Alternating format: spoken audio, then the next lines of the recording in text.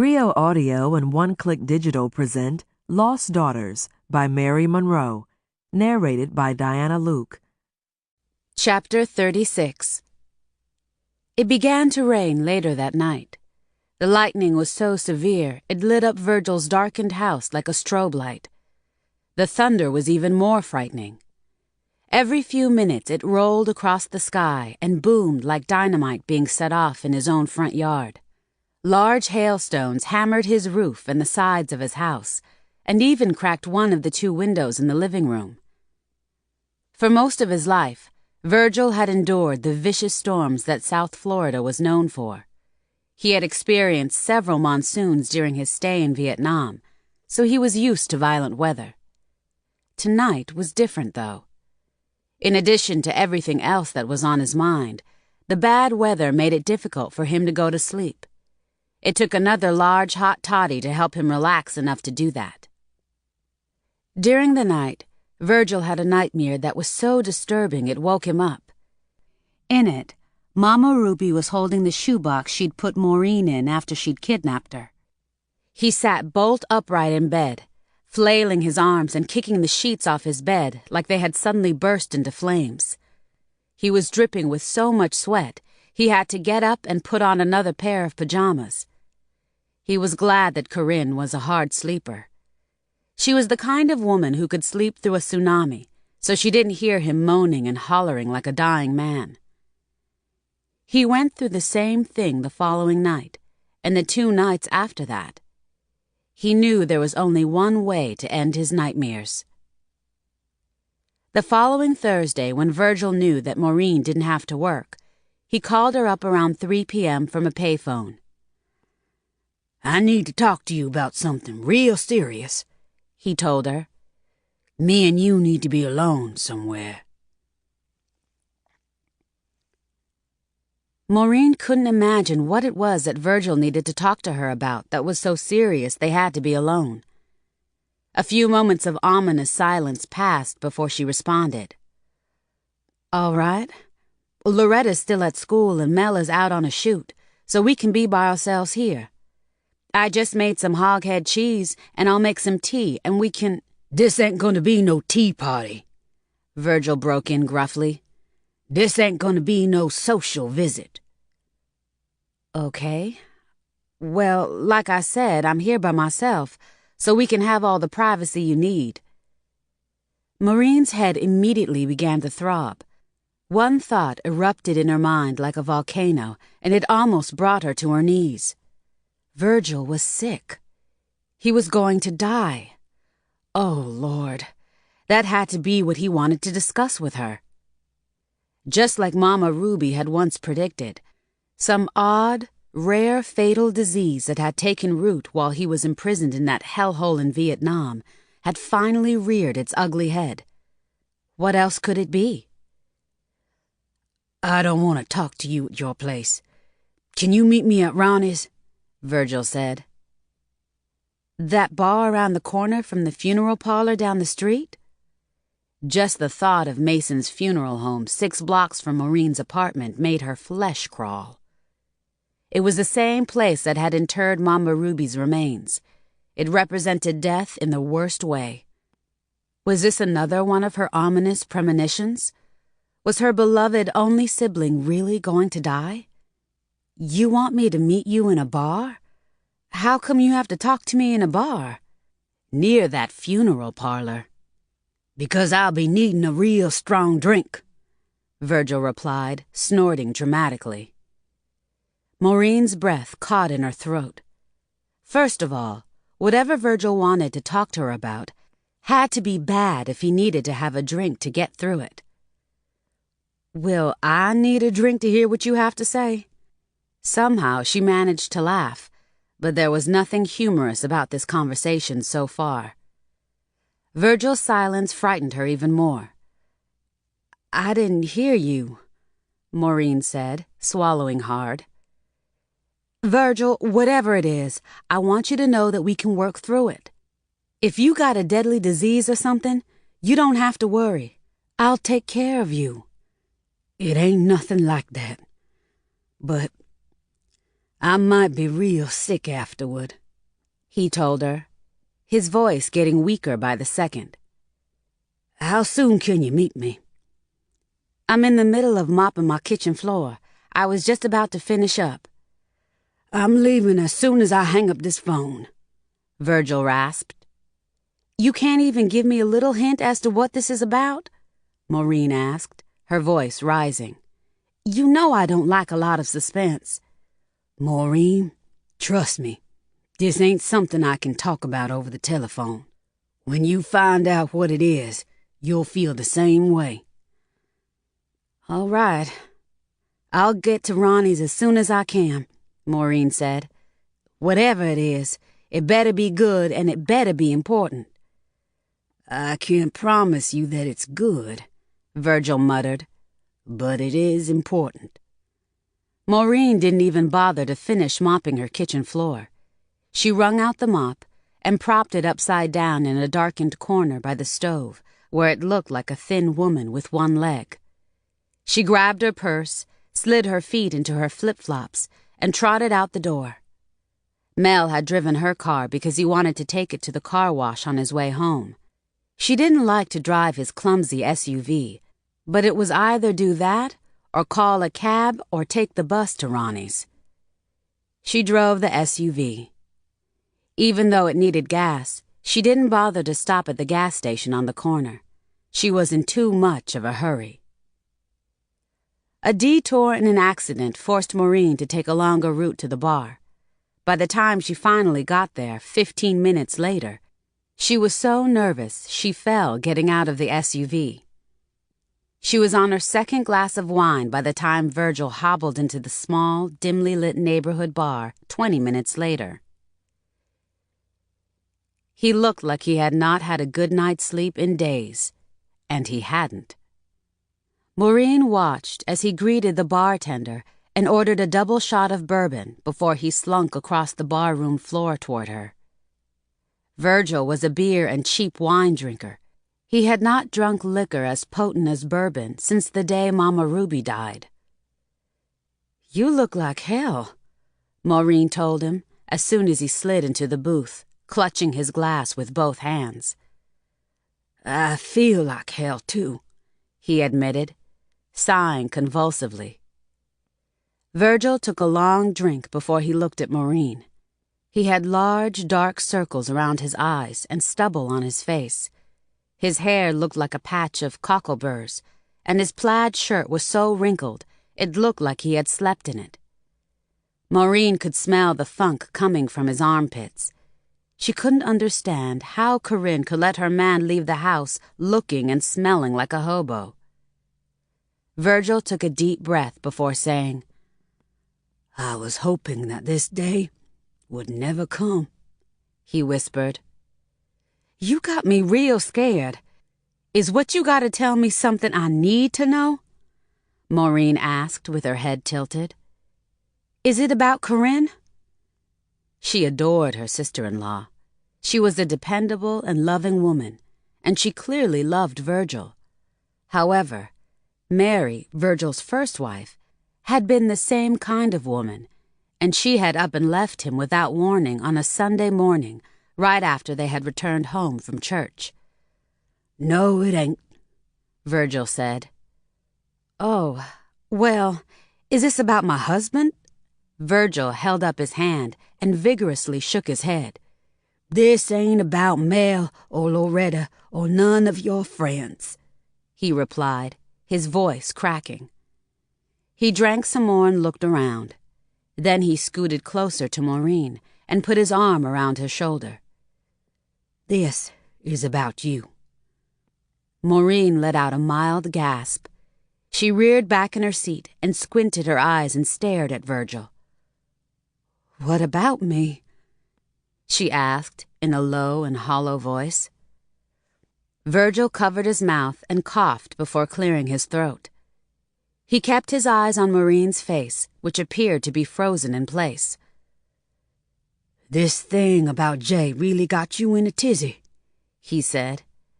I was surprised to hear how much it upset you. When I saw how you kept gazing at Jay during dinner the other evening, I realized then that you was hurting almost as much as he is. What happened to him? Really got to you." "Yeah, it did," Maureen said with a nod and a sigh. "Is that what this is about? You want to talk to me about the kidnapping?"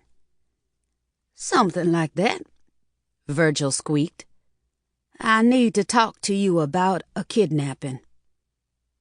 Maureen shook her head, blinked, and gave Virgil a confused look. "A kidnapping?" Virgil nodded. "That's right. A kidnapping." He placed his head in his trembling hands and sobbed. For the next few moments, his mind was in another place, another time. He saw himself standing in the kitchen in Mama Ruby's house in Silo again, watching her feed the baby she had just delivered. And stolen. Maureen noticed the bartender watching her and Virgil. She gave the nosy man an annoyed look, so he went back to wiping off the counter. When Maureen looked to her side, a male patron at the table a few feet away was looking at them too. "Virgil, get a grip. These people in here keep staring at us." She shook Virgil's arm, forcing his mind to return to the present. "What's the matter?" His reply, when it came a few seconds later, was a hoarse whisper. "I ain't who you think I am, Maureen." Maureen gave Virgil an amused look. "Is that all?" she asked with a sigh of relief. "You had me come out here to tell me that? Look, I know you ain't the man you used to be." "What do you mean by that?" Virgil's eyes looked so strange and hollow, they reminded Maureen of bullet holes. "I know you went through hell in the war in Nam, being captured and put in prison and all. You changed a lot because of that, but I still love you." Maureen gave Virgil a warm smile. "Did you do something crazy while you were over there?" Then her eyebrow shot up. "I thought you said this was about a kidnapping." "That's just it," Virgil rasped. "That's just what?" Maureen wanted to know, running out of patience. Virgil looked Maureen straight in the eye and said in a very firm and clear voice, "I ain't your real brother, Maureen. And Mama Ruby wasn't your real mama." Maureen looked at Virgil like he was speaking in tongues. "Huh?" was all she could say.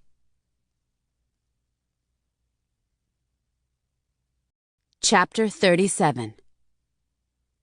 Virgil's words hit Maureen like a brick, confusing her even more. "What did you just say?" she asked. She suddenly felt captive, like a worm in a robin's beak. She wanted to bolt, but she couldn't. She had to hear everything that Virgil had to say. Virgil blinked and repeated what he had just said. Maureen's mouth was so numb she couldn't form another word until she gulped some air and some more wine and moistened her lips. "You ain't my real brother, and Mama Ruby wasn't my real mama?" "That's right." I don't know what to say to that," Maureen stammered. There was a look of absolute disbelief on her face. "Say whatever you want to say," Virgil suggested. "I need to know how you feel about this." "Well, it ain't the worst thing in the world. Is that what's got you so upset and acting so strange lately?" Maureen asked with a sigh of relief. "So I was adopted, huh?" A weak smile appeared on her face. Her smile disappeared when she looked in Virgil's eyes. He shook his head. "I wish that was the case." "Look, Virgil, you ain't making much sense. If you need to tell me something crazy, you need to tell me before I go nuts. With you crying and looking like a whooped puppy, These people in here must think one of us is already cuckoo. Maureen. Virgil paused and looked at Maureen long and hard. His lips kept moving, but it took a couple of seconds for the rest of the words to leave his mouth. Mama Ruby kidnapped you from your real mama the night you was born.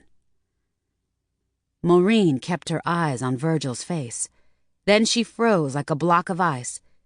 She couldn't speak, move, or even blink her eyes. When she finally came out of her trance-like state, she shook her head and cocked it to the side, cupping her right ear. My ears must be playing tricks on me because I don't think I heard you right, she said, her lips quivering. Ain't nothing wrong with your ears, Virgil told her, grabbing her hands and squeezing so tightly, her fingers and his became temporarily numb. You heard me right. Then I don't believe my ears, Maureen crowed, shaking her head. She looked toward the wall, then around the bar. It was still fairly early in the day, but there was a modest crowd. There was a construction site nearby and several other businesses on the other side of the funeral parlor. Ronnie's bar had a loyal crowd of drinkers. Maureen was glad she didn't see anybody she knew today. She was also glad the bartender and the nosy man at the other table had stopped paying attention to her and Virgil. Virgil, you must be playing a joke on me, Maureen accused. She looked directly into his eyes, wondering how he could spout such nonsense with a straight face, especially with the news of Jay's kidnapping still so fresh. Now, why would I joke about something like this? He asked, looking frustrated and frightened at the same time. They stared at each other for a few tense moments. Maureen, I wanted to tell you this all my life, but I couldn't do it as long as Mama Ruby was alive. You meant the world to her. It would have killed her if you ever found out she'd kidnapped you. She didn't want you to know she could commit such a serious crime. A serious crime? She didn't want me to know she could commit such a serious crime. What about all the people she killed? What could be more serious than that? She didn't have a problem with me knowing about that. I know. Maureen looked away for a moment, and then she gave Virgil a sharp look. They both blinked at the same time. Virgil, whose child am I? She asked, in a voice that sounded like it was coming from the bottom of her soul. Do you know? She sounded so sad that Virgil wanted to cry some more. He nodded, blinking hard to hold back his tears. Remember that woman that stabbed you? The woman that Mama Ruby chastised in Fast Black's cousin's house. She came at you out of nowhere, talking crazy and swinging a knife. Yeah, I remember that woman. She was crazy. Mama Ruby was only defending me that day. To this day, I don't know what possessed that woman to attack me. A random crime, I suspect. She was talking all kinds of gobbledygook, like me and the twins going home with her and all. All of a sudden, Maureen's jaw dropped. Was that woman... She couldn't finish her sentence. Virgil nodded. That crazy woman was your real mama, Othello Mae Johnson. She used to be Mama Ruby's best friend until Mama Ruby delivered you that night and decided to keep you. Me and her skipped town that same night with you wrapped up in a towel. What about my daddy? Did you know him too? Virgil gasped. Girl, Othello had so many men coming and going, I bet even she didn't know who your daddy was. Maureen's head began to spin. Her lips were moving, but she couldn't get any words out for a few moments. Now everything makes sense. No wonder that woman came up to me that day and wanted me to leave town with her. She knew I was her kidnapped daughter.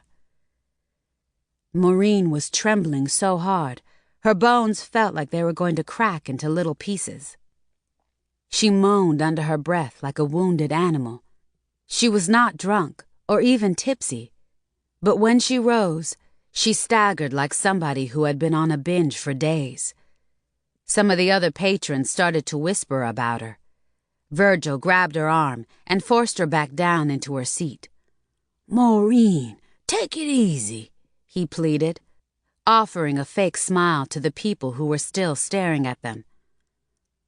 "I think I'm going to fall out," Maureen whispered, fanning her face and gasping for air.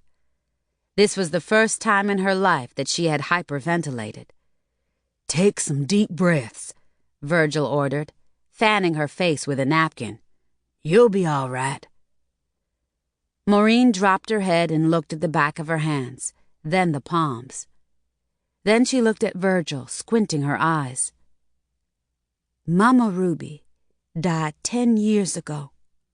How come you didn't tell me this sooner?" Her voice no longer sounded like the one Virgil knew. "I ain't who I thought I was all these years. Just like Jay." "No, you ain't who you thought you was. I didn't tell you before now because, well, I just couldn't. I was scared to death of losing you." "What about my birth certificate?" "Oh, it's a fake." Jay told me that when he saw his real birth certificate, he found out he was 3 weeks younger than he thought he was. Maureen's eyes got big. She leaned back in her seat, as if preparing herself to hear another frightening piece to this bizarre puzzle. She held her breath and asked, "Am I even the age I think I am?" "The date of birth on your birth certificate is true, but nothing else is. All Mama Ruby had to do was go up to the county folks and tell them that she had you at home. She gave them some bogus midwife's name, and they didn't ask her no questions. They just filled out the birth certificate and sent her on her way. Back then in the 50s, white folks didn't care nothing about rules when it came to black folks." "I don't know what to say," Maureen rasped. She stared off into space, trying to process this incredible news.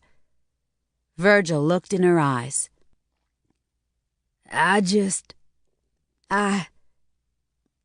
Well, you see, when the news broke about Jay, and you kept going on and on about how you felt about it, that was when I knew I had to tell you real soon."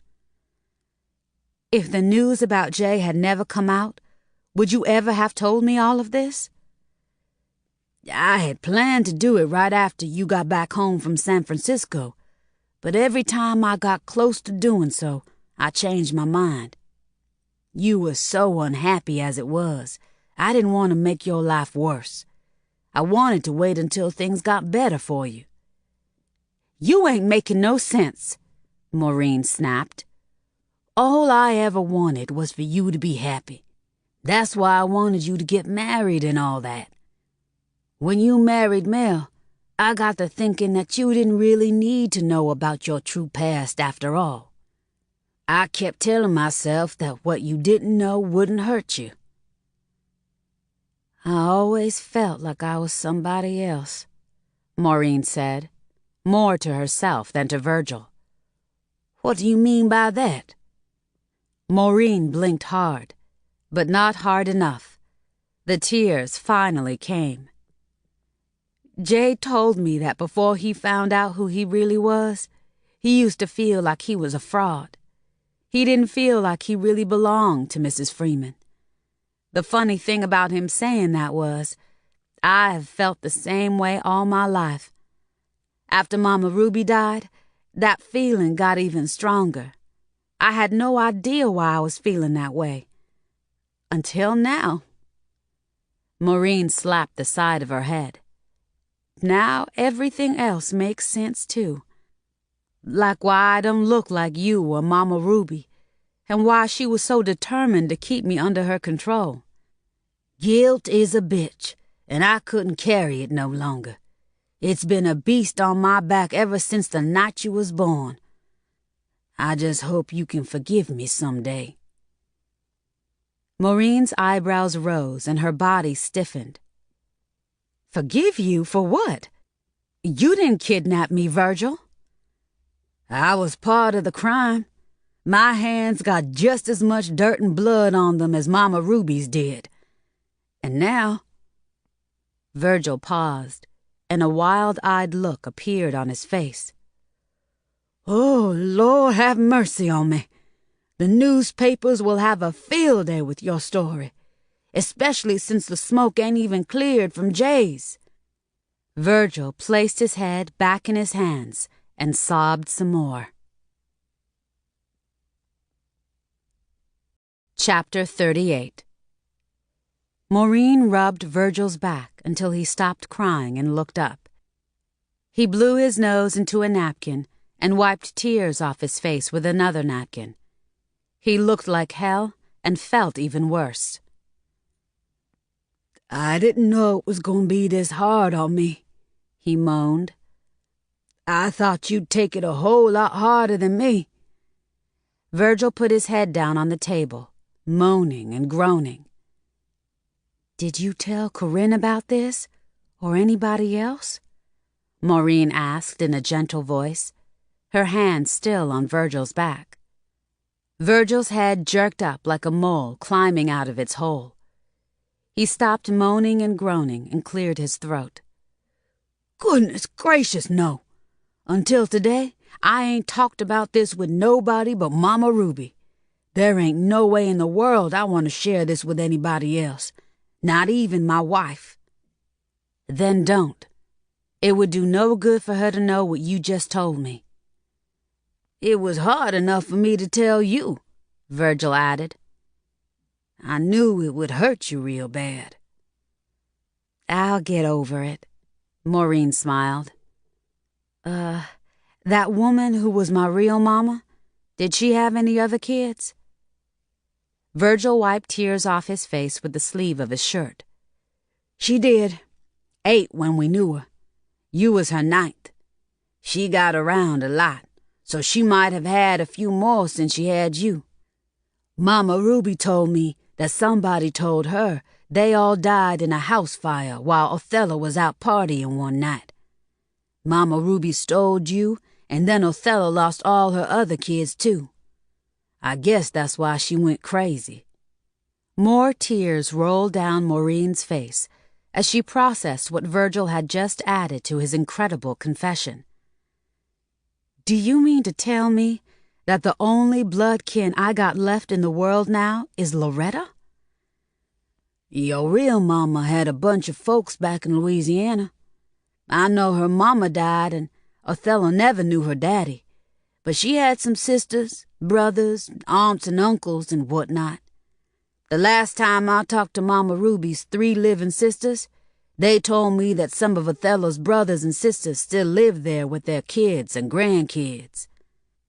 "I have a real family, just like Jay." Virgil was surprised at how gentle Maureen's voice was. He had not expected her to sit and listen to this devastating news so peaceably.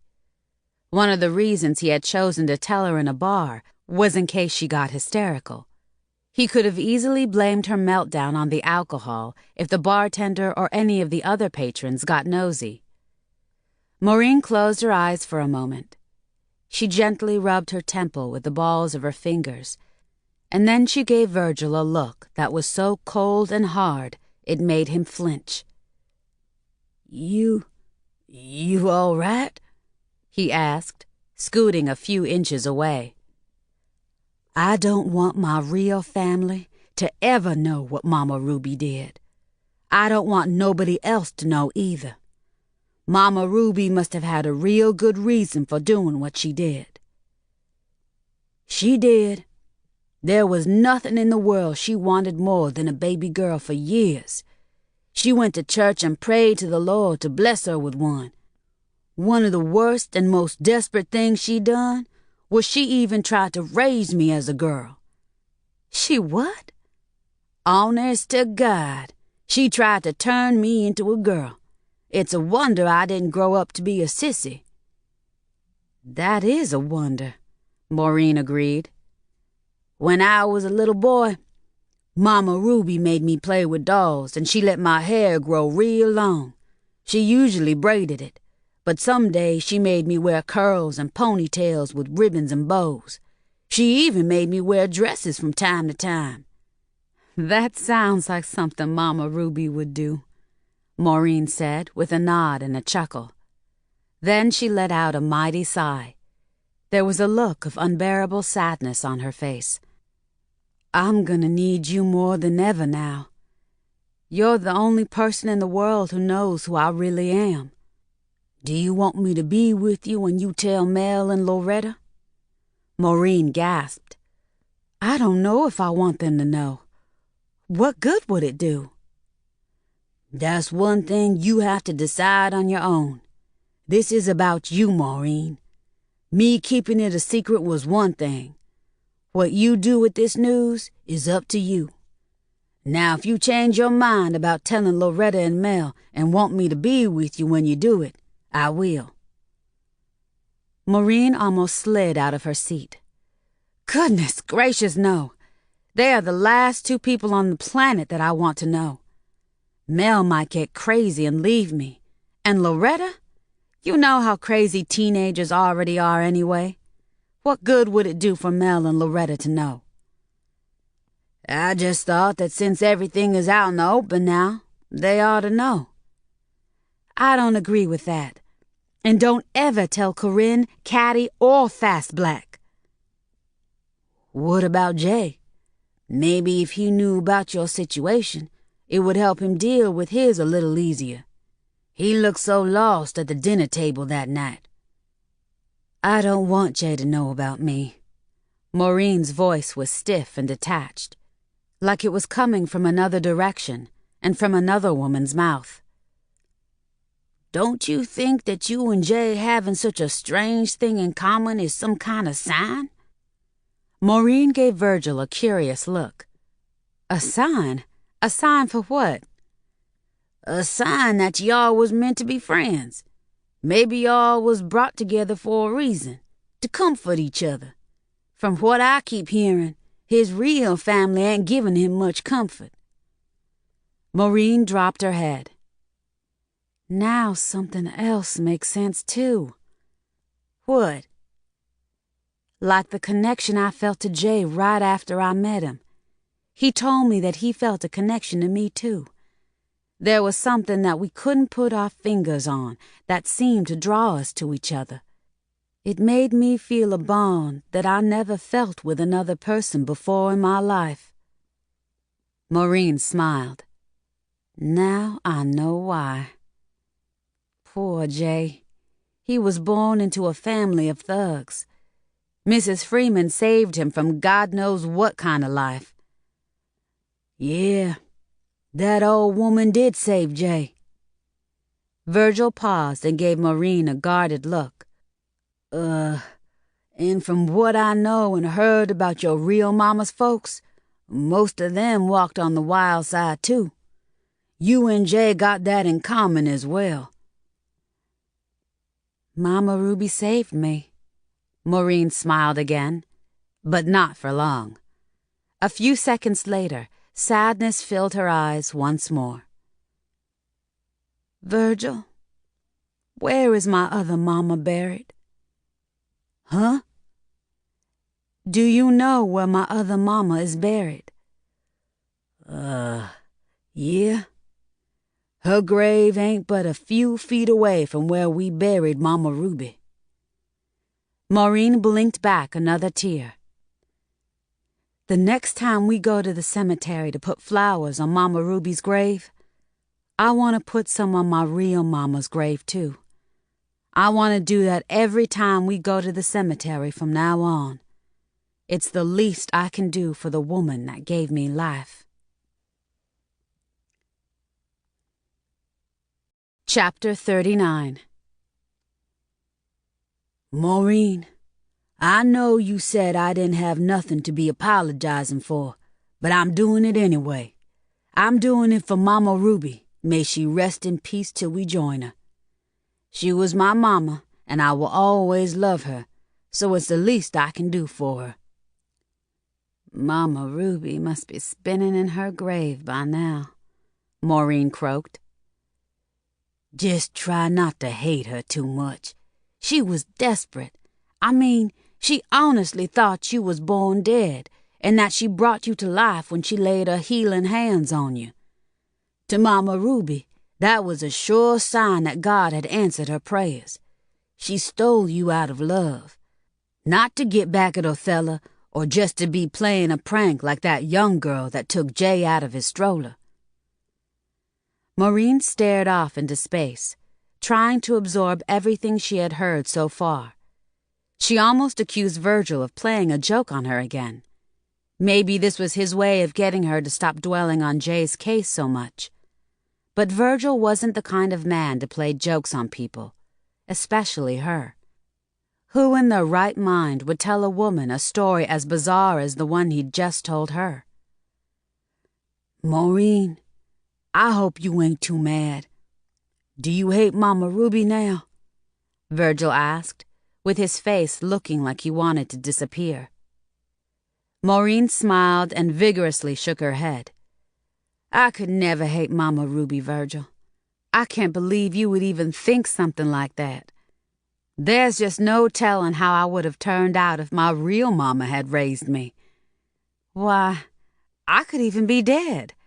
I could have burned up with the rest of her kids that night." "You still real upset, ain't you? You feeling as lost and confused as Jay?" Maureen started to shake her head, but stopped and shrugged instead. I don't know. I don't know what I'm feeling right now," she admitted. Mama Ruby was a strange woman, but who would have thought she'd run off with another woman's baby? "Nobody would have guessed that she'd do something like that, especially to her best friend. I hope this don't change things between me and you," Virgil said, looking like he had lost every friend he had in the world. "I'll get out of your life completely if you want me to." Maureen's eyes got big. "What's that supposed to mean?" Virgil shrugged tiredly. This conversation had taken a heavy toll on his rapidly weakening body. "If you don't want to have nothing more to do with me, I understand. Every time you see me now, you'll think about everything I just told you. Maybe I should haul ass so you can live in peace." "Do you want me out of your life?" Maureen asked, choking on a sob. "You must be feeling real strange about me now too, Virgil. I don't even want to think about how hard it must have been for you to know what you know and look at me every day all these years. Where would you go if you decided to leave Florida to get away from me?" "Corinne keeps whining about moving back to Georgia to be closer to her folks." "Oh, do you want to move to Georgia? If you want to move with your wife so y'all can be closer to her family, that's fine with me, but I don't want you to leave just so you won't have to be around me. Don't you even think like that." "Well, other than you and Loretta, I ain't got no reason to stay on in Florida nohow." "What about your job? I know how crazy that lawyer you work for is about you. I know you like driving him around in that big limousine of his, too." Virgil waved his hand. "Aw, shoot. I could get a job anywhere. The thing is, I even thought about reconnecting with some of Mama Ruby's kinfolks back in Louisiana anyway. I get a letter or a phone call every now and then from distant cousins and other kinfolks I hardly know." "What about Othello's family back in Louisiana?" "Huh?" "You said she had folks back there." "That's right. We can go out there and track 'em down if you want to. It would be nice for you to know them and for them to know you." Maureen shook her head. "If we do go to Louisiana, I don't want them or anybody else there to know what Mama Ruby done. If they are your kinfolks, don't you think they have a right to know? For all we know, they could be 10 times worse than Jay's kinfolks, Maureen said in a distant voice. You said my mama's folks walked on the wild side. You got a point there. Look how a bunch of crazy relatives disrupted Jay's life. I bet he wishes now that Mrs. Freeman hadn't told him. Never mind. Maureen gave Virgil a pleading look. Please don't talk like that. Mrs. Freeman did the right thing by telling Jay, and you did the right thing by telling me. Maureen exhaled as she wiped some sweat off Virgil's face with her napkin. I would like to meet somebody in my real family at least once. If they turn out to be gangsters too, I don't have to deal with them again if I don't want to. Virgil nodded. Well, we'll go to Louisiana real soon. Now, if you ready to go home to finish mopping your kitchen floor, that's fine with me. I didn't know if I was going to be able to walk out of here on my own or not, so I want to thank you for not cold-cocking me. Don't talk like that, Virgil. I would never hurt you. Maureen patted her brother's hand and gave him a mysterious look. You know, I think Mrs. Freeman did the right thing by confessing. But in a way, I wish she hadn't. Why not? The way you was walking around talking about what an evil thing she done. A minute ago, didn't you just say she done the right thing by telling? Why did you change your tune so quick? Because if Jay's story hadn't come out, he would still be the happy-go-lucky guy he was when I met him. If his story hadn't come out, maybe mine wouldn't have either. You would still be the same happy-go-lucky woman you used to be? I might not, Maureen said with the faraway look in her eyes. Then she frowned and said, Forget what I just said about Mrs. Freeman not telling. I don't know what I'm saying. It's just that I got to get used to all of this. I'll help you do that. I hope you can still act normal. The last thing I want is for you to start acting so odd that people will notice that something's wrong and badger you until you tell them. Maureen gasped and her eyes got big again. Virgil, you don't have to worry about me telling anybody. I know how to keep a secret. I thought I did too, Virgil said. But I was wrong. I couldn't keep Mama Ruby's secret after all, and I promised her I would. Well, you kept the secret as long as you were supposed to, Maureen said with a yawn. Such a promise was meant to be broken sooner or later. Virgil nodded in agreement, and then he yawned too. You look tired. Go home and get some rest, he said. I need to do the same thing. This conversation took a lot out of both of us. Call me if you need to talk about it some more, though. The next morning, Maureen felt like she had been run over by a steamroller. She looked awful, with her puffy face and red, swollen eyes. Loretta didn't hesitate to let her know that. You look like something that a cat dragged in, Mama.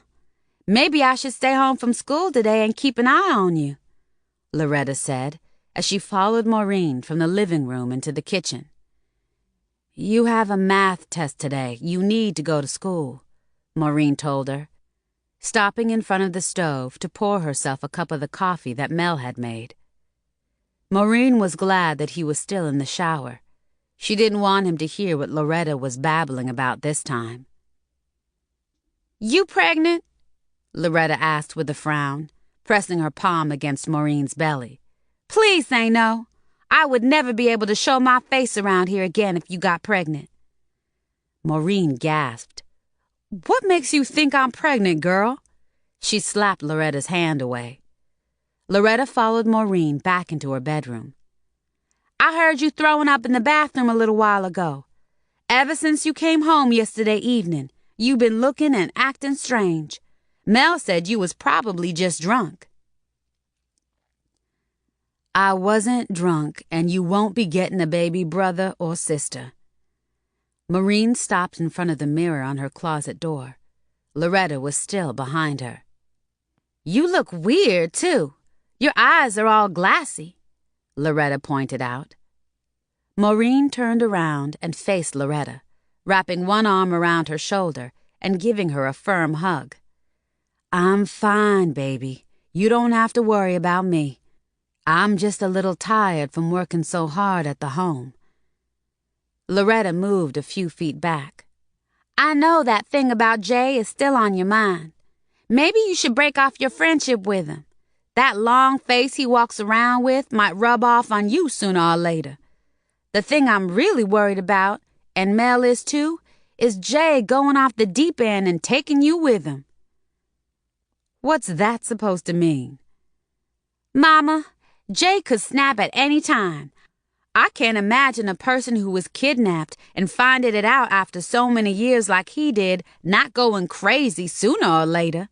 I know I would. Maureen tickled Loretta's chin.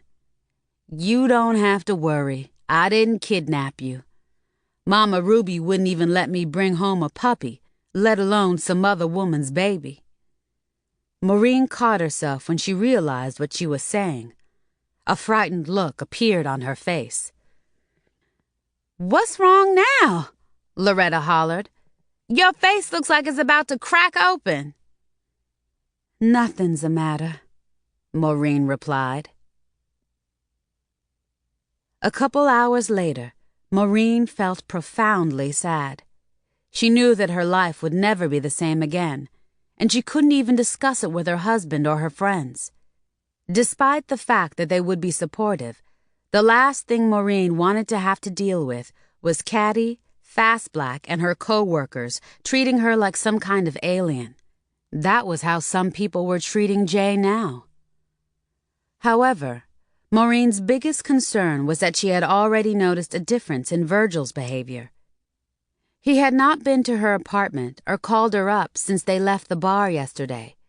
She had called his house earlier in the day, knowing that he and Corinne had probably gone to work, but she'd left him a message to call her as soon as he could. He didn't call her back until after 9 p.m. I meant to call you back before now, but the lady Corinne carpools with got sick and couldn't bring her home from the cannery, so I had to go pick her up. Then we went to that steakhouse off the freeway, Virgil explained. I had called because I wanted to make sure that everything was all right with you, Maureen told Virgil. You didn't look too good when we left that bar. I'm fine, he stuttered in a heavy voice, like he could barely stand the weight of his words. You need anything? Maureen thought that was an odd question for him to ask.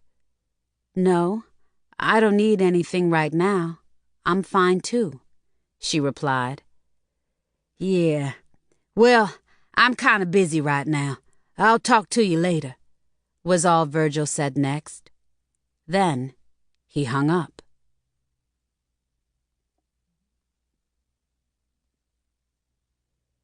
Chapter 40. Virgil called Maureen back a few minutes later. Corinne was close by, so I couldn't say much, he explained, taking a long pause before continuing. I've been real worried about you ever since I told you what about what Mama Ruby done. I was hoping I'd wake up this morning and realize that everything you told me yesterday was just a bad dream, Maureen told Virgil with a dry laugh. If you took it all back and told me that it was a joke, I'd believe you. We'd never mention it again. Everything I told you was the truth, Maureen.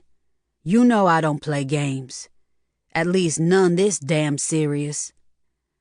I know you don't, and I'm sorry I even thought this was a joke at first.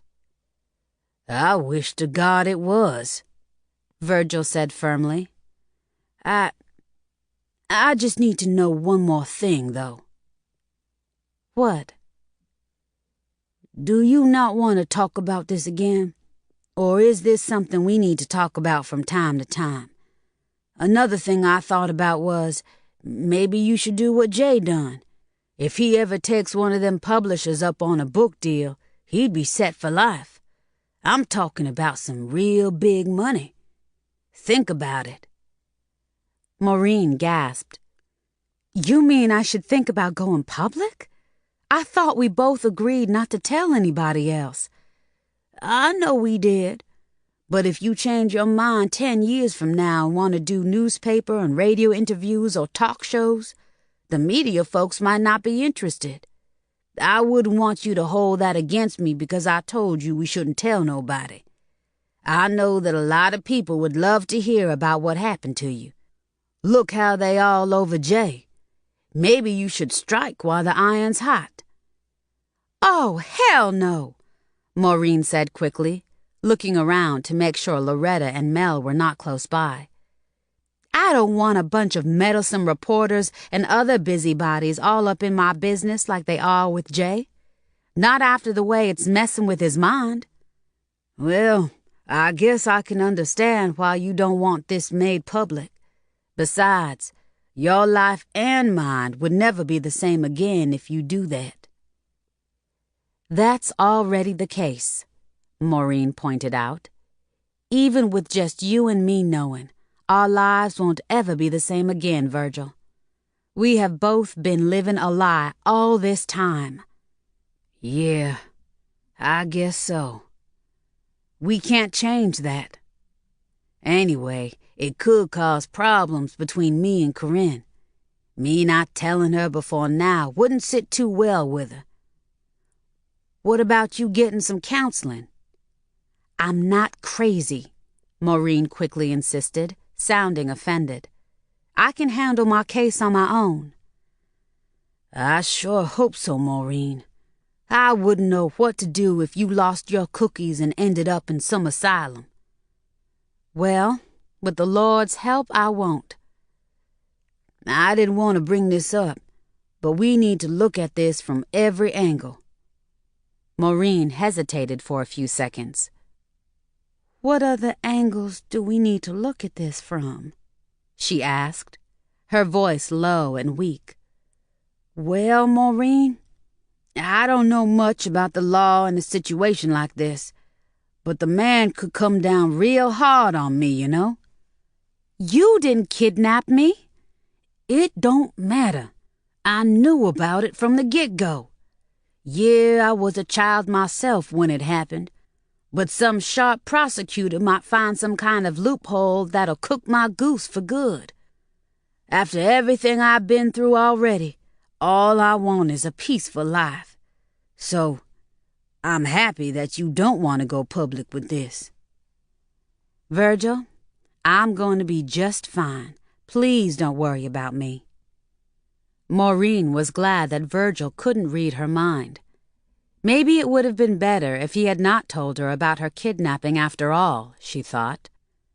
What if this situation eventually made her snap? Oh, what a mess Mama Ruby had created and left for Virgil and her to sort out. Even from beyond the grave, Mama Ruby was wreaking havoc in Maureen's life.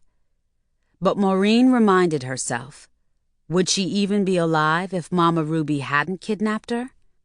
She could have perished in that fire with Othella's other kids. No, she wasn't going to go crazy over this. She couldn't bear the thought of being put into an asylum and leaving Loretta and Mel to fend for themselves. How would they get along without her? Well, if you ever change your mind about getting some professional help, I'll be with you all the way. If you don't mind me saying, it probably wouldn't hurt. If I hadn't talked to a couple of professionals about that mess I went through in Nam, I might be in the nut house by now. Well, if I ever do think that I need some help, I'll get it. You didn't answer my question regarding us not talking about this ever again. Do you want to talk about it every now and then? Virgil, I can't answer that right now. That's something I need to think about some more. But what? If something happens to you or Corinne, or Mel or Loretta, I won't have anybody else in the world. No family. I don't remember much about the kinfolks in Louisiana that Mama Ruby took me around when I was a little girl. But maybe... Listen, I really think we should take a trip to Louisiana as soon as we can. You feeling all right about things right now, but who knows how you'll be feeling down the road. Getting more familiar with your real mama's kinfolks might do you a world of good, Virgil suggested. Yeah, I need to do that for my own peace of mind, I guess. You remember Cousin Lee? You met him when Mama Ruby took you to Louisiana that one time when I was in prison in Nam.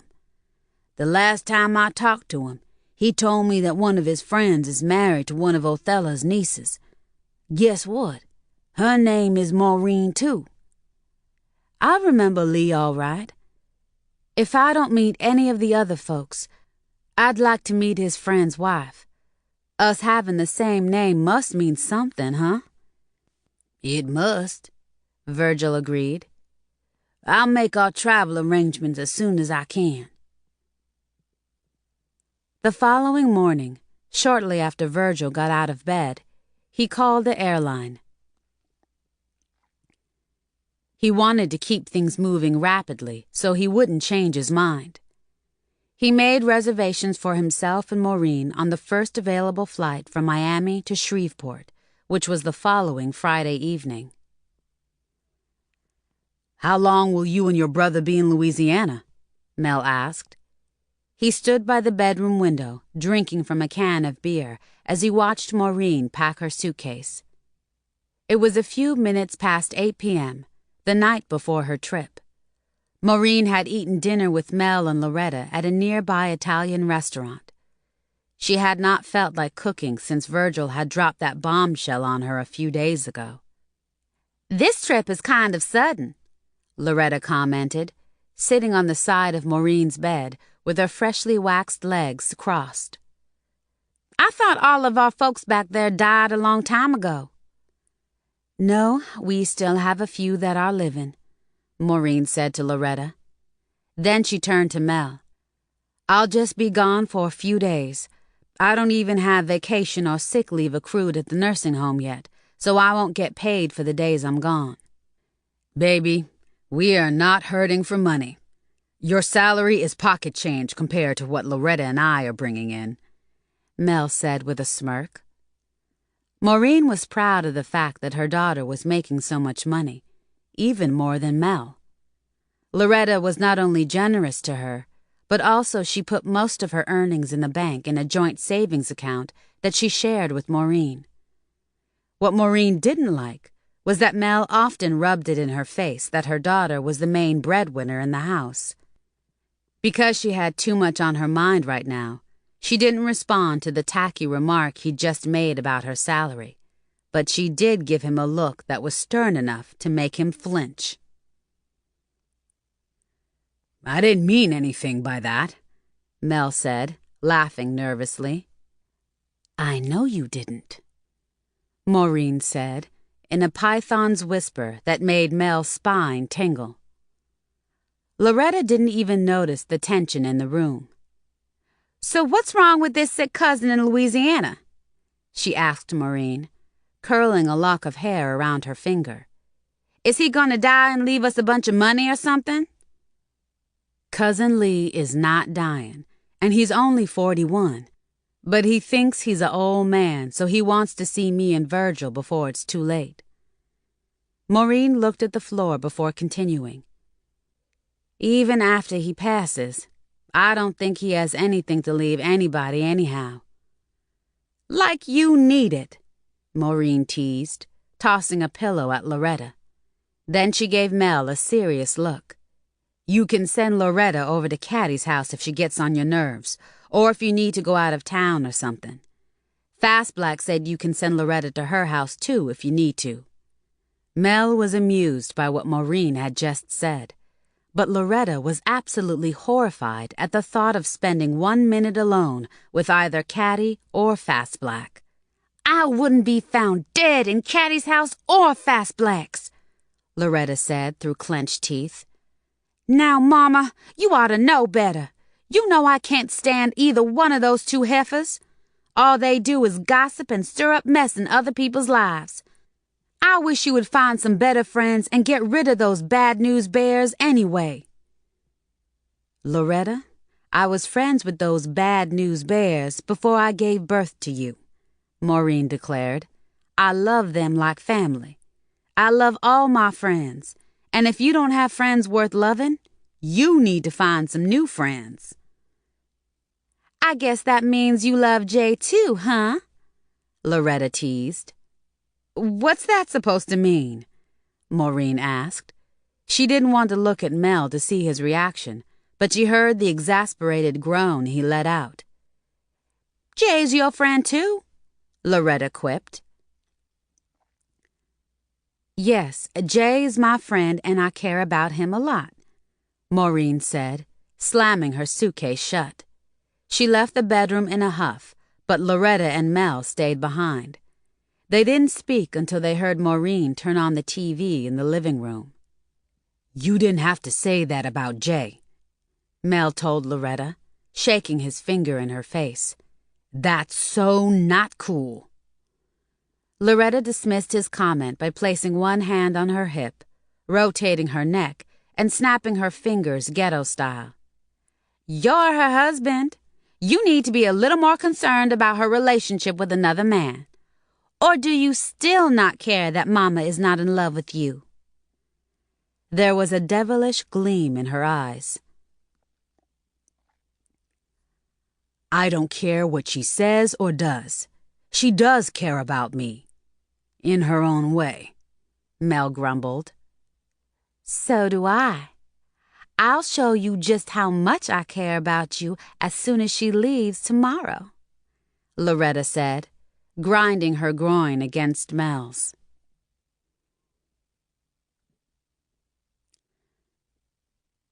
Chapter 41. Maureen had spoken to Jay only once since her meeting with Virgil in Ronnie's bar. Jay had told her that another one of his long-lost relatives had contacted him and had already booked a flight to pay him a visit, which he was not looking forward to. Jay also told Maureen that he planned to visit his hometown within the next few days. He wanted to know more about his roots and what effect his true identity might have on his future. She was glad that their trips were happening around the same time, but she was not happy they were happening for basically the same reason. She couldn't tell that to Jay, though.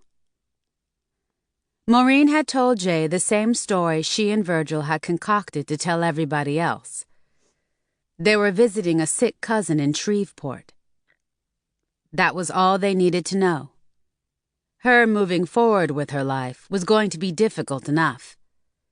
Even though she was happy to hear that she had a real family, she was concerned about what else she might find out once she met them. Maureen didn't sleep much the night before her trip. She had so many things on her mind to sort out, she didn't know where to begin. One was that she was concerned about her future with Mel. He was her husband, but she couldn't tell him what Virgil had told her, and that bothered her. What if Virgil got drunk or loose-lipped during one of his Vietnam flashbacks and told Mel everything that he had told her? Maureen shuddered just thinking about that scenario. Would Mel want to stay married to a woman with that kind of baggage? Another reason Maureen couldn't get to sleep was because Mel felt obligated to make love to her before she left to go on her trip, even though she had tried to get out of it by claiming she had a headache. But he was horny, and Loretta was on her period, so he whined until Maureen gave in. After Mel had rolled over and gone to sleep, Maureen got back out of bed and went into the living room. She sat on the couch in the dark for 2 hours. She wanted to cry some more, but for some reason the tears wouldn't come. She was sad, but she also felt somewhat like a prodigal daughter. She was going home. But to what? Her answer to that question was to get a better understanding of the biggest mess that Mama Ruby had ever initiated. "Mama Ruby, I'm so sorry. I know you didn't ever want me to know that you kidnapped me, but I'm glad I finally found out. Now I know just how much you really loved me and why you were so damn determined to keep me to yourself." Maureen sniffed for a few seconds before she resumed her thoughts about Mama Ruby.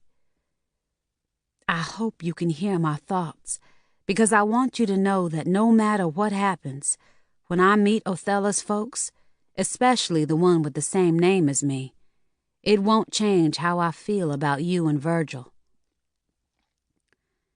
You and him will always be my family. Nothing in the world is ever going to change that." When Maureen returned to bed, the last thing on her mind before she fell asleep was the fact that Mel was so understanding about her going out of town without him. He had even encouraged her to stay as long as she wanted. She promised herself that she would be extra nice to him when she returned. She would cook all of his favorite meals, buy him some new camera equipment, and make love to him like she'd never made love to him before. She would even organize a romantic getaway and treat him to a weekend in South Beach. Mel would enjoy that, and it would certainly lift her spirits. She knew that her relationship with Jay could go no further, so she had to make do with the man she'd married. If Mel left her someday, she could live with that, but she would never leave him. Even though Maureen was glad that she and Virgil had occupied different rows on the plane, she held his hand in the cab from the airport to Cousin Lee's house in Thelma City, the same district in Shreveport where Ruby and Othello had grown up. "This place looks the same as it did when Mama Ruby brought me here when I was a little girl," Maureen said, looking out the window with misty eyes. "I wouldn't know. After Mama Ruby left home, she kind of drifted away from her family.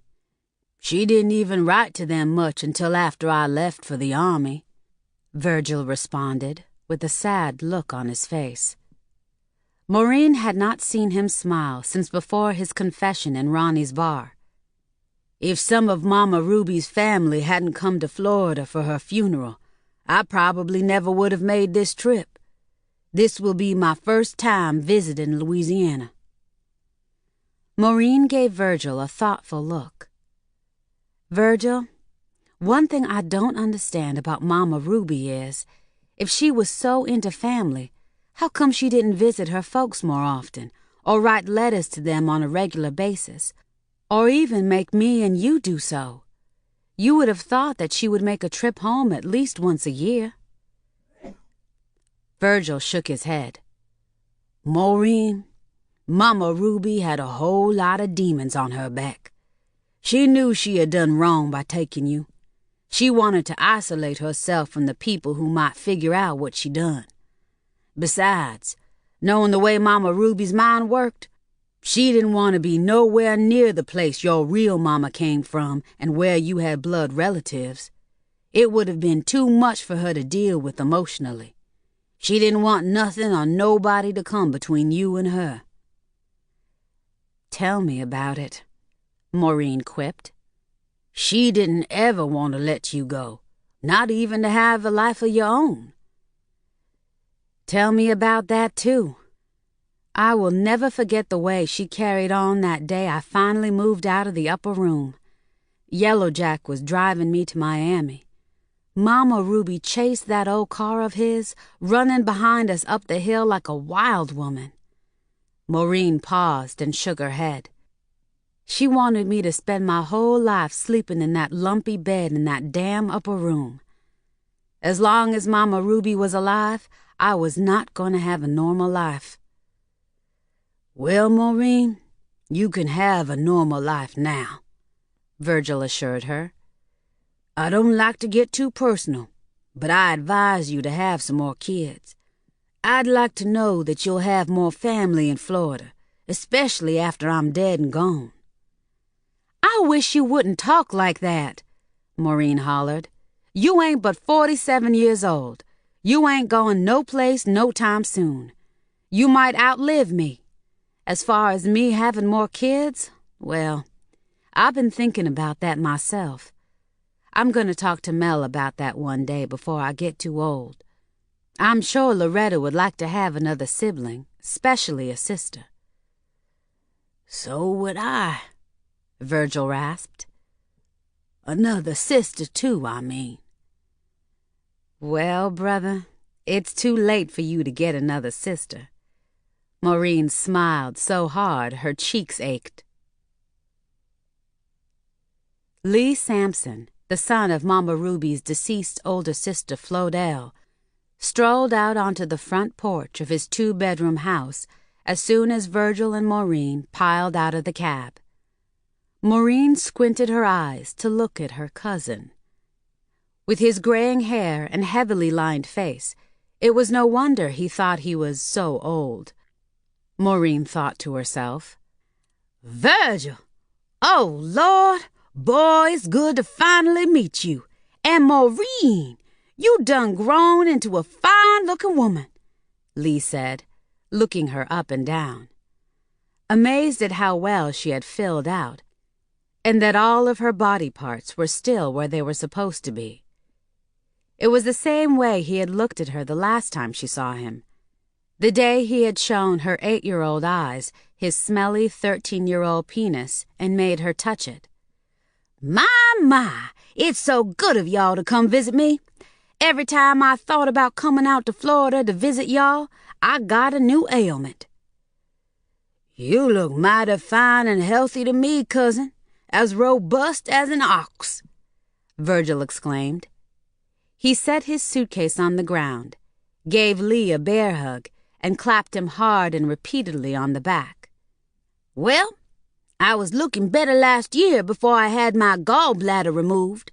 As soon as I recovered from that, I had a mean bout with hemorrhoids as big as hen's eggs. Then I had shingles for a spell. After that, I had a slight stroke, as y'all can see by the way my jaw is all twisted up. It's a wonder I'm still alive." Lee enjoyed talking about his various physical malfunctions and was sorry that he didn't have a few more to report. "I think you look fine now, too, Cousin Lee," Maureen lied. Lee was one of the homeliest creatures she had ever laid eyes on. He was built like a toad, and he had large bulging eyes and a jawline that resembled a lantern. Maureen was surprised to hear that he had been married 4 times. However, he must not have been the lover he thought he was, because none of his wives had remained with him for more than a year or 2.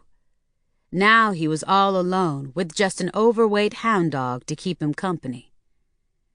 "I hope y'all hungry. I got a possum baking in the oven," Lee said, licking his lips. "I'm glad to hear that.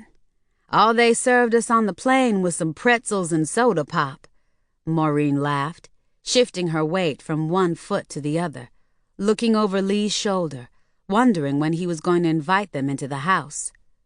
"Pretzels? Now that's a damn shame. I don't know what this world is coming to," Lee snarled. "Well, I'm gonna feed y'all like kings. Possum today, pig ears tomorrow, and hush puppies with every meal, including breakfast.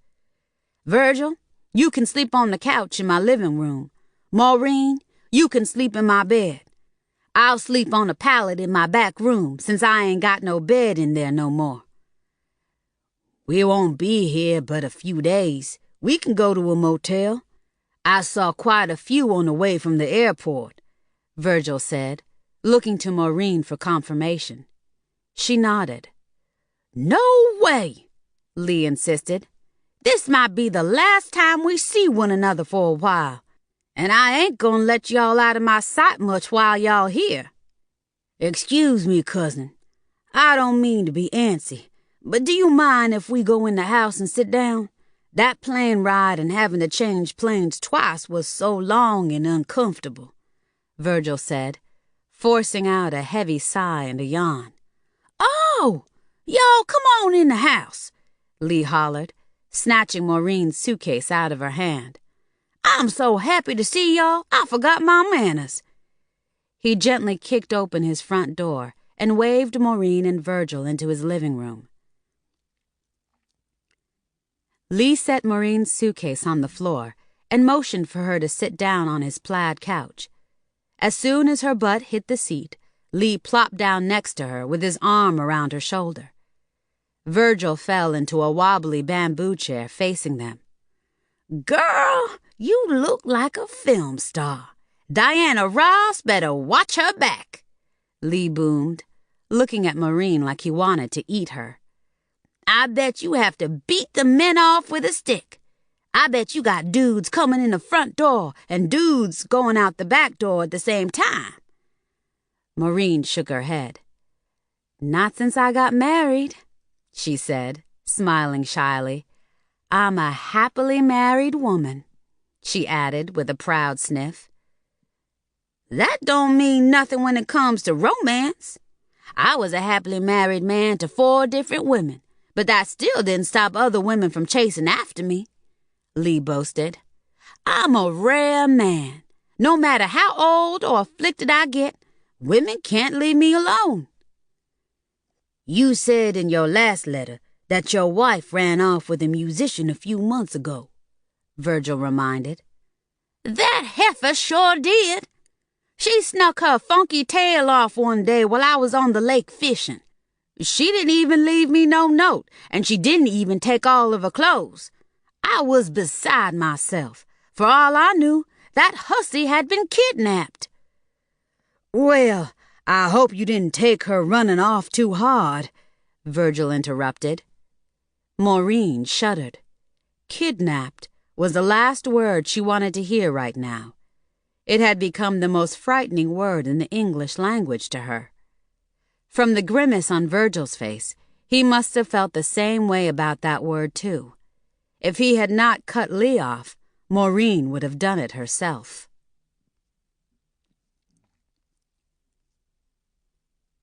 Chapter 42. Lee enjoyed sitting so close to Maureen. It felt good to rest his knobby knee next to hers. Despite the fact that she was a relative, and it had been more than a quarter of a century since he'd exposed himself to her, she still excited him. But the fact that she had made it clear that she was a happily married woman was enough for him to restrain himself this time. Lee crossed his legs and blinked. "I seen Othello's nephew this morning. He told me he got word to his cousin, the one married to my friend, that y'all was coming." Lee paused and scratched the side of his neck. "What they can't figure out, and me neither, is why y'all so set on meeting some of Othello's folks, especially folks y'all ain't never had no connection with before. From what I heard, Othello and Aunt Ruby had stopped being friends even way before Othello got herself killed. By the way, how did Othello die? All I ever heard was that she died in a freak accident out there in Florida." "A freak accident? Yeah, that's what it was," Maureen said quickly. "Miss Othello got drunk and fell out a window and broke her neck." Part of that was true. Othello had died of a broken neck, but she had not fallen out of a window on her own. Mama Ruby had given her some assistance. Even though Othello had stabbed Maureen with a switchblade during an unprovoked, crazed attack, which was why Mama Ruby had killed her, Othello was still the woman who had brought Maureen into the world. She could never forget that. "What a mess, what a mess," Lee chanted, shaking his head. "What a mess it was for Othello to die like that." He removed a dingy white handkerchief from his shirt pocket and wiped sweat off his face. "Well, I hope y'all have a pleasant visit." He glanced at the cheap watch on his wrist. It had stopped. "Virgil, what time you got? This damn thing I got always go on the blink every time I need to keep track of the time." "It's 7:10, Virgil said. "My buddy Lucas and his wife Maureen, Othello's niece, said they'd be here no later than 7:30, Lee announced. "While y'all here, we'll call the other Maureen Old Maureen, and we'll call you Young Maureen to cut down on the confusion." Lee laughed, winking at Maureen. "It sure is a coincidence you and her having the same name. Now that I'm looking at you, Virgil, you and old Maureen kind of look like one another." "Is that right?" Virgil mused. "Well, they say all good-looking people got a double somewhere in the world. You and her got the same high yellow skin and light brown freckles. She got more freckles on her nose than you got, though, and they in the shape of a cat's paw, just like her daddy had. By the way, he had a real bad stroke a while back and passed. We buried him on his birthday a few years ago," Lee revealed. "It was a damn shame, too. Old Maureen was just getting to know him when it happened. She was raised in some asylum till she got grown and connected with her daddy's folks. He was named Isaiah, just like in the Bible, but we called him Ike. He was Othello's younger brother, and from what I hear, Aunt Ruby's first love." An embarrassed look crossed Lee's face. "I heard he used to pester Aunt Ruby in the cane fields, the cornfields, and even in the bushes behind Grandpa Upshaw's church." Virgil ignored his cousin's comments about Mama Ruby's sexual escapades, but just hearing about it made him blush. "I can't wait to meet old Maureen," he said. "Why was she in some asylum if Othello had so many brothers and sisters still living? Couldn't they have taken her in? Now, that's something you'll have to ask old Maureen. I don't know the woman well enough to be asking her business. I just see her in passing from time to time, or at a church event every now and then, or when she comes over here with Lucas," Lee answered. "I can't wait to meet old Maureen," Maureen said. "I hope she and I can be friends and keep in touch." "Why?" Lee asked. Maureen chuckled. "I guess because of me and her having the same name," she answered. She chuckled some more, even though she was close to tears. It was a sad time for her. Whether or not Othello's relatives wanted to have a relationship with her, meeting some of her blood relatives meant a lot to her. Now that she knew what she knew, she could not rest and go on with her life until she connected with more of her roots. Maureen couldn't believe how many events had occurred in her life in the past few weeks. She predicted there would be more to come. Hopefully, they would be pleasant. But the thought still frightened her. What if she found out that some serious physical condition ran in her family? Or some type of mental illness? This was something that was important for her to know in case she decided to have another child. If she could only tell Jay everything. He was the only person who could truly understand what was going through her mind. The time dragged on. It was now 8 p.m., and old Maureen and her husband still had not arrived. Finally, at 8:15, Lee dialed her number. "Woman, you and Lucas coming to dinner or not?" Lee asked, annoyed that so much time had passed and she had not arrived or even bothered to call. "I got a mighty big possum in the oven. If I eat too late, I'll be up all night with gas." If Lee lived to be 100, he would never understand why black folks could never be on time, himself included. He had been late to all 4 of his weddings and his own mother's funeral. "Lucas's back just went out again. This clumsy old buzzard was trying to swat a fly and fell off the back porch. We won't be able to make it tonight after all, old Maureen said. I'm fixing to haul him to the hospital. Like always, we'll be there for a while. You know how slow them quacks in City General is. Well, do you think y'all can make it later tonight for a drink? Or maybe for dinner tomorrow evening? Virgil and the other Maureen ain't gonna be here but a few days. They got jobs and family to get back home to. I don't know. Probably not. Tell Virgil and the other Maureen I'll have to meet them some other time, old Maureen said.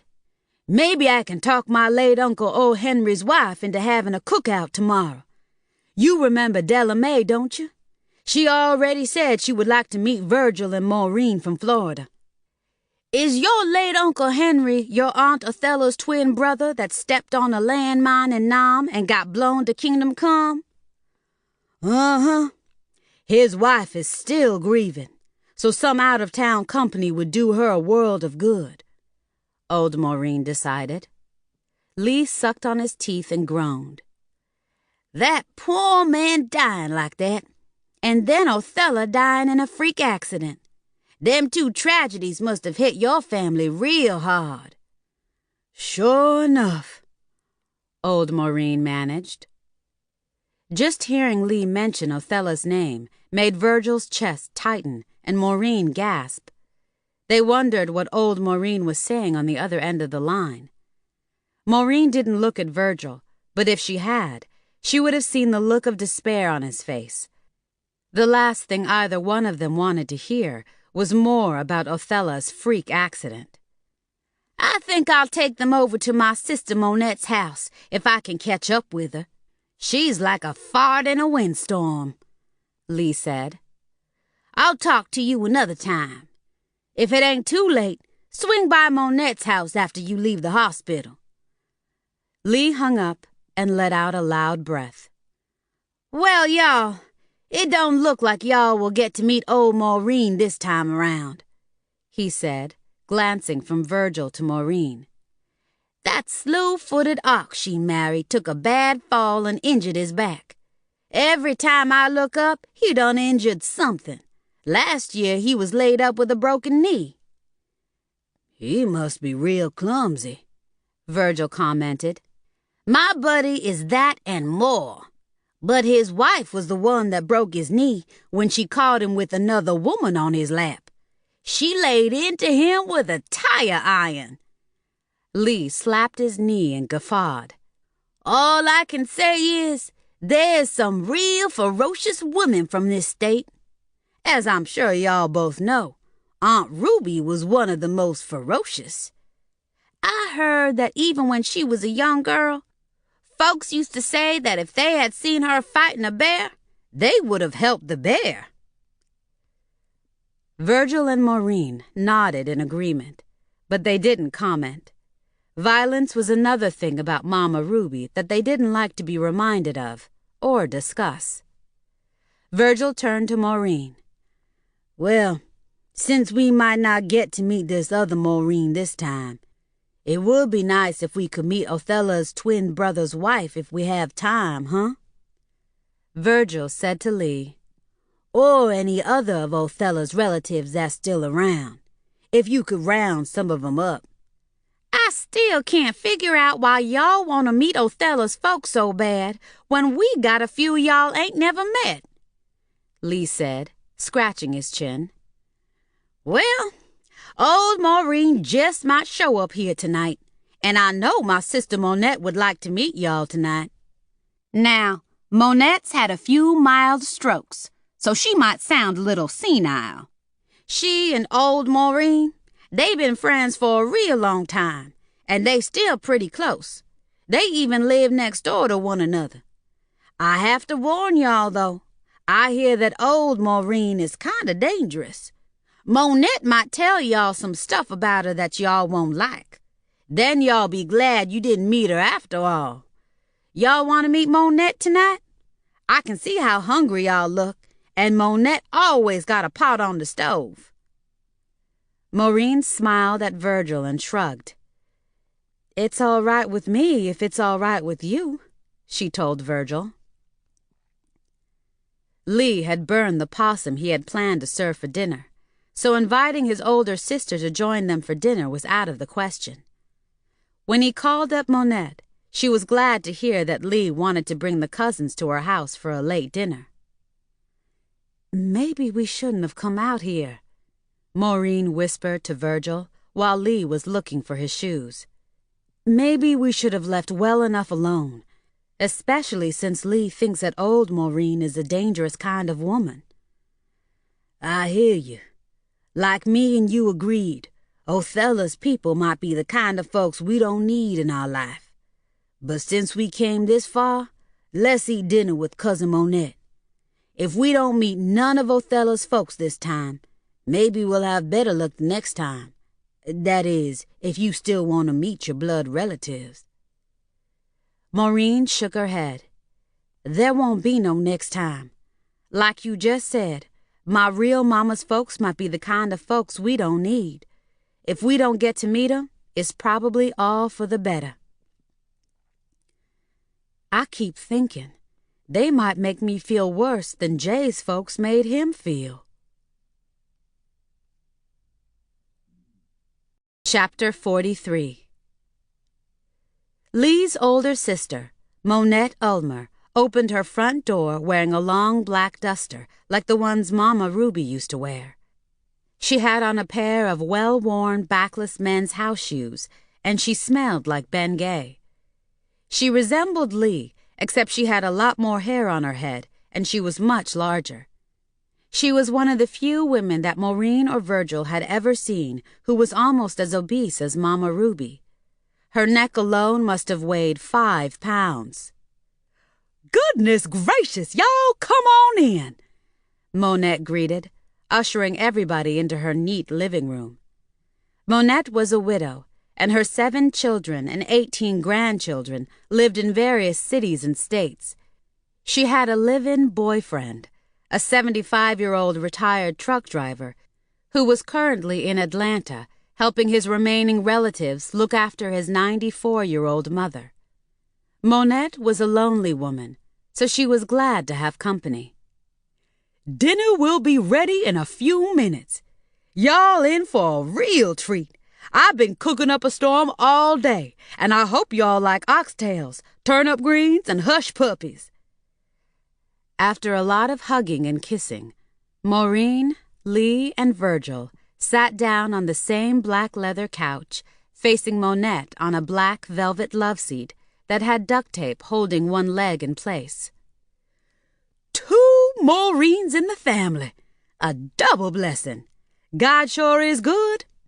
Virgil and Maureen, y'all don't know how bad the other Maureen is itching to meet her baby sister and her baby brother. What a blessed event this is," Monette squealed. Virgil whirled around and looked at Maureen, and they both shrugged. One was as puzzled as the other by the part of Monette's statement about a baby sister and a baby brother. As far as they knew, this other Maureen was Othello's niece. They both assumed that Monette was more senile than Lee said she was. "See what I mean?" Lee whispered, just loud enough for Virgil and Maureen to hear. "Monette ain't in her right mind no more." Lee paused long enough to clear his throat. Then he plastered a condescending smile on his face and looked at his sister. "No, sissy, you got it all ass backwards. These ain't the other Maureen's kinfolks. Their mama, our Aunt Ruby, was real close friends with the other Maureen's Aunt Othella. They just wanted to meet some of 'em while they was visiting me," Lee explained. He looked from Virgil to Maureen, shaking his head and sighing with exasperation. Monette let out a loud breath and rolled her eyes at her brother. "I know all about Aunt Ruby and the other Maureen's daddy. Before Othello's mama died, she told me how her son Ike got Aunt Ruby pregnant and how Aunt Ruby didn't want to raise no baby. Her being a teenager and so caught up in the church and whatnot, she didn't want to bring shame on her family. She gave up her baby."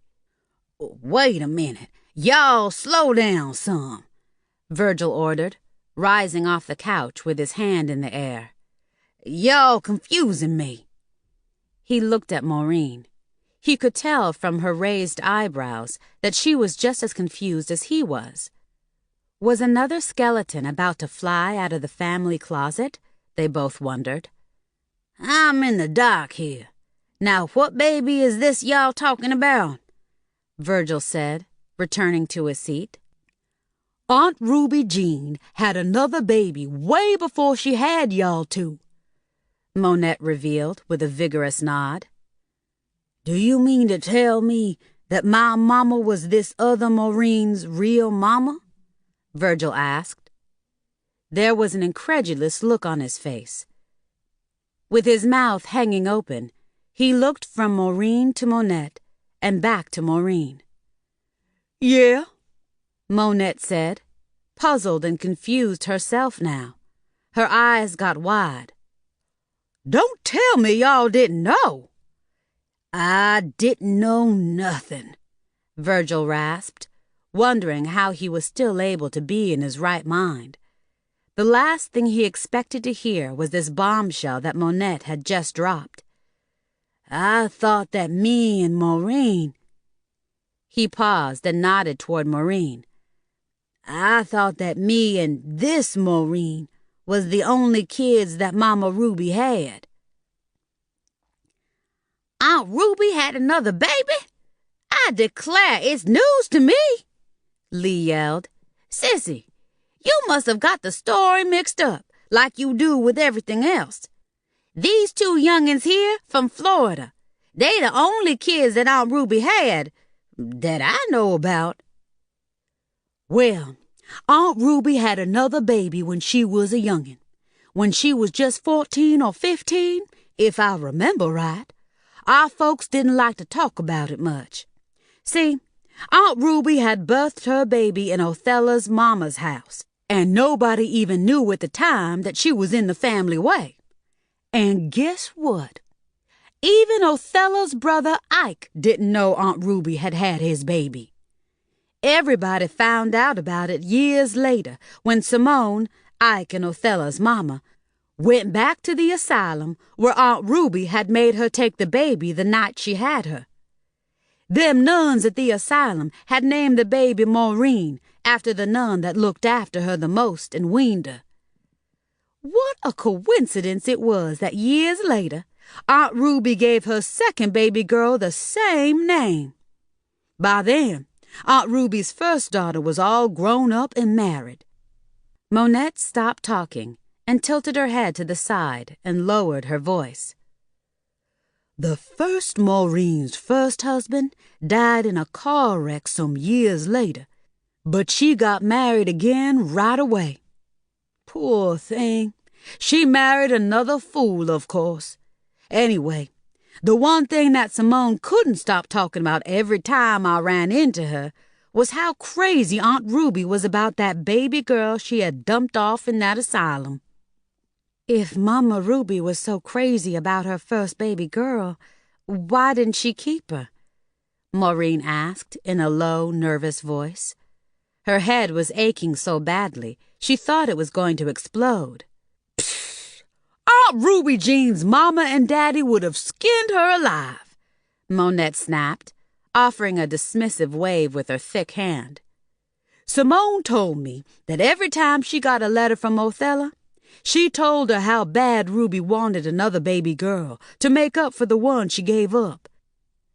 Turning to Maureen, Monette added, I can see she got what she wanted.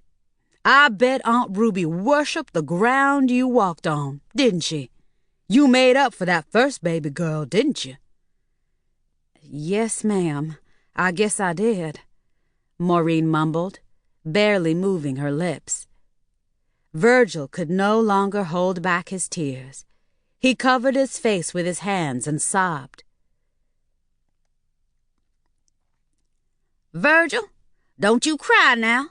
Even though you was born a boy, I know that Aunt Ruby Jean loved you just as much as she loved her two baby girls, Lee said, glancing from Virgil and then to Maureen, looking her up and down again. Maureen wrapped her arm around Virgil's neck and pulled his head down onto her shoulder.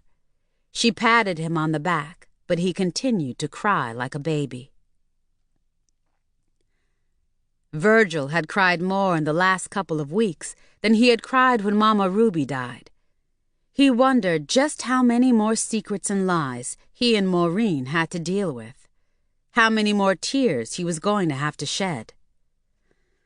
Maureen was glad that she had made this particular trip, but she was also anxious to return to Florida. She couldn't wait to be back home with Loretta and Mel, where things were normal.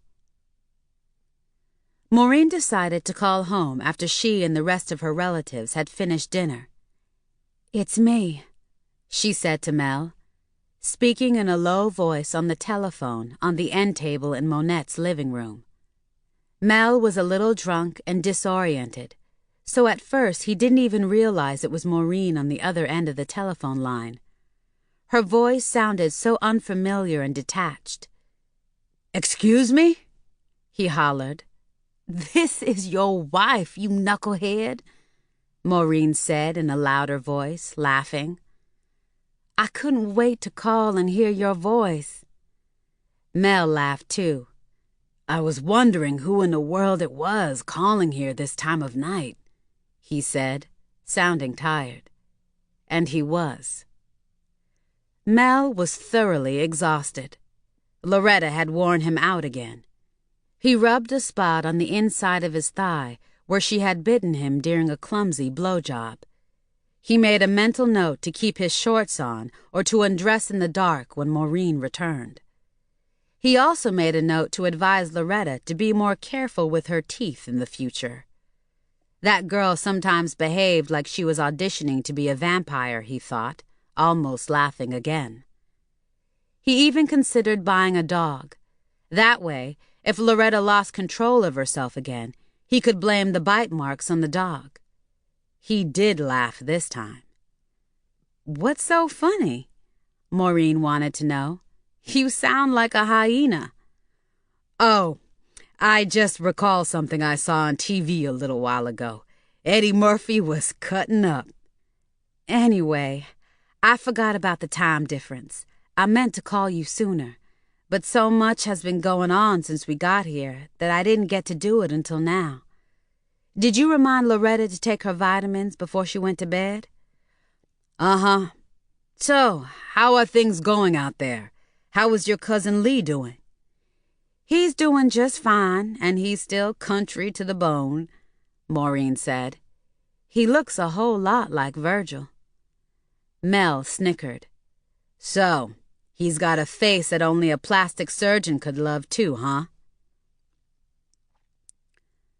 Maureen laughed along with Mel, even though she didn't agree with his assessment. "You be nice now," she scolded. "I have a very attractive family, and you know it." Like hell, Mel thought to himself.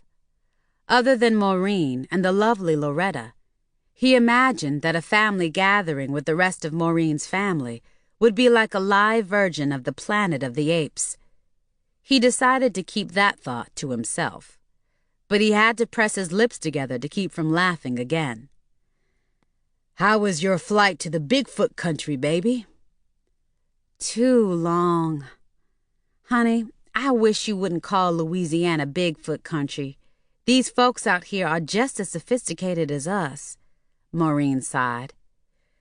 "You're right, baby. I'm just teasing you. Well, I'm sure you and Virgil will enjoy eating some of that exotic Creole cuisine." "I hope we will, too. Especially after the oxtail, turnip greens, fried okra, and hush puppies we had for dinner this evening," Maureen said under her breath. "Listen, sweetheart, I have a lot to tell you when I get back home. I'm sorry I can't talk longer, but I don't want to run up my cousin's phone bill. I just wanted to check in with you and Loretta to let you all know we made it here all right." "I'm glad you did call, baby. It's so nice to hear your sweet voice. I was just lying here thinking about you and what I'm going to do to you when you get back home," Mel told Maureen. He smacked his lips, and made kissing noises. Then he abruptly said, "I'll talk to you later. Bye." He hung up. "Who was that?" Loretta asked, returning to her mother's bedroom with 2 bottles of beer. She and Mel were both naked and already slightly tipsy. They had been drinking most of the evening and had only stopped making love long enough to have another drink. "Nobody," he told her, reaching for his beer with one hand and her titty with the other. "Somebody dialed the wrong number."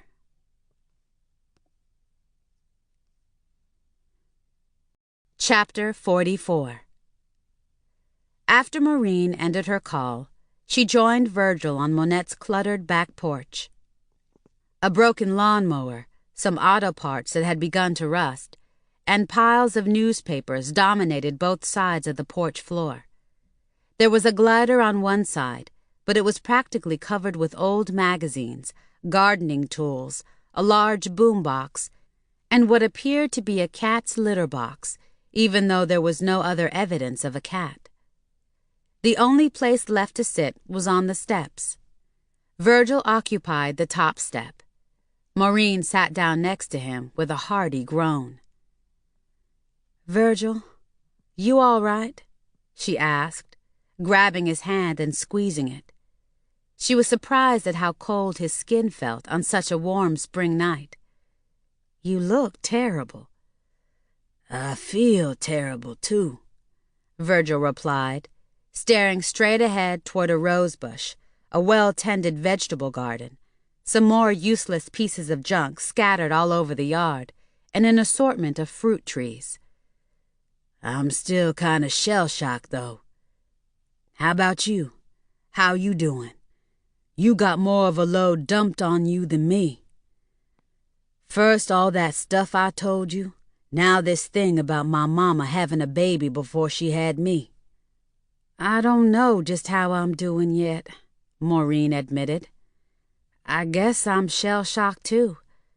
A few minutes ago I was feeling like I was having some kind of out-of-body experience. My body felt all right, but my mind seemed like it was floating all over the place."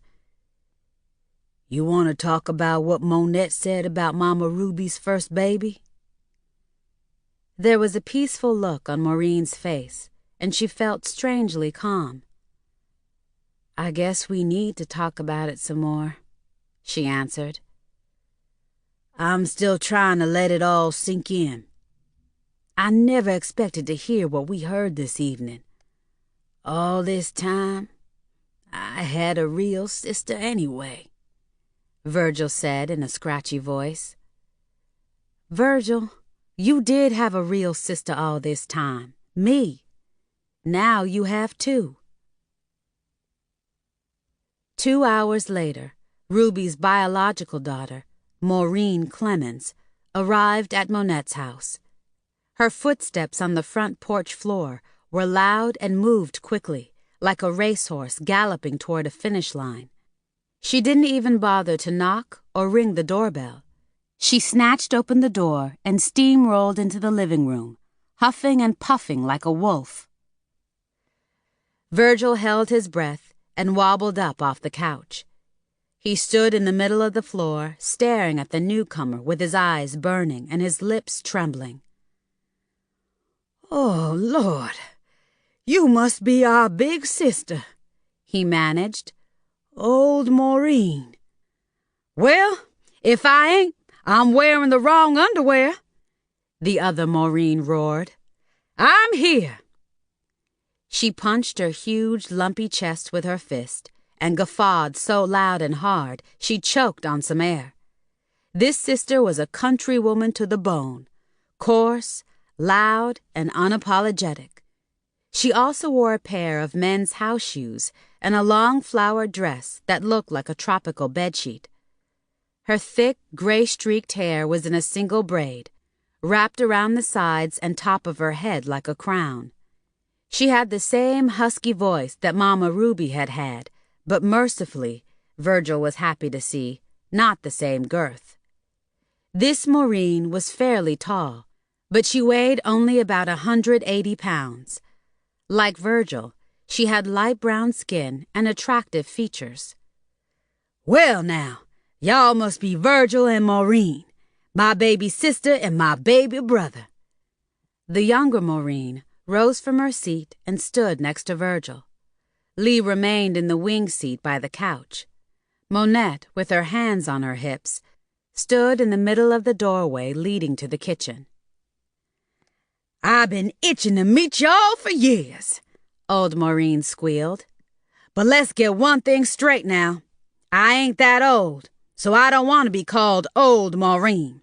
Since I'm the biggest, y'all can call me Big Maureen."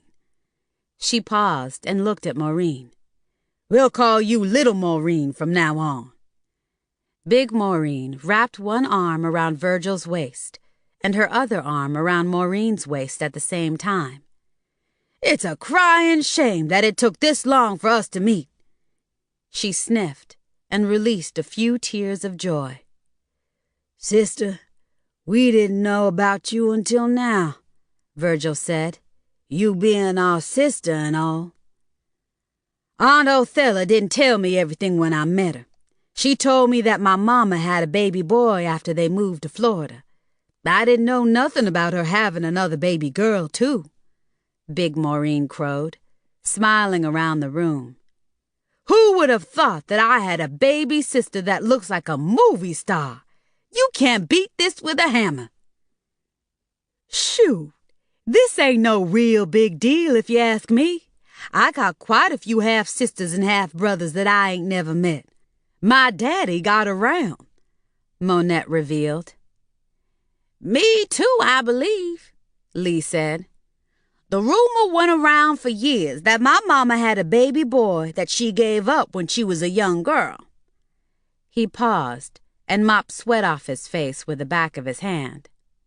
"Most everybody in the world got kinfolks they don't know nothing about. Just like little Maureen and Virgil."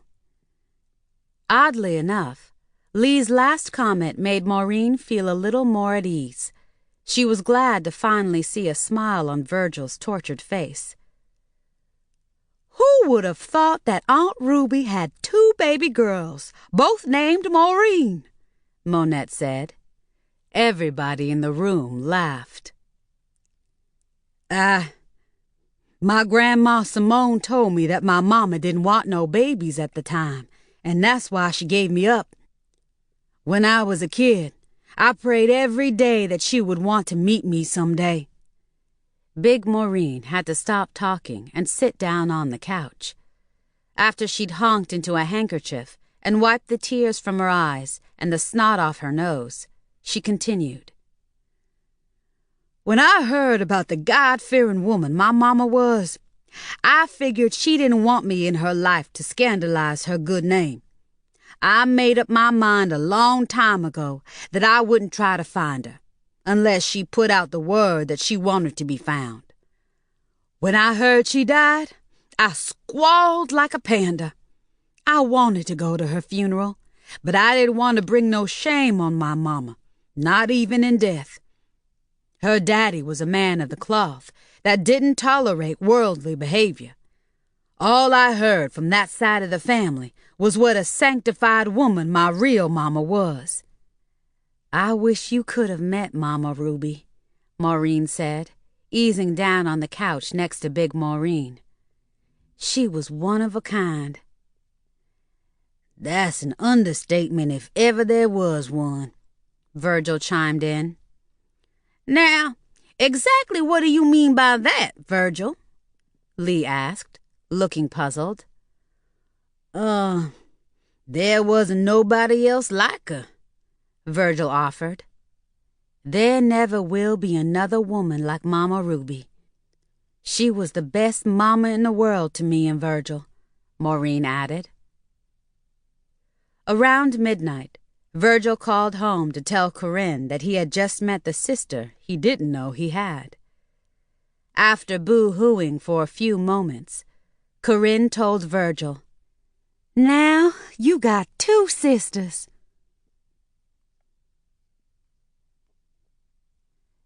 Chapter 45. Big Maureen left around 2 a.m., but she promised to return the next day after she had visited her husband in the hospital. Virgil and Maureen accompanied Lee back to his house. Lee curled up on a pallet on his back bedroom floor and fell asleep almost as soon as his head hit the pillow. Maureen was glad to have some time alone with Virgil in the living room. "You doing all right now?" she asked Virgil. She eased down into a huge gray easy chair facing him on the couch. "Somewhat. I'm just feeling real strange and sad," Virgil said mournfully, kicking off his shoes. "Everything ain't really sunk in yet." He paused and gave Maureen a pensive look. "I know you said I ain't got nothing to be sorry about, but I want to tell you again that I'm so sorry about everything." "Do you wish Mama Ruby hadn't kidnapped me now?"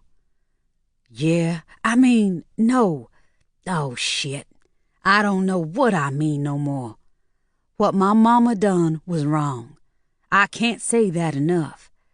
But having you in our lives was a double blessing to her and to me." Maureen gave Virgil a weak smile. "It's a shame that Mama Ruby couldn't keep her own baby girl. But if she had, things would have turned out a whole lot different than they did for all of us." "You mean Mama Ruby wouldn't have stole you?" Maureen nodded. "She wouldn't have no reason to. You said she took me on account if she wanted a baby girl so bad." "Yeah, that's what she told me. I think in her mind that made it all right. That and the fact that she truly thought God was in control that night, making it look like you was born dead, then making you come back to life after she got you to our house." Maureen looked at Virgil with a stiff look on her face. "God don't direct none of his flock to kidnap somebody's child. If he really wanted Mama Ruby to have another baby girl of her own, he would have sent her another husband and blessed them with a new baby that they made." Virgil shrugged. "That's right. I guess I'm just trying to keep Mama Ruby from looking too bad." "Virgil, we both know that Mama Ruby's heart was always in the right place. There ain't nothing you can say about her that would make her look bad to me." "One thing I didn't tell you." "Uh-oh," Maureen said, holding her breath, wondering if she had made her last statement too soon. "If you hadn't started crying when you did that night, it would have been too late." "What do you mean?" "We had the shoebox ready to bury you in. I was just about to go in the backyard and dig a hole by the pigsty." "Oh, so I could have been buried alive, huh?" The thought made Maureen's head spin. "Uh-huh," Virgil agreed. The same thought almost made him pass out. Maureen's flesh felt like it was trying to crawl off her bones. She rubbed one arm and then the other. "No matter what I don't think we should ever tell Big Maureen about how me and Mama Ruby took me and killed my real mama. Not even on our deathbeds." Maureen narrowed her eyes and looked at Virgil long and hard. "It wouldn't do no good for Big Maureen to find out that her mama was a criminal, huh?" "I'm glad you feel like that, and I hope you never change your mind," Virgil said. "I guarantee you I won't be confessing nothing on my deathbed." Maureen rose with the sun the next morning and called home again. She was surprised that neither Loretta nor Mel answered the telephone. They hadn't mentioned having any jobs before she left, and it was only 7 a.m. in Florida. She couldn't imagine where the two of them could be this early. There was a concerned look on her face as she proceeded to leave a message on the answering machine. I just wanted to check in and let y'all know that everything is still going really well. We met some cousins and a half-sister we didn't even know we had. Believe it or not, her name is Maureen, too. Mama Ruby had her when she was a teenager and couldn't keep her, so she was raised by somebody else. She's been with her daddy's family for some time now. I'll explain more about that when I get home.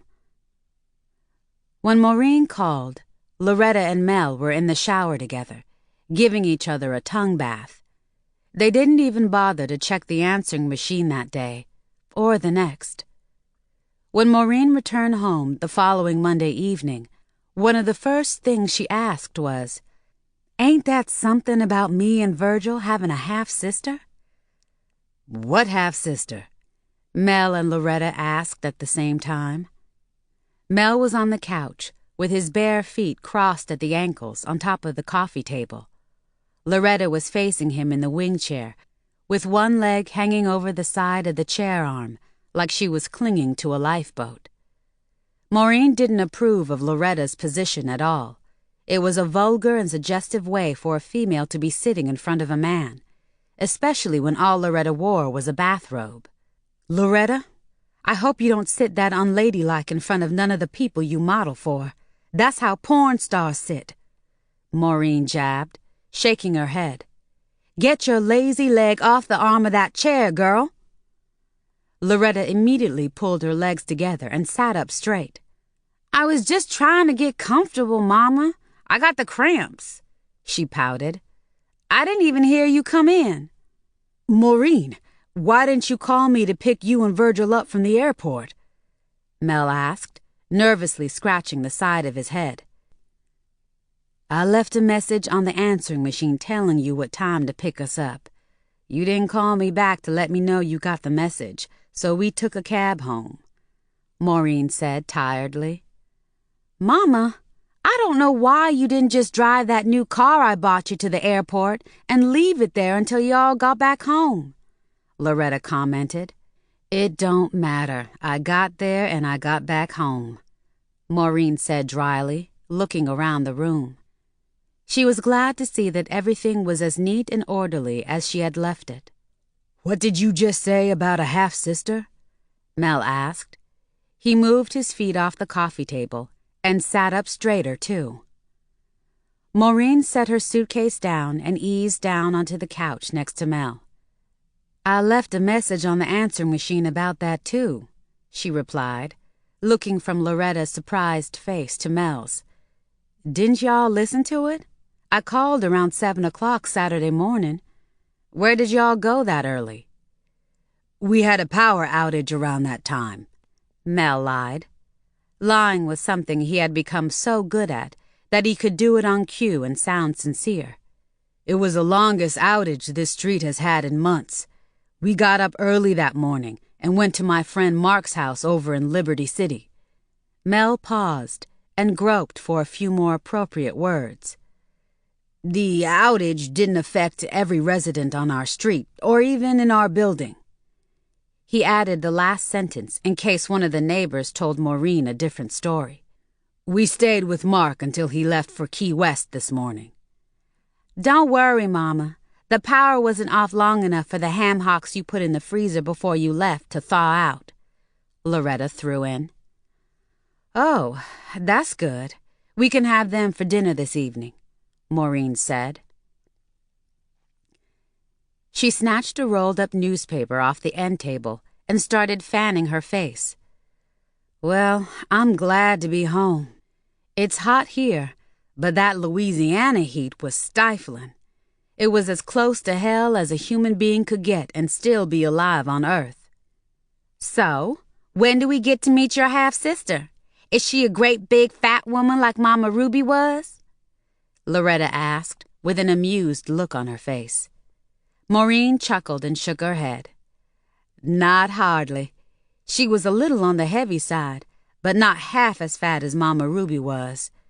I would say she weighs close to 200 pounds. Loretta's jaw dropped and her eyes crossed. 200 pounds? And you don't think that's that fat? Loretta threw her head back and howled with laughter. Mel had to hold his breath to keep from snickering himself.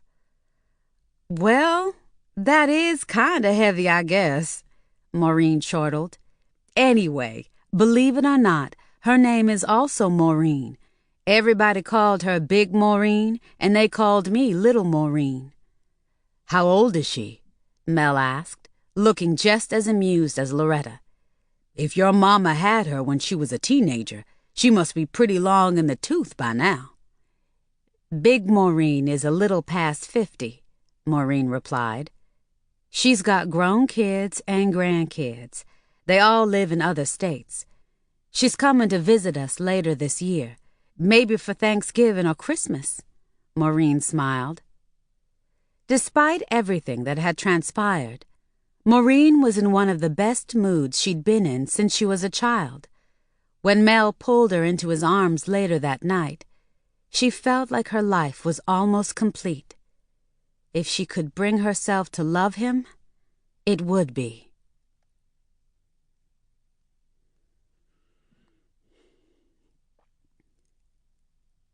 Chapter 46. Maureen was glad to return to her job at the nursing home, and all of her co-workers were glad to see her. Two of the people who had been on board only a few weeks before she got there had already quit. Maureen had to take over some of their duties until they could be replaced. Even that didn't bother her.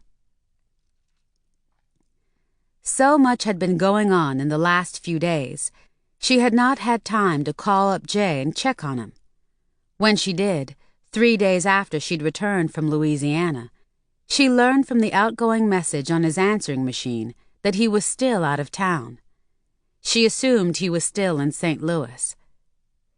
Caddy and Fast Black took Maureen to dinner that Friday evening, and when she told them about Big Maureen, the first thing Caddy asked was, "Did you take after Mama Ruby?" Maureen laughed. "She ain't that fat," she replied. "I don't think Caddy meant that," Fast Black offered. "We hope your sister ain't the kind of woman that goes around chastising folks the way Mama Ruby did. Remember that one-armed man she stuck with a pitchfork that time? Killed him dead." Maureen nodded. "I don't know if my sister chastises folks the way Mama Ruby did, but I remember that one-armed man.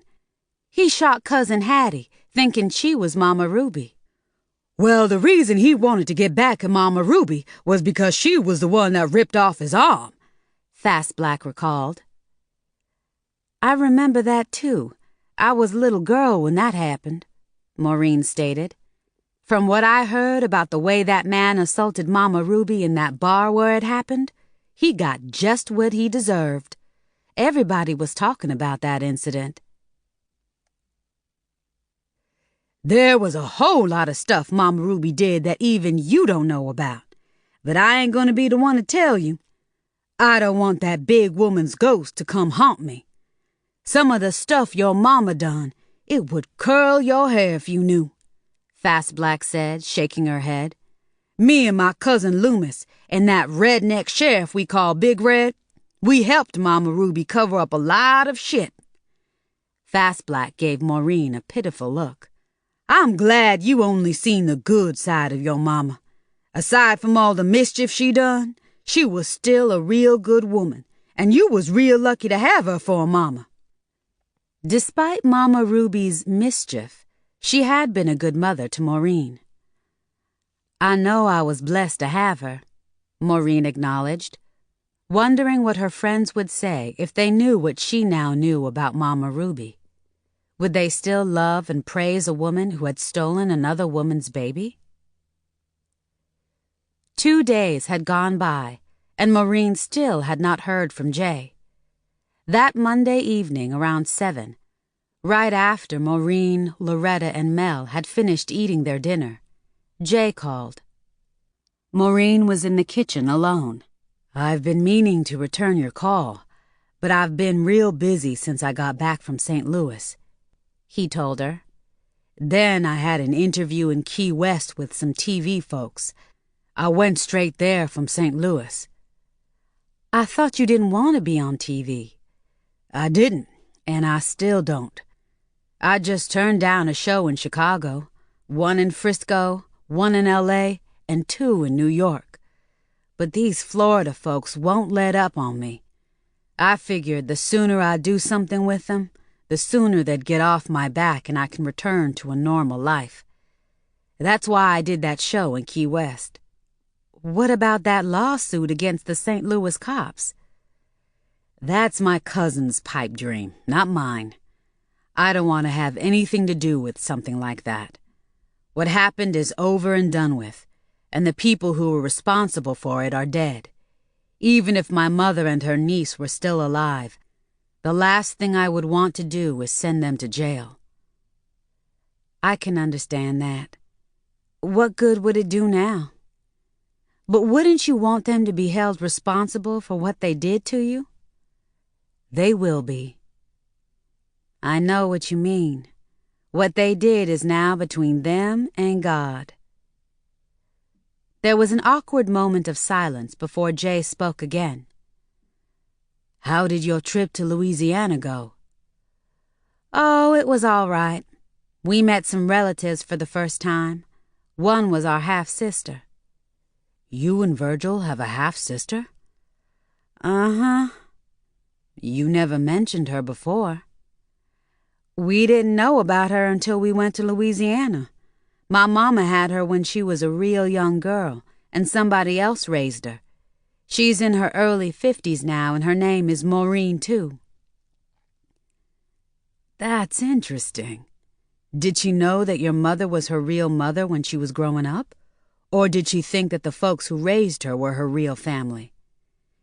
She grew up in some kind of asylum. My mother had to give her up when she was born, but she knew all along who her real mama was. I'm happy to hear that. At least she didn't go through what I went through. Maureen glanced toward the doorway and lowered her voice to a whisper. Would you like to meet me for coffee or a drink or something tomorrow evening after work? I would like to, but I can't, Jay replied. Oh. Maureen, I didn't want to tell you this over the telephone, but I guess I should do it and get it over with. I don't want you to hear it from somebody else. Maureen held her breath. Her heart rate had suddenly accelerated, and she could already feel a lump forming in her throat. What? She stuttered, silently praying that Jay didn't have more shocking news to reveal. She had heard enough lately to last her for the rest of her life. Are you moving back to St. Louis to be close to your real family? Jay let out a dry laugh. Hell no, he boomed. I don't think I want to see any of those folks again. You wouldn't believe how many pimps and other thugs I'm related to. It seems like each time I talk to somebody on that end, I hear that there's another cousin or uncle or aunt in prison or involved in some other shady shit. Maureen wanted to laugh, but she couldn't. Not until she heard what Jay had to tell her. All she could hope for was that it was something to laugh about. She was wrong. What he told her almost reduced her to tears. Maureen, I know you're content just being friends with me, and I appreciate that. But that's not enough for me. I'm a man, and I can't continue to be around a beautiful woman like you, feeling the way I do, and not be able to do anything about it. I see, Maureen mumbled. She never thought he would be the one to sever their relationship. She had always thought that when and if that happened, she would be the one to do it. I understand. Well, if you still want to call me up whenever you feel lonely or just want to talk, feel free to do so. I will always consider you a friend. Before Jay could respond, Maureen heard a woman's voice in the background on his end. Baby, I'm back, the woman said. That's Nelda, my ex. What I wanted you to hear from me is that we decided to give our relationship another shot." The silence that followed for the next few seconds was so profound, Maureen thought she had gone deaf. "Oh," she muttered. Her heart was breaking into a million little pieces, and there was not a thing she could do about it.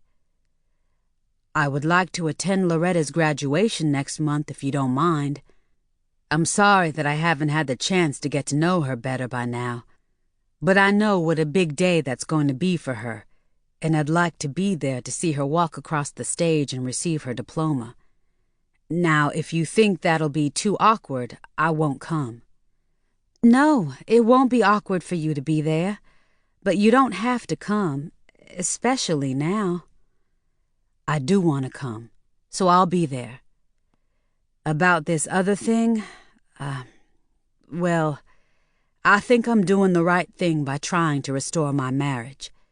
You see, Nelda hasn't been with anybody since we broke up, and, well, I've been more than a little lonely myself, if you know what I mean." "I think I do," Maureen admitted. "Then I know you can understand why I decided to do this." "I can," Maureen snorted. "But like I said, if you ever just want to talk, you got my number. I wish you all the best. Goodbye, Jay." "Goodbye, Maureen. You take care of yourself." Maureen leaned against the wall, still holding the telephone, listening to the dial tone. She twirled the cord around her finger and looked at it like she wanted to bite it. If Mel had not strolled into the kitchen to grab a beer from the refrigerator when he did, she would have bitten the telephone cord in two. Chapter 47. Big Maureen and her retired cook husband, Lucas, didn't wait until Thanksgiving or Christmas to visit Maureen and Virgil. They had arrived unannounced on a Monday evening around 5 the first week in June. They took a cab to Maureen's apartment. Lucas, a stingy, horse-faced bag of bones, tipped the cab driver a quarter, so he had to unload their luggage himself. "If I had known these Florida cab drivers were too lazy to haul our suitcases, I would have kept my quarter," he complained, struggling to carry the two large suitcases up onto the porch. "I wonder how come little Maureen don't answer her door," Big Maureen said, with a puzzled look on her face as she stood on the Jesus Saves welcome mat, banging her fist on Maureen's door. "See there? I told you we should have let somebody know we was coming to Florida. Now what we gonna do?" Lucas whined, still holding the suitcases.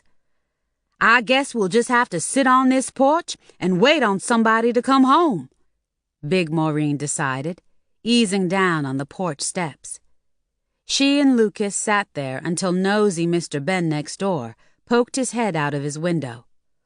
"Who y'all folks?" Mr. Ben asked, adjusting his glasses. "What y'all doing sitting on Maureen's steps?" "Sir, do you know where my baby sister at?" Big Maureen asked, rising. "We just got here from Louisiana." Mr. Ben opened his door and shuffled out to the porch, still adjusting his glasses. "Maureen gets off work around 3, but she usually goes lollygagging at the mall or some beer garden every day. Some days she don't get home till 6 or 7, he stated, looking at the suitcases. "She didn't say nothing to me about no company coming to visit." "She didn't know," Lucas volunteered with a sneer. One sharp look from Big Maureen silenced him. "What about her husband and her girl? You know where they at?" Big Maureen asked. "Oh, there's just no telling. They was home a little while ago because I heard 'em knocking around in there, but them two stay on the go.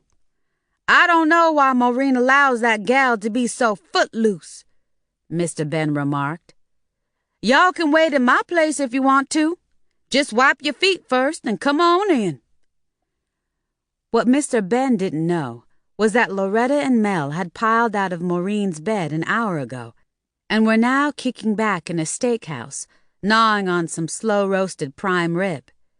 Mel had finished a shoot early, and Loretta had left school sick so she could meet up with him.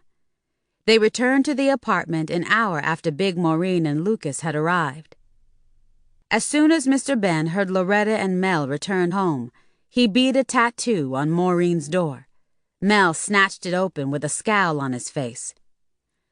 "Y'all got some out-of-town company," Mr. Ben announced, giving Mel a suspicious look. "Who?" Mel asked, looking over the old man's shoulder.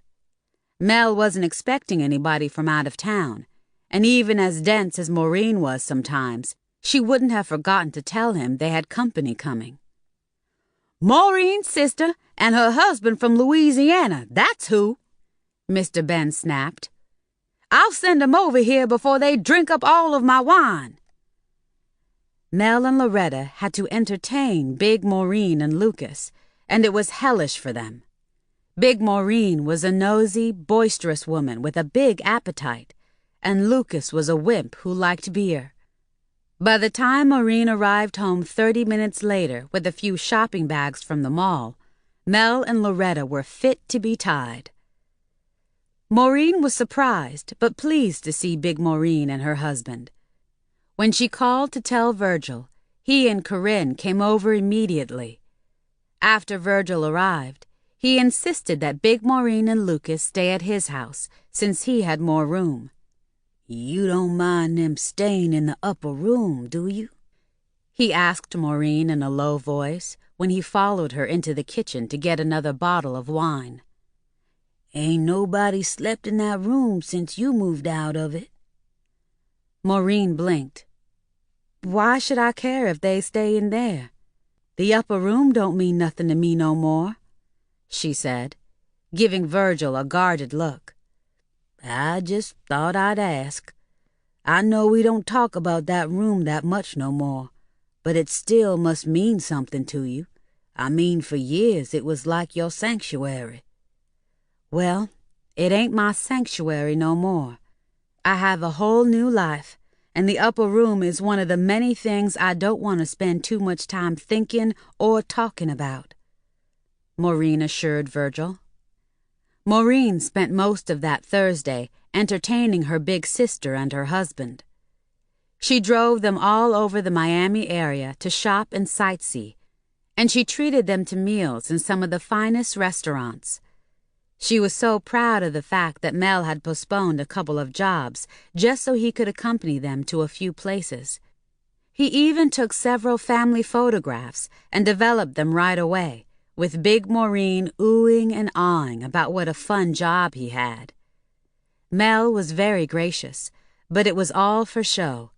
He couldn't wait for these two countrified intruders to go back to Bigfoot country. "I'm glad to see that your girl gets along so well with your husband," Big Maureen whispered to Maureen during Loretta's graduation ceremony reception that Friday afternoon on the Goons High School's spacious front lawn. They stood away from the crowd, sipping punch from plastic cups and watching Loretta and Mel as they chatted with some of Loretta's classmates near the refreshment table. "They seem like they joined at the hip bone. Ever since we got here, I ain't seen one unless I seen the other one at the same time. They must get along real good." "They do get along real good. I thank the good Lord for that," Maureen beamed, "especially since we hear so many ugly things about stepfathers and stepchildren. But Mel's one of a kind. I was lucky to meet him." Big Maureen nodded. "You sure was. You luckier than most women I know. You got looks, a beautiful daughter, and a man that other women would kill for. Me, I wasn't so lucky. I had a real rough time with men after my first husband died. After him, I could have brought the Pope home and my kids would have found something they didn't like about him." "I'm glad I never had that problem. I always latched on to men that my girl took a shine to," Maureen said with a proud sniff. Big Maureen took a deep breath and gave Maureen a curious look. "What's the matter?" Maureen asked. "You look like you got something on your mind." Big Maureen wasted no time telling Maureen what was on her mind. "I'm nosy, so I got to stick my nose in your business. See, I got a feeling there is something you ain't telling me about you and Mel." There was an accusatory look on Big Maureen's face. "Why do you think that?" "The whole time I've been here, I ain't seen you show not one bit of affection toward your husband. I ain't seen you hug him, kiss him, or even talk to him that much. When he took us to eat at that Cracker Barrel in Tampa last night, you didn't even sit next to him. Loretta did." "Oh, it's just that me and Mel got so used to each other over the years that we don't show our feelings in public that much anymore," Maureen explained. "In public is one thing. A lot of women don't like to get too mushy in public. But I noticed that the first night in your apartment, you and him seemed more like strangers." "What do you mean?" "For one thing, I noticed that when he tried to kiss you on the cheek, you turned your head. Another thing I noticed, Loretta pays him way more attention than you do." "Oh, she's just so happy to finally have a daddy, that's all. I wish I'd had one when I was her age." "Uh-huh." Big Maureen gave Maureen a look that she could not interpret. "Now tell me, you in love with another man, ain't you? Don't bother lying to me. I ain't blind or stupid." Maureen dropped her head and bit her bottom lip. Then she looked at Big Maureen with a wan smile on her face. "There was another man I cared about. I met him too late, though." "Baby sister, I'm a lot older than you, and I've been around the block more than a few times. Let me tell you something. When it comes to love, it ain't never too late." "You mean I should divorce Mel and go after the other man?" "You don't have to divorce Mel, but you don't have to turn your back on the other man neither." Big Maureen stopped talking and looked around. She smiled at Mel. He stood a few yards away near the refreshment table, munching on a sandwich. Loretta, also munching on a sandwich, stood next to him. Loretta was gazing at Mel like she wanted to munch on him next. Big Maureen searched around until she spotted Virgil. He was shaking hands with one of Loretta's teachers. Big Maureen looked back to Maureen. "Why can't you have both men?" she asked, still smiling. "You mean like an affair?" Maureen gasped. "You can call it whatever you want to call it. Men have been doing it from the beginning of time. My first husband did it. And the nasty buzzard I'm married to now hops into bed with some floozy on Board Street every chance he gets. That's why his back is always going out on him. I can tell when he's been with her. I can smell her scent on his hide. That's when I make him give me some pleasure, whether he wants to or not. I straddle him, and then I ride his tallywhacker so long and hard, he has to soak it in Epsom salt when I'm done with it." Maureen chuckled. "You sound so much like Mama Ruby. She said stuff like that all the time. But I don't want to cheat on my husband." "Why not? I do it all the time." "You cheat on your husband?" "Honey, I done had so many affairs since I married Lucas, I done lost count." Big Maureen shook her head and laughed. "It keeps my blood pressure down, and it keeps me young." "What would you do if Lucas ever found out?" "I wouldn't do nothing. He wouldn't do nothing neither. If he did, I'd skin him alive." Maureen gave Big Maureen an amused look. This sister was definitely Mama Ruby's daughter. "What if he got real mean, like hit you or something?" "Humph!" Big Maureen snorted. "The man is crazy, but he ain't crazy enough to lay a hand on me. He did one time, though. That sucker slapped my Easter bonnet clean off my head, wig and all. I lit into him like a piranha. I bit and beat the batshit out of him. By the time I got through, his back was broke in 2 places. Big Maureen looked around some more until she spotted her husband. Lucas was talking to the parents of one of Loretta's classmates. His back never did heal right. That's why a little fall, or even him sleeping the wrong way in bed, makes his back go out. It was his own fault, though. He shouldn't have messed with me. Maureen shook her head and excused herself. She decided it was time for her to mingle for a while. Caddy had come to the ceremony, but she had to leave early because she had a funeral to go to. Fast Black was visiting her son in Brooklyn, so she had not been able to attend. But Maureen saw a few of her co-workers and a few people from the church she visited occasionally. And then she saw Jay. He had told her that he would attend Loretta's graduation. He stood next to a petite woman in her 20s. His arm was around her narrow waist. He glanced at Maureen and nodded. He didn't smile at her, but she smiled at him and nodded back. Then she quickly looked away. Just seeing Jay with another woman, a prettier, younger woman at that, made his departure from Maureen's life seem so final. If only Mel were not in her life.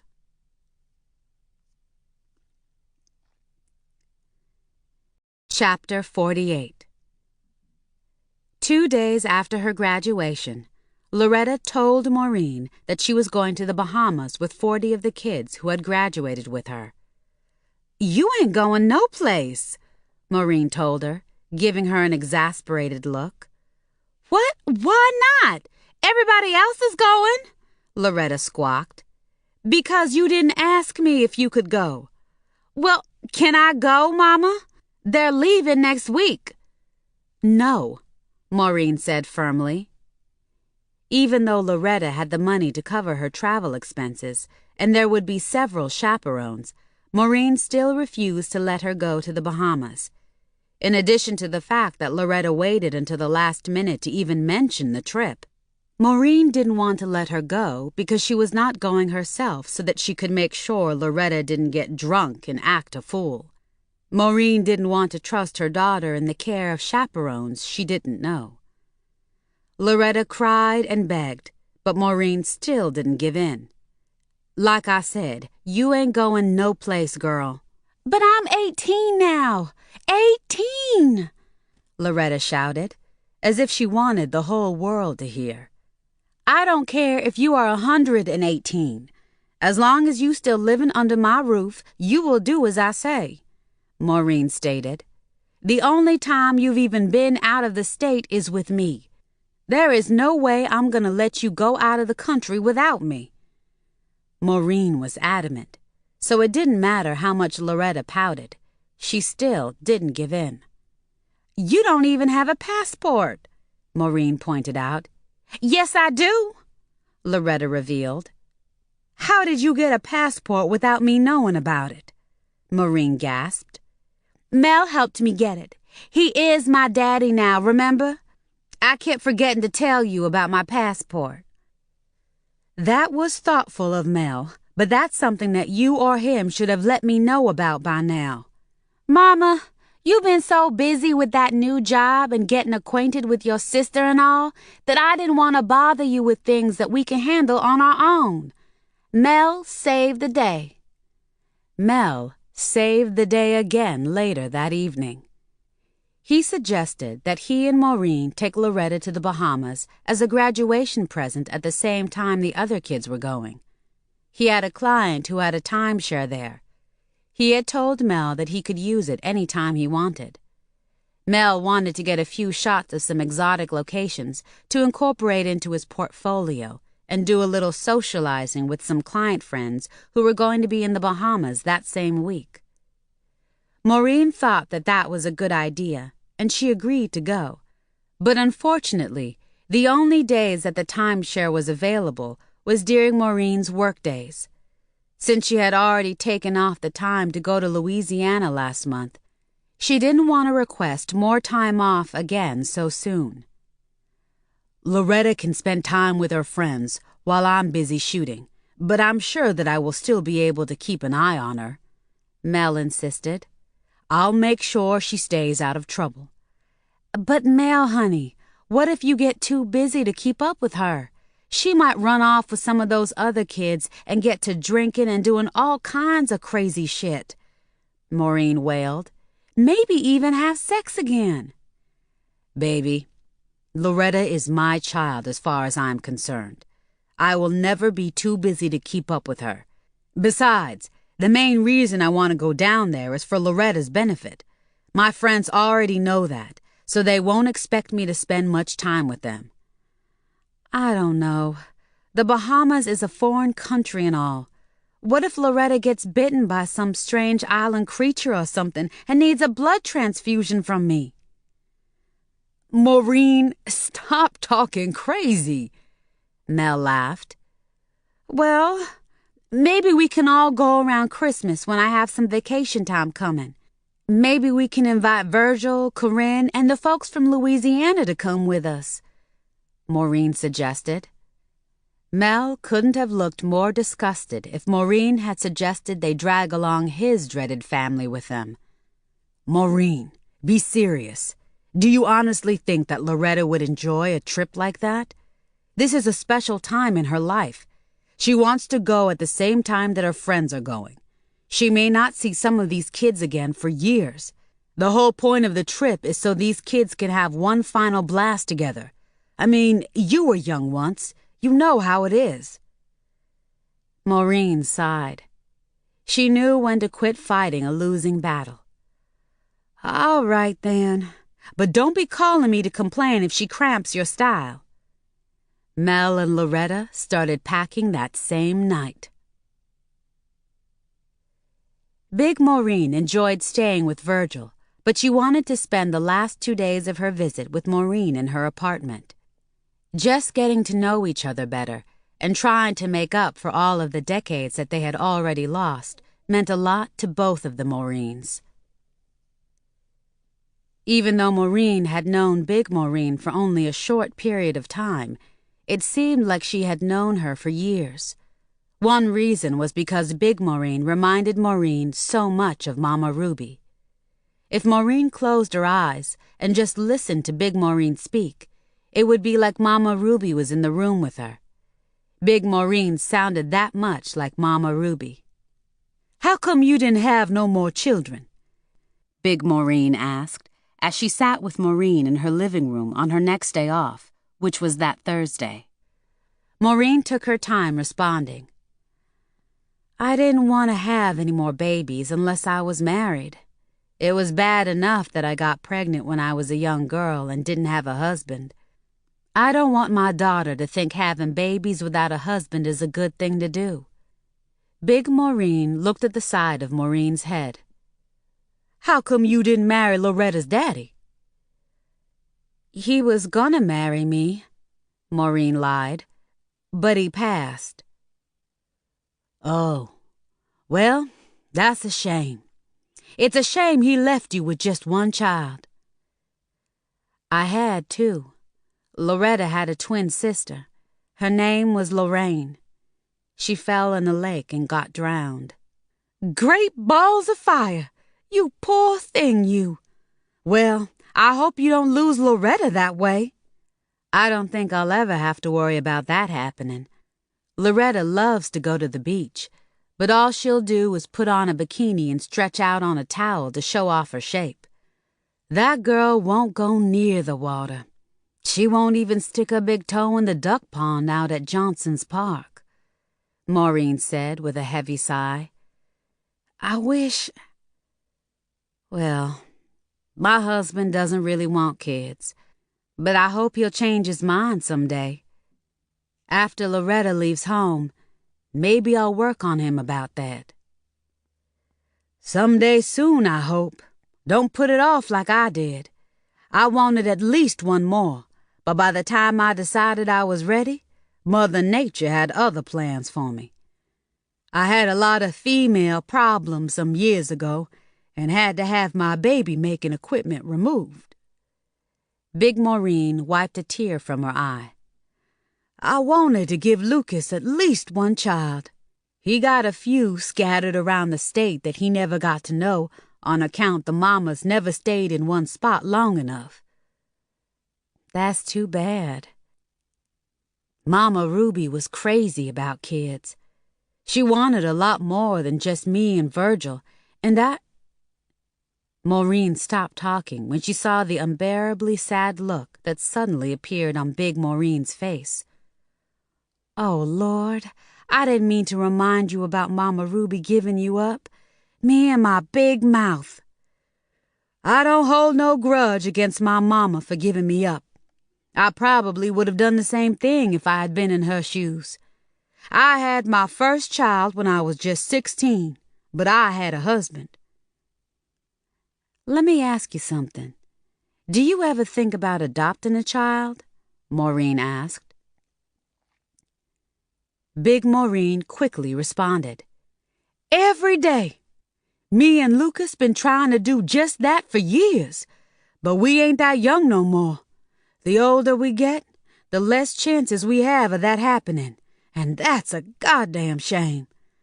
Believe it or not, black folks ain't too quick to give up babies for adoption. Me and Lucas keep praying, though. I would give anything in this world to raise just one more child. I will pray for that to happen, too, Maureen said, giving Big Maureen a firm hug. I just wish that Mama Ruby was still here to see what a fine daughter you grew up to be. I feel her presence all the time, Big Maureen said. She's with me in spirit. Will you or Virgil take me to where she's buried so I can put some flowers on her grave? It's the least I can do.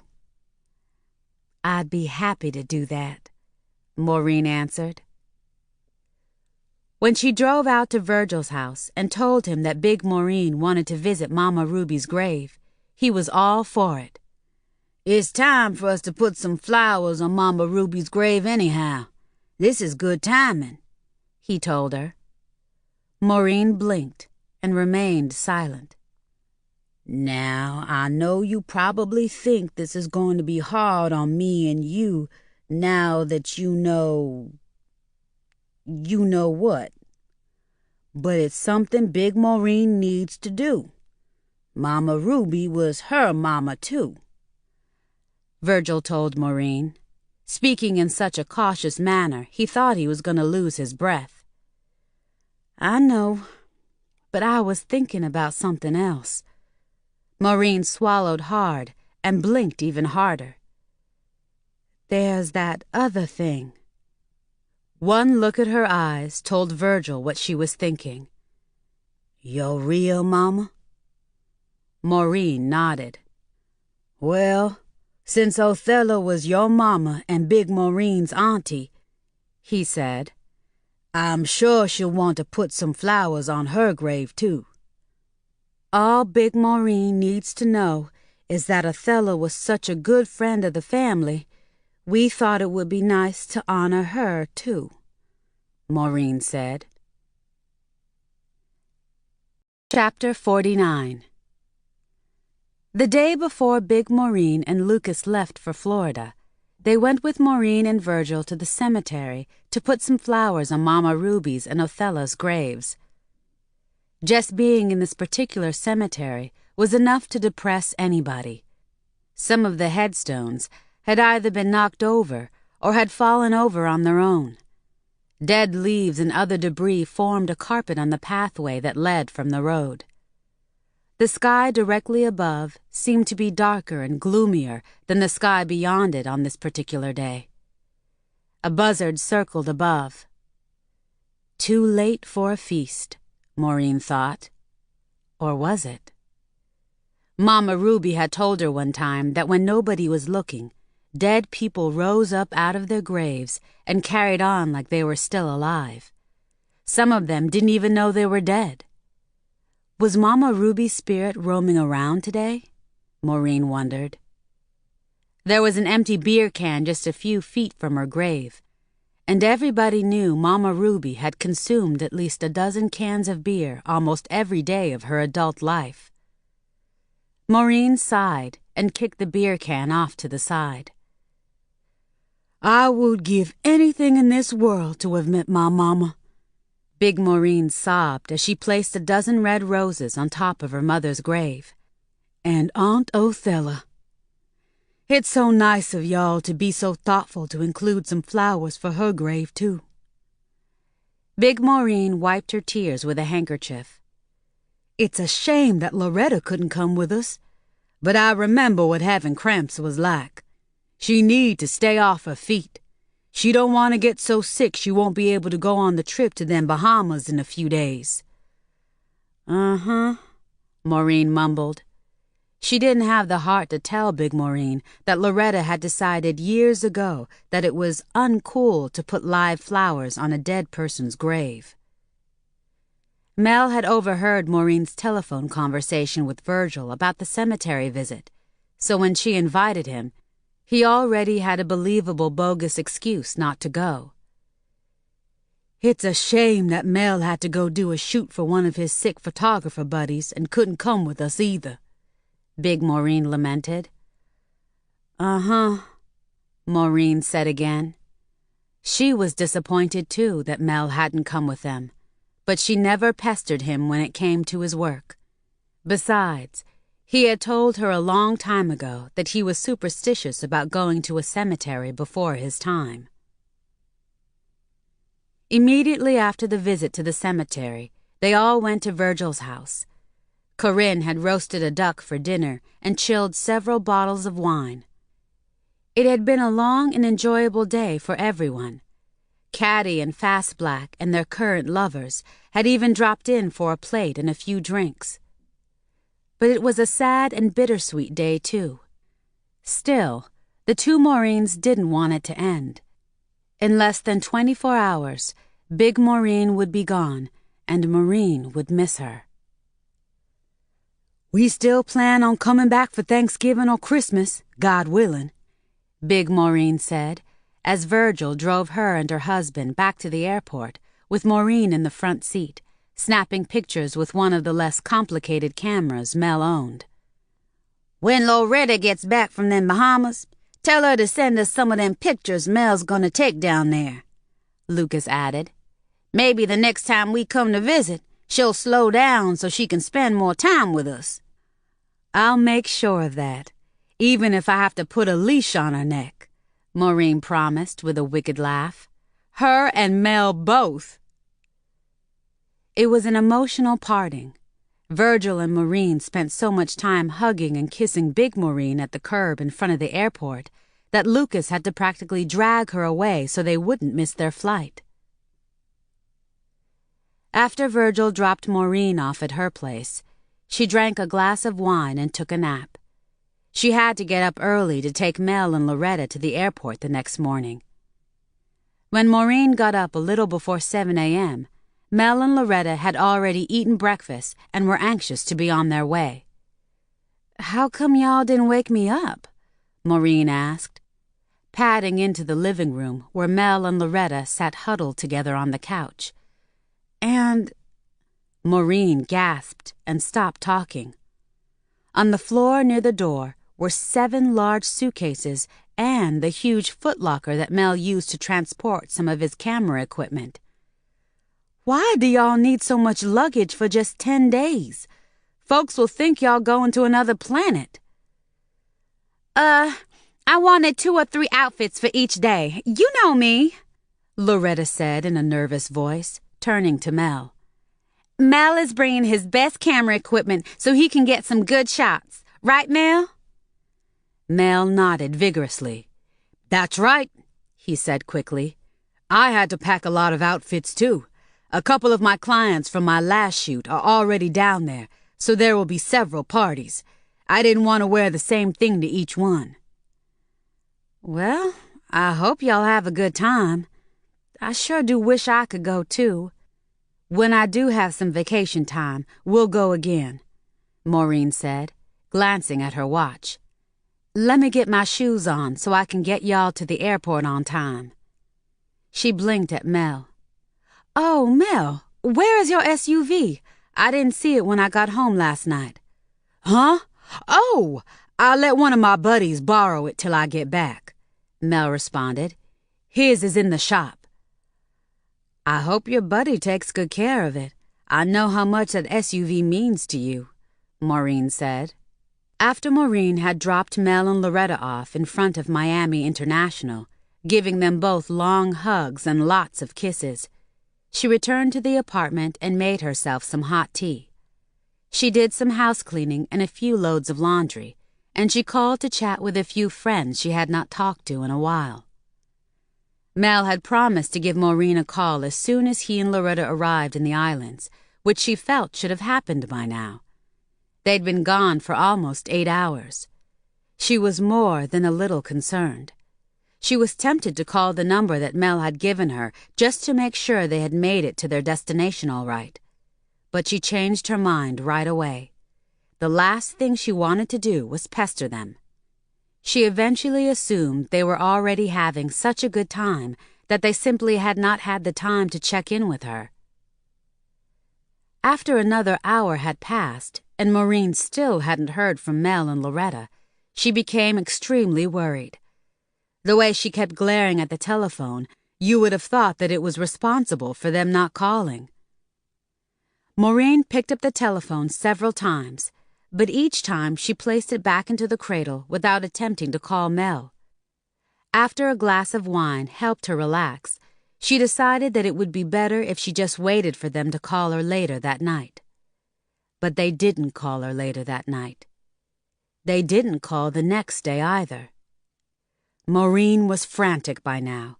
At 6 p.m. on the second day, she finally dialed the number Mel had given her. There was no answer. She called 4 times in 2 hours, and there was no answer. Now she was convinced that something really bad had happened. The thought of losing her only child and her husband at the same time was more than she could bear. Her life would be over because she knew she would not be able to go on. She finally called Virgil. "Virgil, I can't get in touch with Loretta and Mel," she hollered, clutching the telephone in her hand like she was afraid it was going to escape. "When was the last time you talked to them?" he asked.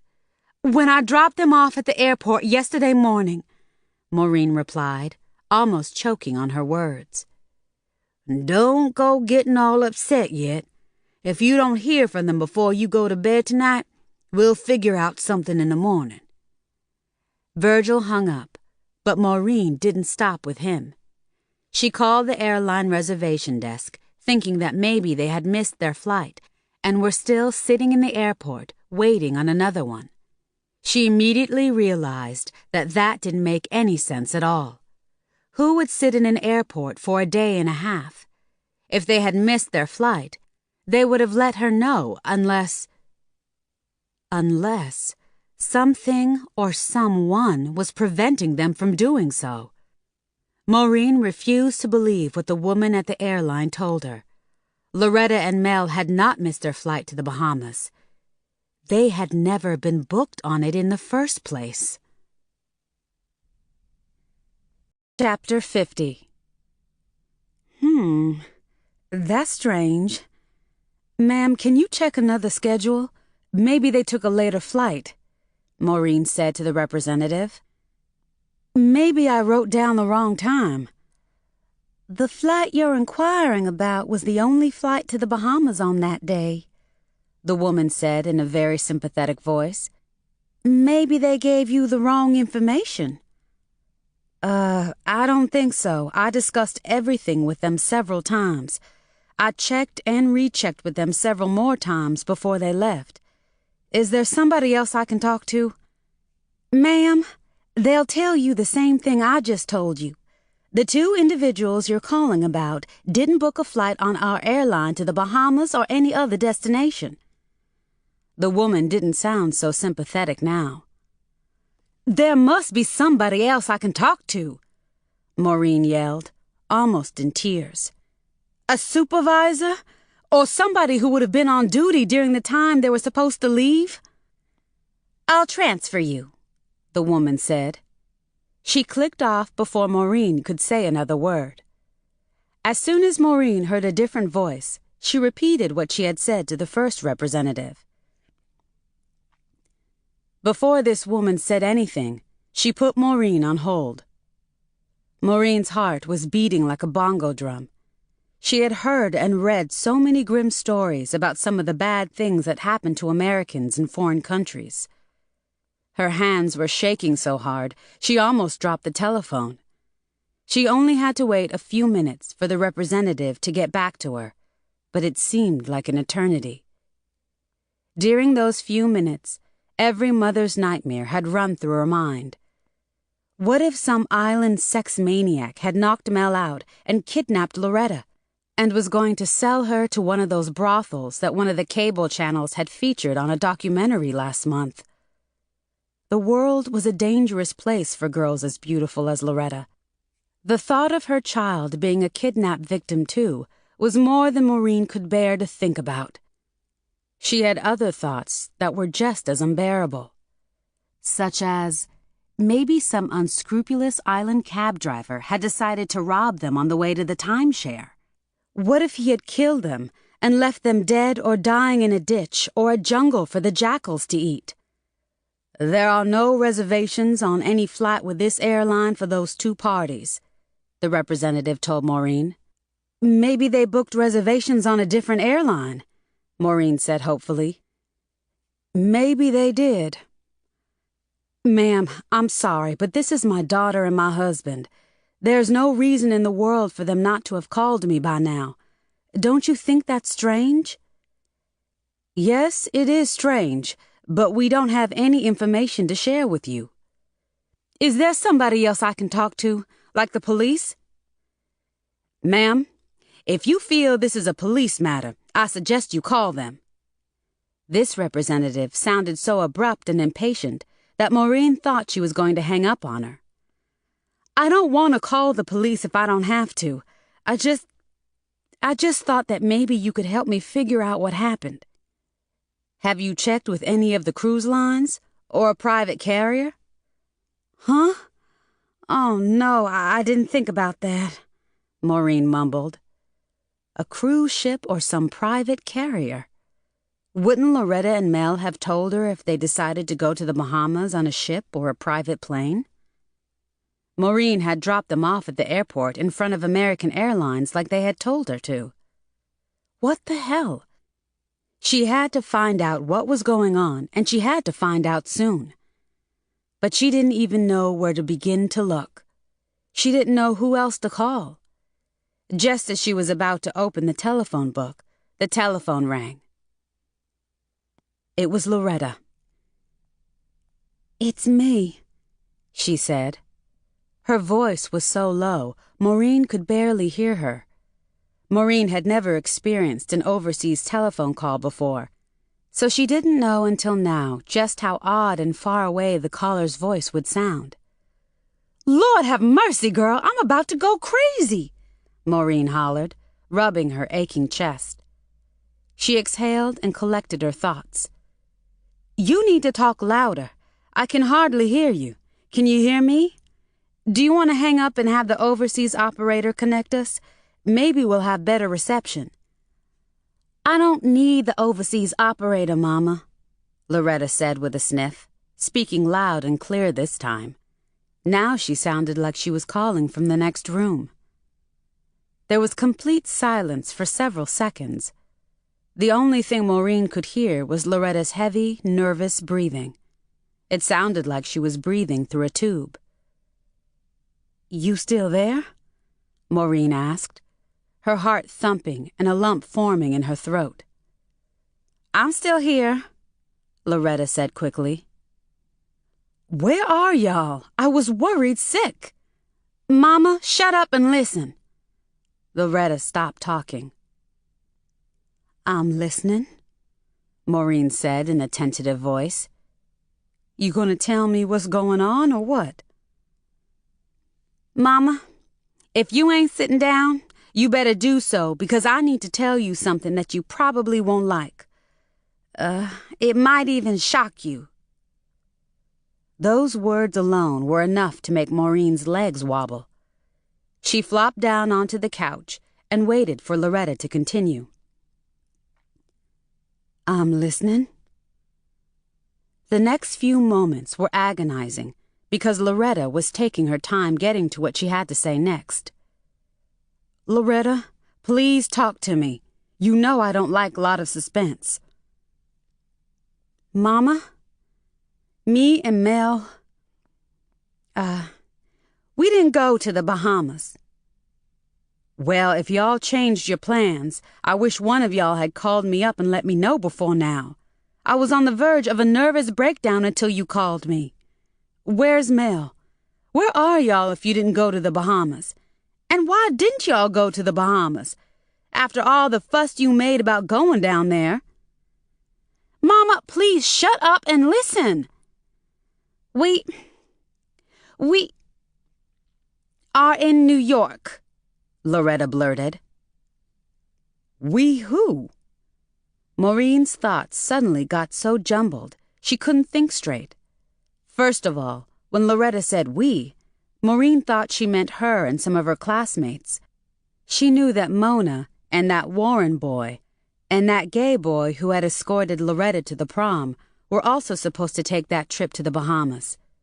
Did they all decide at the last minute to go in a different direction?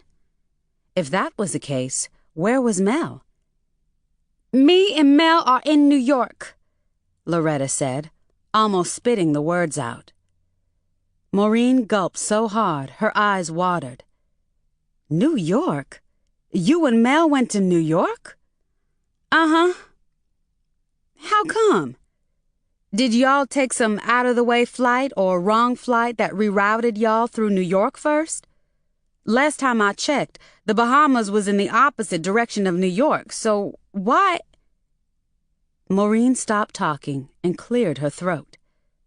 Until she had all of the facts, she wasn't sure what to say next. "We didn't get on the wrong flight." Loretta stopped speaking too. "Loretta, talk to me," Maureen ordered. "What in the world is going on, girl?" Maureen tried not to think the worst, like her daughter being caught up in some weird kidnapping mess, her ultimate nightmare.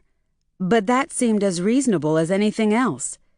If that was the case, why would a kidnapper take Mel too? "Baby, are you or Mel in some kind of trouble?" Maybe Mel owed the wrong people some money. Or maybe he had said or done something to piss off somebody. Models and photographers associated with all kinds of people.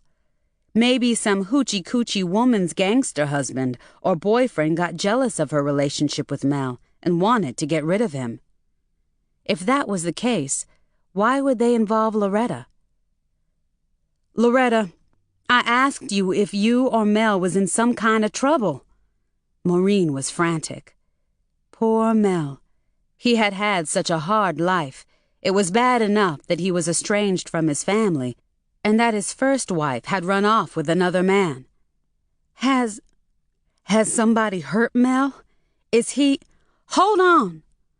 I'll let you talk to him," Loretta stammered, cutting Maureen off in mid-sentence. "Hello, Maureen. I hope you're sitting down, and I hope you don't go off on me," Mel said in a cautious tone of voice. "Now, we don't want you to get too upset. These things happen." "These things? These things don't happen to me. For your information, I'm already upset. If one of y'all don't tell me, and tell me fast, what the hell is going on, I'm gonna get even more upset," Maureen shrieked. "God damn it!" "Do you want to talk now? Or do you want us to call back after you calm down? I'm not going to try to talk to you with you hollering and screaming like a banshee." "Look, Mel, you and Loretta were supposed to go to the Bahamas. Y'all ended up in New York, and I don't know why. How can I not be upset? I need to know what the hell you two are up to. If you changed your minds about going to the Bahamas, why didn't you tell me before now?" Maureen hollered. "You better have a damn good story when you get home." "Loretta and I are not coming back to Florida," Mel said, speaking so fast it sounded like one long word. A second later, he repeated it, this time talking more slowly and pronouncing each word like he was talking to an idiot. "Loretta and I are not coming back to Florida." His voice was disturbingly hoarse. Maureen's tongue began to flap like a flag at half-mast. She couldn't even speak again for a few moments.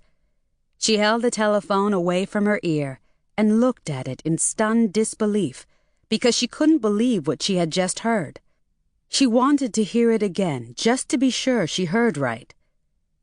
"Mel, did I just hear you say that you and Loretta won't be coming back?" Maureen asked. "That's what you heard," he said defensively.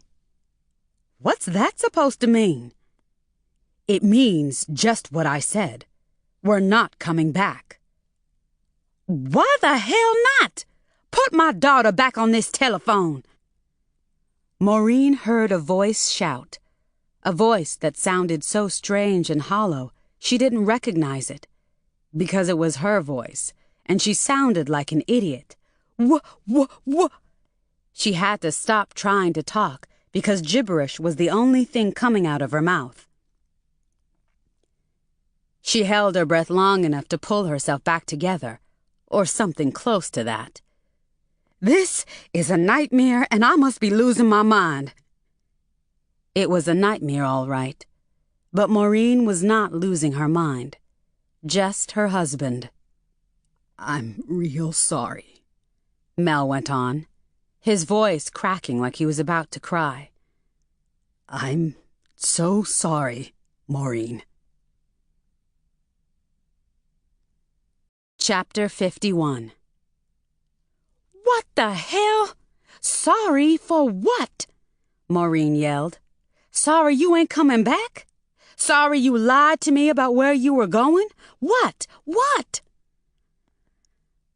"I'm sorry that I'm with Loretta now," Mel said finally. "She's my woman." If a trunk had dropped onto Maureen's head and smashed it to pieces, it wouldn't have hurt as much as what she'd just heard. This was what real pain felt like, she realized. But she was a fighter and a survivor, so she was going to go into this battle with both guns blasting. "Sorry is right! You are one sorry-ass bastard!" Maureen roared. Her breath caught in her throat, and then she almost threw up. "Melvin asshole Ross, you put my daughter back on the goddamn telephone right now." "I don't think she wants to talk to you right now. You need to calm down first." "This is about as calm as I'm gonna get until I know what the fuck is going on. I said you put my daughter back on this telephone, and you put her on right now, Melvin Ross." Loretta let out an impatient sigh as soon as she got back on the telephone. "Mama, you better calm yourself down. You making this harder than it needs to be," she said condescendingly. "See, he's all mine now." Maureen had never thought she would ever hear something so incredibly unbelievable. She got so agitated she couldn't remain seated. She stood back up, but a spasm gripped her leg, and she toppled to the floor like a bowling pin, knocking the lamp off the end table. She dropped the telephone, then retrieved it, and sat back down on the couch within a matter of seconds. "Mama, what in the world was that ruckus I just heard?" "Oh, shoot! I hope you ain't having a heart attack," Loretta said, actually sounding concerned. "Don't worry about me having a heart attack. You should have thought about that before. I just want to know one thing. Have you lost your damn mind, girl? Maureen shrieked. No, I have not lost my mind. You must have. Mel is my fucking husband. Well, so what? The bottom line is, he's with me now. He just told you that, and you can't do a damn thing about it. I'm in love with Mel, and he's in love with me. Loretta paused and pressed her lips together and kept them that way for a few seconds, as if she was afraid to let more words come out of her mouth. How? When? Loretta, you can't be serious, Maureen said, wondering how she was able to speak in a calmer voice now. What I want to know is, why? What do you mean, why? You don't love him, and you never did. You even said so. Mel needs a woman who loves him like I do. He's everything I ever wanted in a man. Loretta, let's start over. Now you need to tell me what the fuck is really going on with you and Mel, Maureen ordered. I need to... Don't play dumb, Mama, Loretta interrupted. Didn't I already tell you what's going on? I love him, Mama. I always have. And he loves me and wants to be with only me now, not you. I will love him until the day I die. You just hold on a doggone minute, girl. The hair on the back of Maureen's neck stood up like quills, as if she'd just been spooked by a ghost. But this was no ghost talking to her. This was her only child, the same child who had sucked so hard and often on Maureen's right breast when she was a baby that to this day Maureen had to put a Band-Aid on the nipple of that breast at least once a month to keep it from aching. None of this is making any sense at all to me, Maureen screamed. Mama, the real reason Mel married you was so he and I could be together more. Is that what he told you? Maureen threw her head back and laughed long and loud. Loretta waited for Maureen to stop laughing. No, he didn't have to. I always knew he did, and...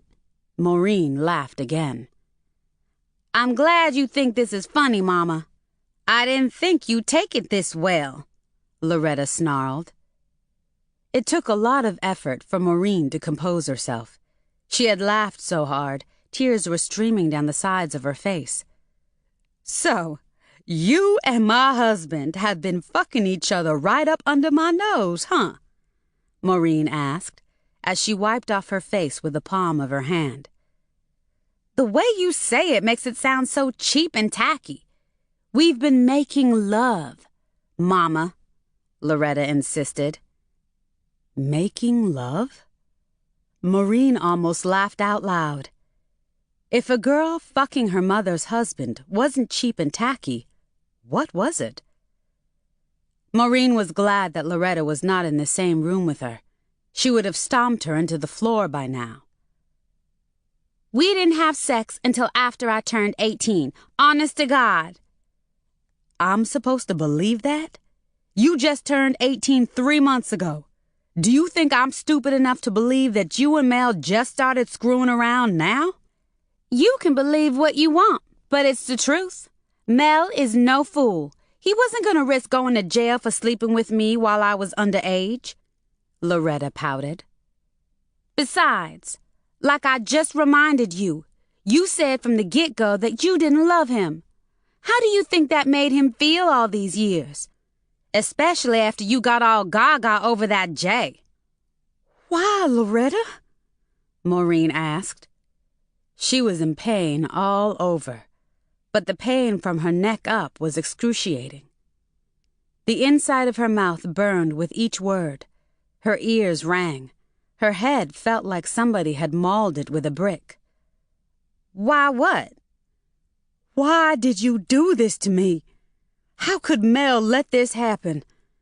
Did Mel get you drunk and take advantage of you? Is that how this mess got started? Mess? The only mess in this matter is you and your old age attitude. With all that I got going for me, you had this wild notion that I was gonna hang around goons and end up like you, just a housewife sitting on a porch. I'm surprised you don't have a cat yet to sit on the porch with you. You were wrong to think I'd settle for so little, Mama. Loretta, I'm your mother. You got my blood and Well, I'm nothing like you. Loretta cut Maureen off. You got that right. I would have never done something like this to Mama Ruby. Loretta cackled like a witch. I guess not. That's so funny. Even you wouldn't have wanted any of those baboons Mama Ruby screwed around with. What do you mean by saying you didn't want to end up like me? I have a good job, a decent home, family and friends that love me. I've accomplished things that any mother would be proud of, and you should be too. Because everything I ever did was so I could provide a better life for you. Well, you didn't do enough. For my 9th birthday, all I got was a Happy Meal at McDonald's. I never got over that. Loretta paused and let out a long, loud, exasperated breath. It gave Maureen time to think about all of the money she'd spent on Loretta over the years. And here she was, still mad because she didn't get special treatment on her 9th birthday? What was the world coming to? Loretta interrupted Maureen's thoughts with more ridiculous comments. Now I got almost everything I ever wanted, and I'm gonna get even more. I'll be one of the most successful models in the world, and Mel is gonna help me get there, Loretta vowed. There's nothing you can say or do to make me come back home. Loretta paused again and let out another loud breath. And another thing? Mel will be sending you the divorce papers as soon as we get settled. Tell him not to bother. I'll be filing divorce papers myself as soon as I can get to a lawyer's office, Maureen blasted. I hope you aren't thinking about cleaning Mel out. You tell that son of a bitch that he won't have to worry about that. I don't want a damn thing from him, Maureen hissed. She had to stop to catch her breath. If you want me to pack up the rest of your shit and his, send me the address where I can send it. Otherwise, I'm gonna throw out everything y'all left here into the trash where it belongs. We took every goddamn thing we wanted, so you can trash whatever the hell we left behind anyway, Loretta said with a smirk. Anything else you need to say? If not, I'm gonna get off this fucking phone and go take care of my man. Loretta hung up before Maureen could get another word in edgewise. This was not Loretta talking, Maureen thought. Either it was an imposter, or Loretta had been playing a role her whole life. The real Loretta had never used profanity before, at least not during her conversations with Maureen. Here, she was now cussing like a sailor. Chapter 52. It took Maureen several minutes to pull herself together enough to dial Virgil's telephone number. He and Corinne were still at work, so she got their answering machine.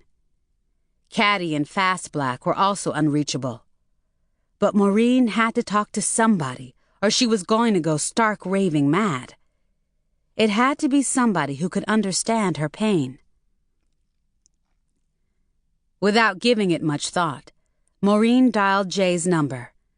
She had not talked to him in a while, so she had no idea what he was up to these days. She almost hung up when a woman answered. Even though Jay had decided to reconcile with his ex, as far as Maureen was concerned, he was still her friend, and she had every right in the world to call him. Besides, she had provided a shoulder for him to cry on when he was in pain. Now it was time for him to do the same for her. Is Jay there? I'm an old friend of his. I used to take care of his mama, she blurted, hoping that if this woman was Jay's ex-wife, She wouldn't jump to any unnecessary conclusions.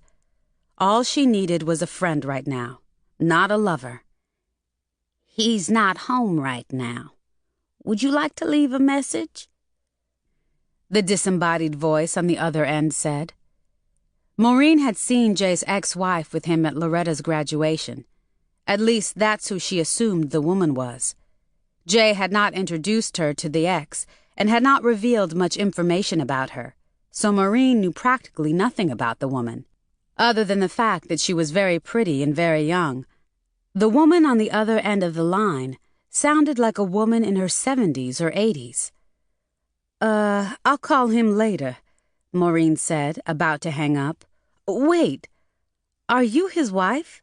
Maybe I can leave a message with you." "His wife?"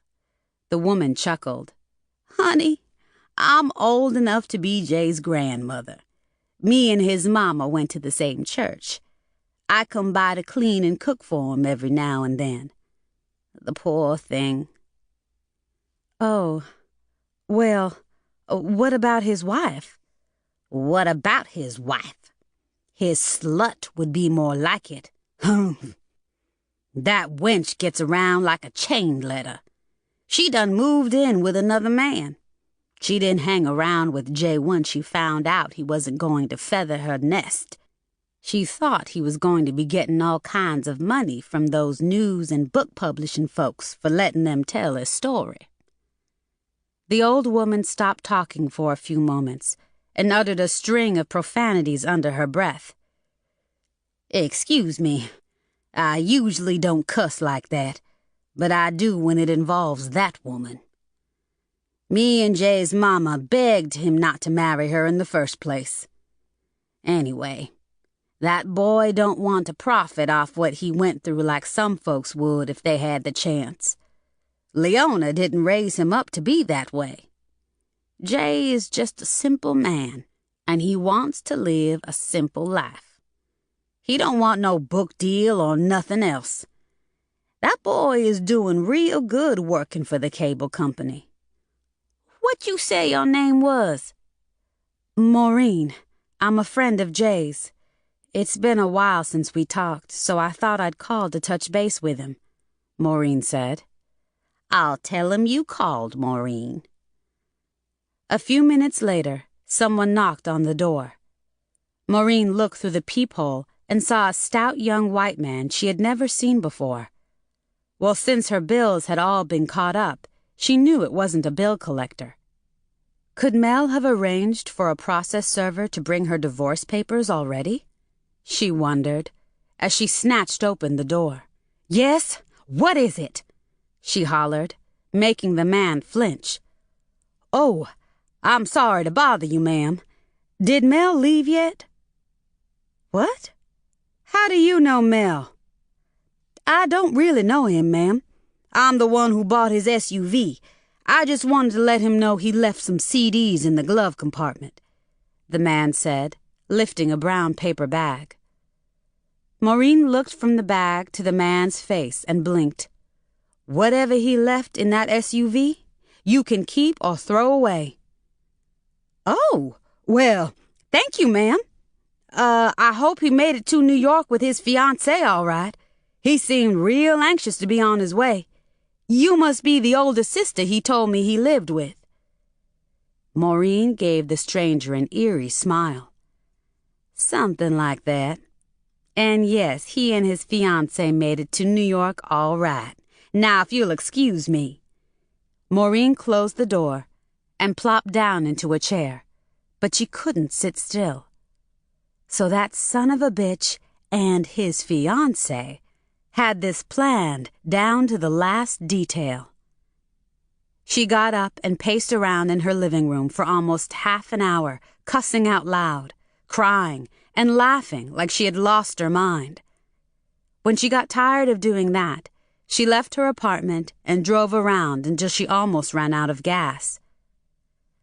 By the time she returned home, Virgil had returned her call and left her a message. So had Jay. She didn't know which one to call up first. Before she could make up her mind, Jay called. "Maureen, "I was happy to hear that you had called," he told her. "How have you been?" he said in a cheerful voice. She responded by bursting into tears and spewing unintelligible gibberish for a whole minute. Jay waited until she paused before he said anything else. "Maureen, what's the matter? Please, get a hold of yourself. Calm down so I can understand what you're saying. Do you want me to come over?" Jay was more than a little concerned. He immediately slipped into a panic mode. He knew that whatever Maureen was crying about had to be something major. Maureen cried louder and harder. Jay waited for her to stop crying again, and when she did, he quickly said in a soothing tone of voice, "Is this about Mel? Did he hurt you?" The last thing Jay wanted to get caught in was a domestic situation where Mel could end up hurting him, or where he wound up hurting Mel. "Yeah, this is about Mel. He's gone," Maureen managed, choking on a sob. "He's gone for good." "Gone? As in dead?" "No, not dead. But he left me and he won't be coming back. He's going to divorce me." Jay wanted to clap his hands and dance a jig. He didn't do that because he didn't want Maureen to know how happy he was to hear that Mel was out of her life. I'm sorry to hear that. He seemed so in love with you. Is there another woman involved?" Maureen couldn't respond right away. She was literally speechless. "Maureen, did Mel leave you and run off with another woman?" Jay asked, hoping she'd say yes. She coughed until she was able to form more words. "He took my daughter with him." Wait a minute. Hold on now. I know Mel is not Loretta's real father, and I know she's crazy about him. But are you telling me that she chose to be with him over you?" Jay let out a loud, deep breath. Then he got angry. "God damn it! I can understand you being so upset. He's fucking her!" Jay stumbled and fell against his kitchen wall. "What did you just say?" "My husband is fucking my daughter." "Holy shit!" "They've been carrying on for years. I should have known not to trust a goddamn stepfather. I should have known better." "Now don't you go condemning all stepfathers. I just might become a stepfather myself someday. I already know quite a few, and none of them would even think about touching one of their stepdaughters." "Well, this bastard did. All this time. I didn't see it coming. I didn't suspect a damn thing. I encouraged Loretta to like Mel and to be nice to him so he could help her become a top model. Jay, I practically served my own daughter to that funky, low-down black dog on a silver platter. How can I live with myself now?" Jay listened as Maureen told him how Mel and Loretta had cooked up a bogus trip to the Bahamas to throw her off until after they'd made their getaway. "I should have known something wasn't right when they left here with more luggage than any normal person would take on a 10-day vacation. There's just no telling how long they'd been planning this. All this time they were probably laughing at me behind my back. The man he sold his SUV to came by a little while ago to drop off some CDs Mel left in it. Mel had told him that I was his older sister, and that Loretta was his fiancée." "Maureen, try to calm down so we can sort things out. First of all, don't blame yourself for what happened. Things like this happen every day and in some of the best families." "What is it about men and their goddamn dicks? Don't they care who they hurt when they use that evil piece of meat between their legs on the wrong person?" "Maureen, honey, with all due respect, I have to disagree with what you just said about that particular part of a man's body being evil. Sex is beautiful when it's between two consenting people. if both parties are old enough to handle it. Jay, if I wanted to hear something like that, I would have called Dr. Ruth or some other sex guru. I called you for some emotional support, not a philosophical comment. Maureen, I understand where you're coming from. But do you have all the facts? Like, did he rape her? Did he rape her? Not hardly. He didn't have to. I would be upset if he had taken advantage of her and forced himself on her. But from what she told me out of her own mouth, she initiated their affair. That being the case, I'm even more upset than I'd been if he had raped her. Maureen paused long enough to wail like an injured lamb for about 10 seconds. My daughter set me up just so she could steal my husband, she said between sobs. Baby, sit tight. I'm on my way, Jay said. Chapter 53. Maureen was so numb that when she stubbed her foot on the door jamb leading into the kitchen, she didn't even feel it. She didn't know that she had injured herself until she looked down and saw blood trickling from a small cut on the tip of her big toe. After she put a Band-Aid on her wound, she walked back and forth from one room to another. It was better for her to keep moving. It was more distracting than her sitting or standing too long in the same spot. She kept glancing at her watch, wondering what was taking Jay so long. Half an hour had passed since she'd spoken to him. She even went outside and stood on the sidewalk in front of her building, hoping to see his car turn onto her street soon. For the next 15 minutes, she walked back and forth from one end of her apartment building to the other. When she noticed a few neighbors peeping out of their windows, giving her curious looks, she went back inside. Then she went into the pantry that Mel had been using as his darkroom. Except for a metal desk and a trash can, Mel had removed everything from the room. Maureen decided to check the 4 drawers on the desk. The first 3 were empty, but there was a green hanging folder toward the back in the last drawer. Maureen parted it with her fingers and realized it contained a large manila envelope that had been folded in half and stapled shut. She bit her lip and braced herself. She suspected that this envelope contained something that was going to increase her pain. She was right. Inside the envelope were half a dozen wallet-sized photos of Loretta and Mel in various poses. In the first photo, Loretta was sitting in Mel's lap, looking directly into the camera, with her tongue hanging out of her mouth in a very sexually suggestive manner.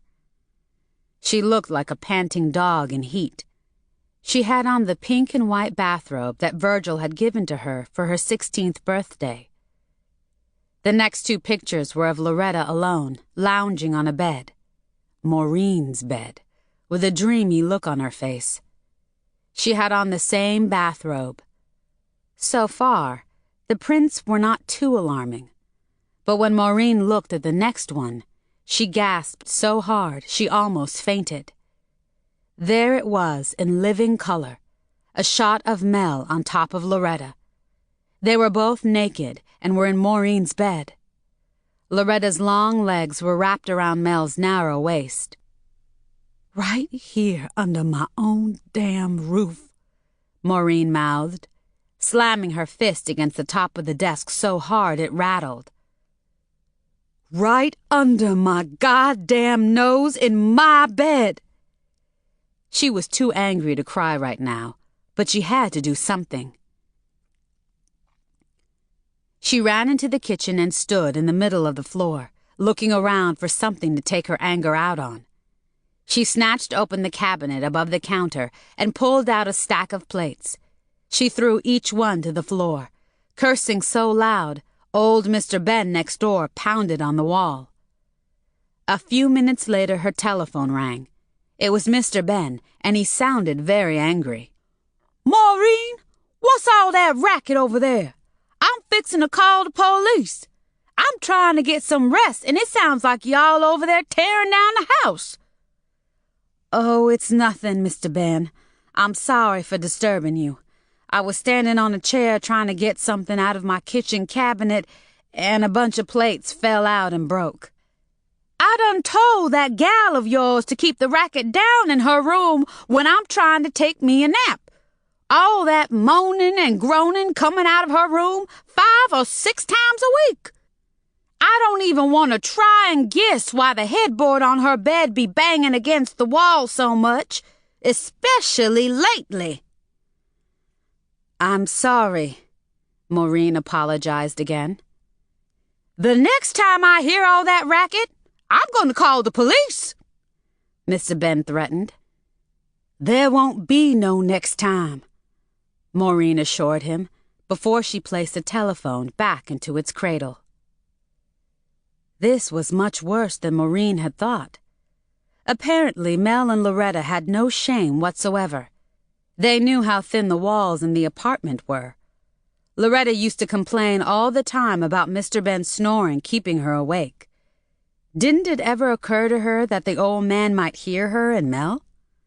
Apparently, that was the reason they had begun to use Maureen's bed. It was almost 10 p.m. when Jay finally arrived. Maureen was in the kitchen looking out the window when she saw him park in front of her building. She wiped her face for the 10th time and smoothed down the sides of her skirt. "I got stopped for speeding on my way over here, and I must have run into the slowest cop in town. It took him 10 minutes to run my license and write me a speeding ticket," Jay explained as soon as Maureen opened the door to let him in. Then he stopped talking, but his mouth was still open. "What the hell happened to you, Maureen? You look like hell. You sick or what?" Jay couldn't believe his eyes. He felt Maureen's forehead. Her eyes were red and swollen, and dark circles had already formed around them. The lines on her forehead that he had never noticed before looked like trenches now.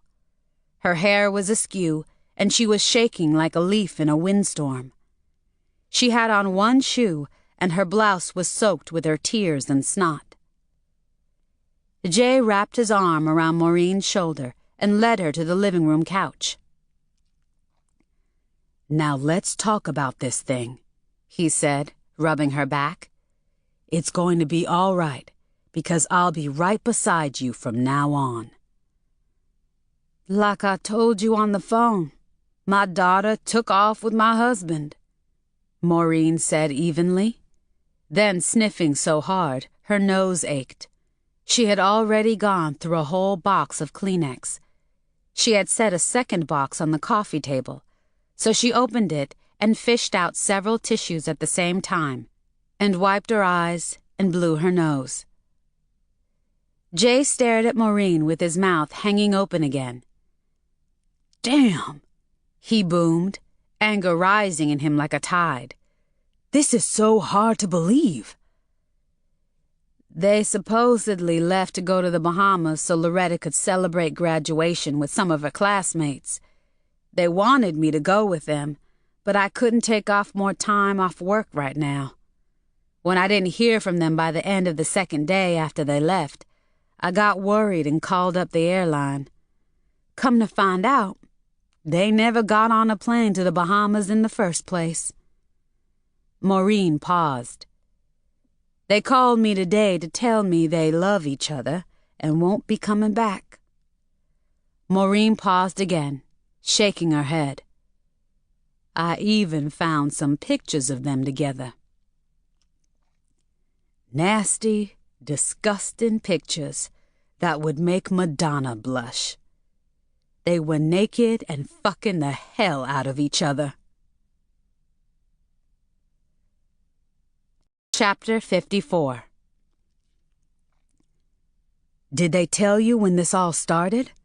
Jay asked, still rubbing Maureen's back. It was such a comfort to have him sitting next to her on her living room couch. She wished that she had called him sooner. "From what Loretta told me today, It sounds like it started right after I agreed to let her work with Mel. When she was just 14. She tried to make me believe that they didn't sleep together until after she turned 18, 3 months ago. Maureen stopped talking because Jay was shaking his head so hard. She could tell from the look on his face that he was just as disgusted as she was. 3 months ago, my ass, Jay growled. There's no way that could be true. The hungriest person in the world wouldn't eat that bologna. Maureen moaned and groaned. Not only was she in emotional pain, but also she was in so much physical pain that her head felt like it was about to melt. I never thought something like this would happen to me. I never thought that I would lose both of my kids. Don't look at it that way, sweetheart. Loretta is still a young girl, and girls her age do stupid shit all the time. Once reality sets in, she'll come to her senses.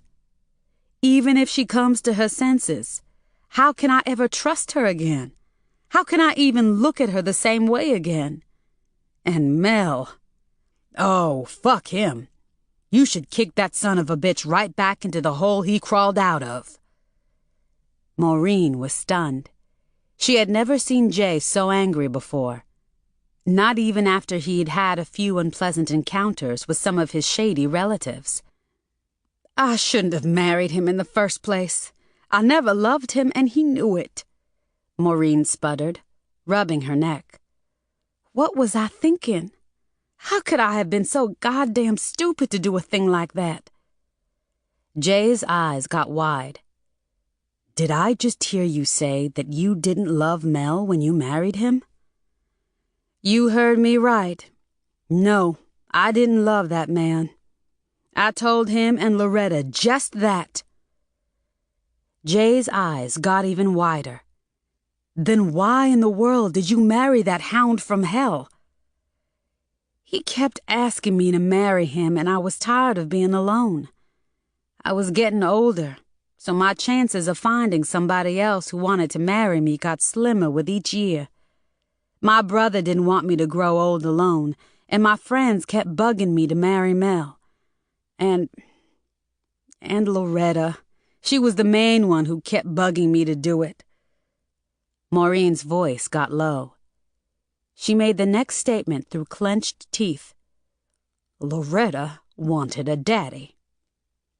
Well, she sure got herself one. Maureen closed her eyes and massaged her throbbing head. She couldn't control the images that suddenly slid into her mind like an avalanche. She pictured Mel shoving his tongue down her daughter's throat, the way he used to do with her. She pictured him on top of her baby, with her legs spread open and him pumping into her baby's precious young body. The visions made her so sick, she thought she was going to pass out. Oh, my dear God, she swooned, laying her head on Jay's shoulder. Maureen, I'm here for you, and this time I'm staying, Jay told her as he gently rubbed her back. Jay stayed the night, holding Maureen in his arms on the couch until she had cried herself to sleep. The following morning, she opened her eyes just in time to see him walking toward the door. I have to meet with my mother's lawyer this morning. The sooner I settle her estate, the better. I'll be going into work from there, but I'll come back right after my shift ends. If you need to talk to me, call the front desk and they'll send somebody out to the field to come get me. I left my work telephone number on your coffee table. Maureen staggered up off the couch and stumbled over to Jay. He kissed her. Not on the cheek or on the forehead like he had always done when they were just friends. This time, he kissed her the way she needed to be kissed. Thanks for coming, Jay. I knew I could count on you, she choked, her lips still tingling from his passionate kiss. Try not to let this get the best of you. We'll get you through this, Jay insisted. He kissed her again. She watched him from her kitchen window until the green Buick he drove reached the end of her block and turned the corner. Then she picked up the telephone and called Virgil. "Hi," she mumbled. "I hope I didn't wake you." "I was already up," Virgil said. "Hey, I talked to Big Maureen last night. She said she'd be calling you again later on today. I told her that she better make her flight arrangements today for them to come back for Thanksgiving if she wants to get a good deal on airfare. Oh, did Mel and Loretta call yet?" Virgil sounded so cheerful, Maureen didn't want to dampen his spirits, but she had to. "Yeah, they called yesterday." "Good. Now you can stop worrying," Virgil said. "Virgil, something else happened," Maureen croaked. "Something real bad." Virgil didn't reply right away. He sucked in some air and braced himself first. "Oh, shit. What?" "Mel and Loretta didn't go to the Bahamas." "Hold on a minute now. This ain't making no sense to me. Didn't you take them to the airport the other morning?" "Yeah," Maureen muttered. "So, did they miss the plane or something?" "Something like that." "Maureen, I can tell from the way you sound that we got another mess on our hands. Now, I'm getting old, and my blood pressure and heart can't stand but so much. Hurry up and tell me what's going on. How come they took so long to call you?" "Loretta and Mel went to New York." Well, wasn't it her plan to go to New York and sign up with one of them big model agencies anyway? "Yeah, that's right. Loretta did say that she'd like to go to New York someday." "Well, I know it ain't my business, but I don't think it was a good idea for her to go to New York this soon after graduating. I sure don't like the idea of her and Mel going up there together. Mel is always booking ahead, and if Loretta gets to be too much of a hassle for him to deal with, he might do some booking that don't include her." "Virgil, shut up and let me finish." Maureen rubbed her chest and held her breath for a few seconds. Then she let out enough air to fill a balloon. "Mel and Loretta are in love." Virgil took his time responding. A few seconds later, he yelled, "In love? With who?" "With each other," Maureen whispered. "Wait a minute. How and when did this all happen?" "Instead of getting on a plane to go to the Bahamas, they got on one for New York. The whole Bahamas trip was a setup to throw me off. They knew that if they told me the truth before they left, there ain't no way I would have let that motherfucker run off with my child. I would have beaten the batshit out of him." Maureen cackled like a wet hen. "If only I had Mama Ruby here right now." "If Mama Ruby was still alive. By now, they'd be digging a hole in the cemetery for whatever body parts she left of Mel, and you know that's the truth," Virgil roared. "Did you call the police yet?" "For what? Loretta is 18. Mel didn't force her to leave with him." The next few words tasted so disgusting in Maureen's mouth, they oozed out like vomit. "Virgil, Loretta was the one that called me and did most of the talking." Chapter 55. "I'll be damned," Virgil boomed. "I don't know what to say, other than Mel is a dirty, rotten, horny old man, and somebody ought to cut off his dick with a dull knife. If he ever brings his ass back this way, I just might be the one to do it." "Like I said, Mel didn't force Loretta to go with him." Maureen looked toward the door. I called up Jay when I couldn't reach you last night." "What for? Ain't he got enough problems of his own? He's damn near living in a burning house. What can he do for you?" "I needed to talk to somebody. You hadn't come home from work yet, and neither had Caddy. I couldn't catch up with Fast Black or anybody else to talk to after I got off the phone with Loretta. I left Jay a message, and as soon as he was able, he called me back, and then he came over. If he hadn't, well, I don't even want to think about what I might have done. You listen to me. Don't you do nothing stupid to yourself. I'll come over to your place as soon as I get off work today. Since this is one of your off days, why don't you come sit with Corinne until I get home? She ain't gonna work at the cannery today, so y'all can keep one another company." "You know, I think I'll do just that. I don't want to be by myself right now." "One more thing I need to know." Virgil stopped talking long enough to clear his throat with a hearty cough. "You and Loretta had a joint bank account." "Yeah, we did. I haven't checked it yet. Most of the money in it is hers. I put in whatever I can afford every payday so I can use it for a down payment on a house someday. A house that I thought I was going to share with her and Mel and my future grandkids." "Well, you can still buy a house someday, baby girl, and I'm going to help you do that. I hope that Mel and Loretta ain't financing this rendezvous with none of your money." "Oh, I hope not. I'll call the bank's automated information number and check the balance in the account." Maureen ended her call with Virgil and immediately dialed her bank's 24-hour toll-free number. She was so nervous and angry, it took her several attempts to punch in the correct account number. When she got a response, she was horrified. The only money left in the account was her portion, which was only a little over $4,000. Loretta had withdrawn her entire portion, over $25,000. What Maureen didn't want Virgil or anybody else to know was that she had also been stupid enough to open a joint account with Mel. He had deposited most of the money into that account, but at least $3,000 of that money belonged to her.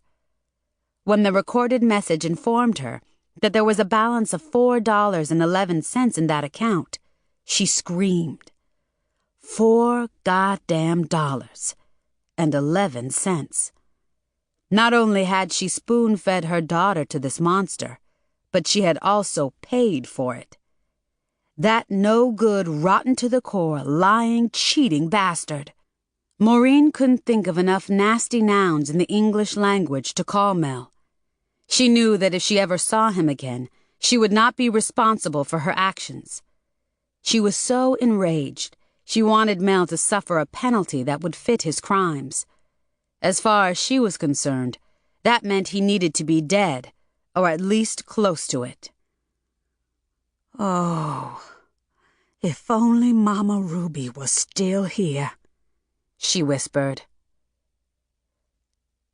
Before Maureen left to drive to Virgil's house, she went into Loretta's room. Just looking at her neatly made bed made Maureen's head spin. She sat down in the chair at the cute little vanity table that Mel had given to Loretta last Christmas. She cried until her eyes felt like they had been set on fire. She got up a few minutes later and looked around Loretta's room. Then she marched across the floor and flung open the closet door. Loretta had not left much behind.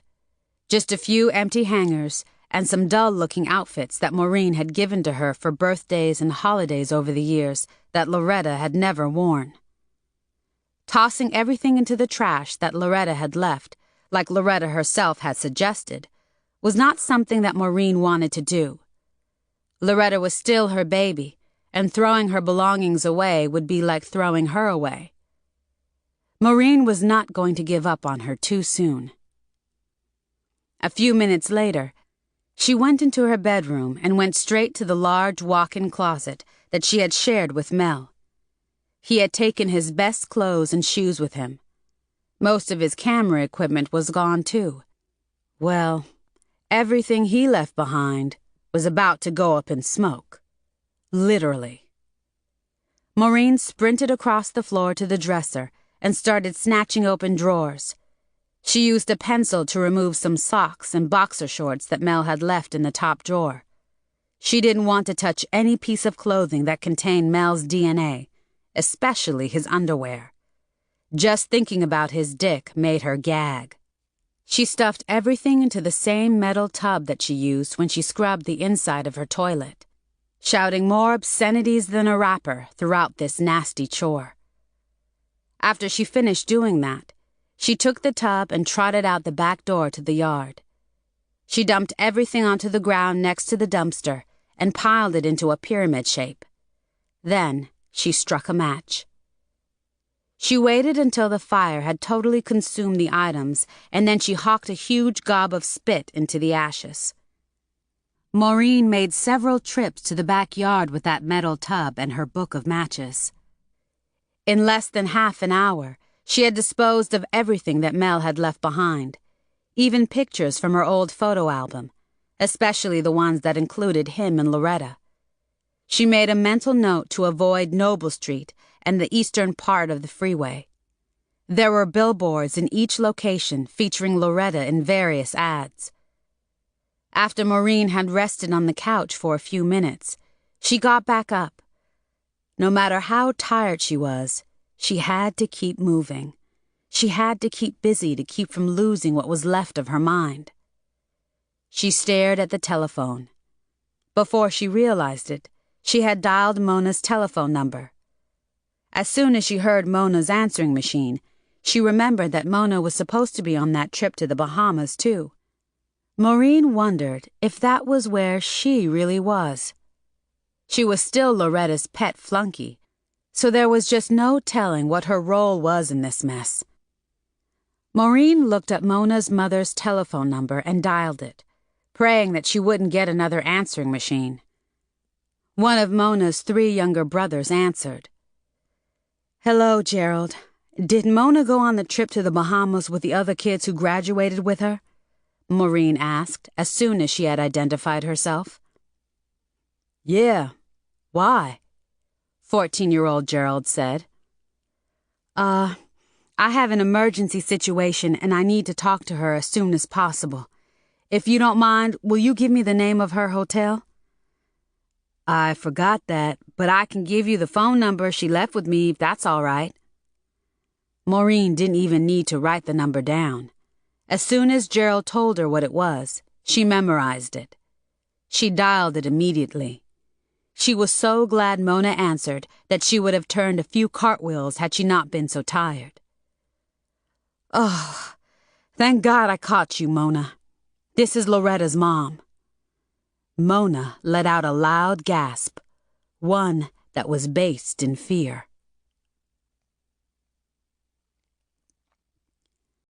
Chapter 56.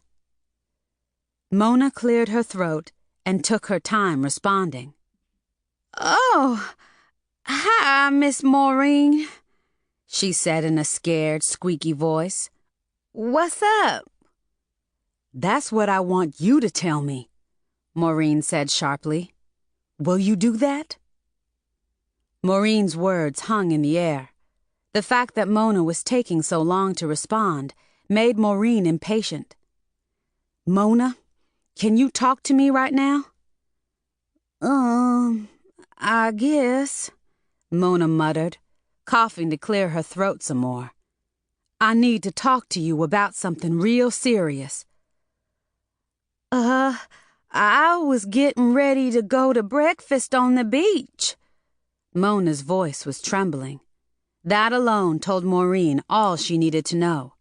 Mona was in cahoots with Loretta and Mel. I won't hold you up but a few minutes, Maureen said quickly, praying that Mona wouldn't hang up on her or that the overseas call wouldn't get abruptly dropped. Mona, Loretta is supposed to be in the Bahamas with her stepdaddy. I took them to the airport myself. What hotel did they book? Mona said quickly in the same scared, trembling voice. They didn't go to the Bahamas. Mona mumbled. I wonder where they went. They called me from New York yesterday. That's where they went. Dang! Now that's hella messed up, Miss Maureen. I knew this was gonna happen one day. I kept trying to tell her how crazy that was. So, you knew they were having sex? Oh, yes, ma'am. I sure did. Loretta was my girl. She told me everything. Then you can tell me when this affair started. I don't want to get Mel in no trouble, Miss Maureen. He was always real nice to me. He only charged me half his regular price to do my graduation pictures. He did a lot of airbrushing on my prints, so I ended up looking almost like a model myself. He's a real nice man. Look, girl, that motherfucker was always nice to me, too. Now I want to know when that real nice man started screwing my child. If you know, you'd better tell me unless you want me to pay your mama and daddy a visit and tell them that you helped Loretta get into this mess. But I didn't do nothing. Please don't tell my mama and daddy that I was involved. They might change their minds about getting me a new car when I get back home like they promised. Mona, you need to tell me exactly when Loretta and Mel started having sex. Please, I'm her mother, and I need to know. See, Loretta had a crush on Mel from the get-go. She called me up the same day y'all first went to his studio.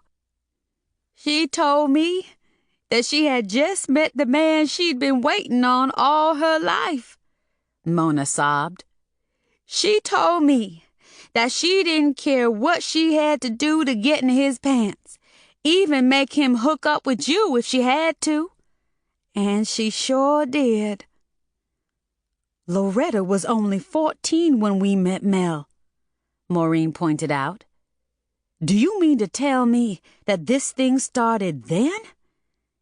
Even though Maureen had already presumed that the affair had begun when Loretta was only 14, having it confirmed by Mona made it seem even worse. Yes, ma'am. Well, maybe not the same day she met him, but Loretta started working on Mel real quick. She thought he was the bomb. She even took the bus, using my bus pass, and went to his place and gave him a real good blowjob before you ever called him up to see if he wanted to do her portfolio and help her get some modeling jobs. So my daughter threw herself at Mel? Even though Loretta had clearly implied that she had initiated the affair, Maureen still didn't want to believe it. Something like that. Something like what? Did he give her drugs or alcohol? Loretta's gonna be hella mad at me for blabbing her business. Look, girl, you can tell me what I need to know, or you can tell the police. Now what's it gonna be? You want to talk to me now, or at the police station as soon as you get back to Florida? I'll tell you everything you want to know now. Mona sniffed. Let me ask you again. Did Mel give my child drugs or alcohol? Not that I know of. I never saw Loretta do no drugs or drink no alcohol. How often did she see him? Oh, Lord, almost every day. She used to make me drive her over to his apartment in my daddy's car when she wanted to see him. They'd give me some money and send me to the movies. But when she went to visit Mel for a quickie, I'd sit in a parking lot and wait on her. Some days she would be up in his place for a real long time. I had to bring my Walkman and some books to read. One time, they took so long, I went to sleep in my daddy's car waiting on them to finish. Maureen had to sit down to keep from falling to the floor. She rubbed the back of her neck and her forehead. Pain was shooting throughout her body, from the bottom of her feet to the top of her head. The pain in her stomach was the worst. It felt like she'd been gored by a raging bull. Mona, who else knows about this? What about her other friends? What other friends? Like the Bronson sisters on Wallace Street. I never met them, but she used to call them up a lot and go to their house. She also started going to the movies with that Warren boy. Nuh-uh. That was part of her and Mel's plan. When you got on her case and told her she needed to spend more time with kids her own age, she and Mel made you think that she was with me or the Bronson sisters, or with Warren. But none of that was true. Anyway, Warren got into white girls at school as soon as we started our senior year. He wouldn't take Loretta or any other black girl no place no more. So you're telling me that those other kids were in on this scheme too? Those Bronson girls? Oh, no. They didn't know what was going on. On account of there ain't even no Bronson sisters. That was bogus too. What do you mean? Loretta made them up to throw you off. She did go to the movies with my gay cousin a few times, but usually Mel would be waiting for her somewhere after she left the movie theater. Mona stopped talking long enough to catch her breath. Now that she had started to spill the beans, it sounded like she didn't want to stop. I don't know why they even bothered with all of them lies. They did a lot of their business in your apartment a lot of times. Every time Mel had a beat shoot, he checked into a room that his client paid for, and that's where they hooked up a lot too. Did they already get married up there in New York? Say what? Maureen roared. Do you mean to tell me that Loretta thinks Mel is going to marry her? Yup. That's what she told me not long after they got together. She's been telling me that almost every day ever since. She said that Mel told her he would divorce you and marry her when she turned 18. Well, since she turned 18 back in March, I guess they'll get married now. Just to let you know, I don't think he felt too good about what he was doing. I know that because a lot of times when I was around them, he couldn't even look me in the eye. But knowing what you knew, you could still come over here and look me in the eye?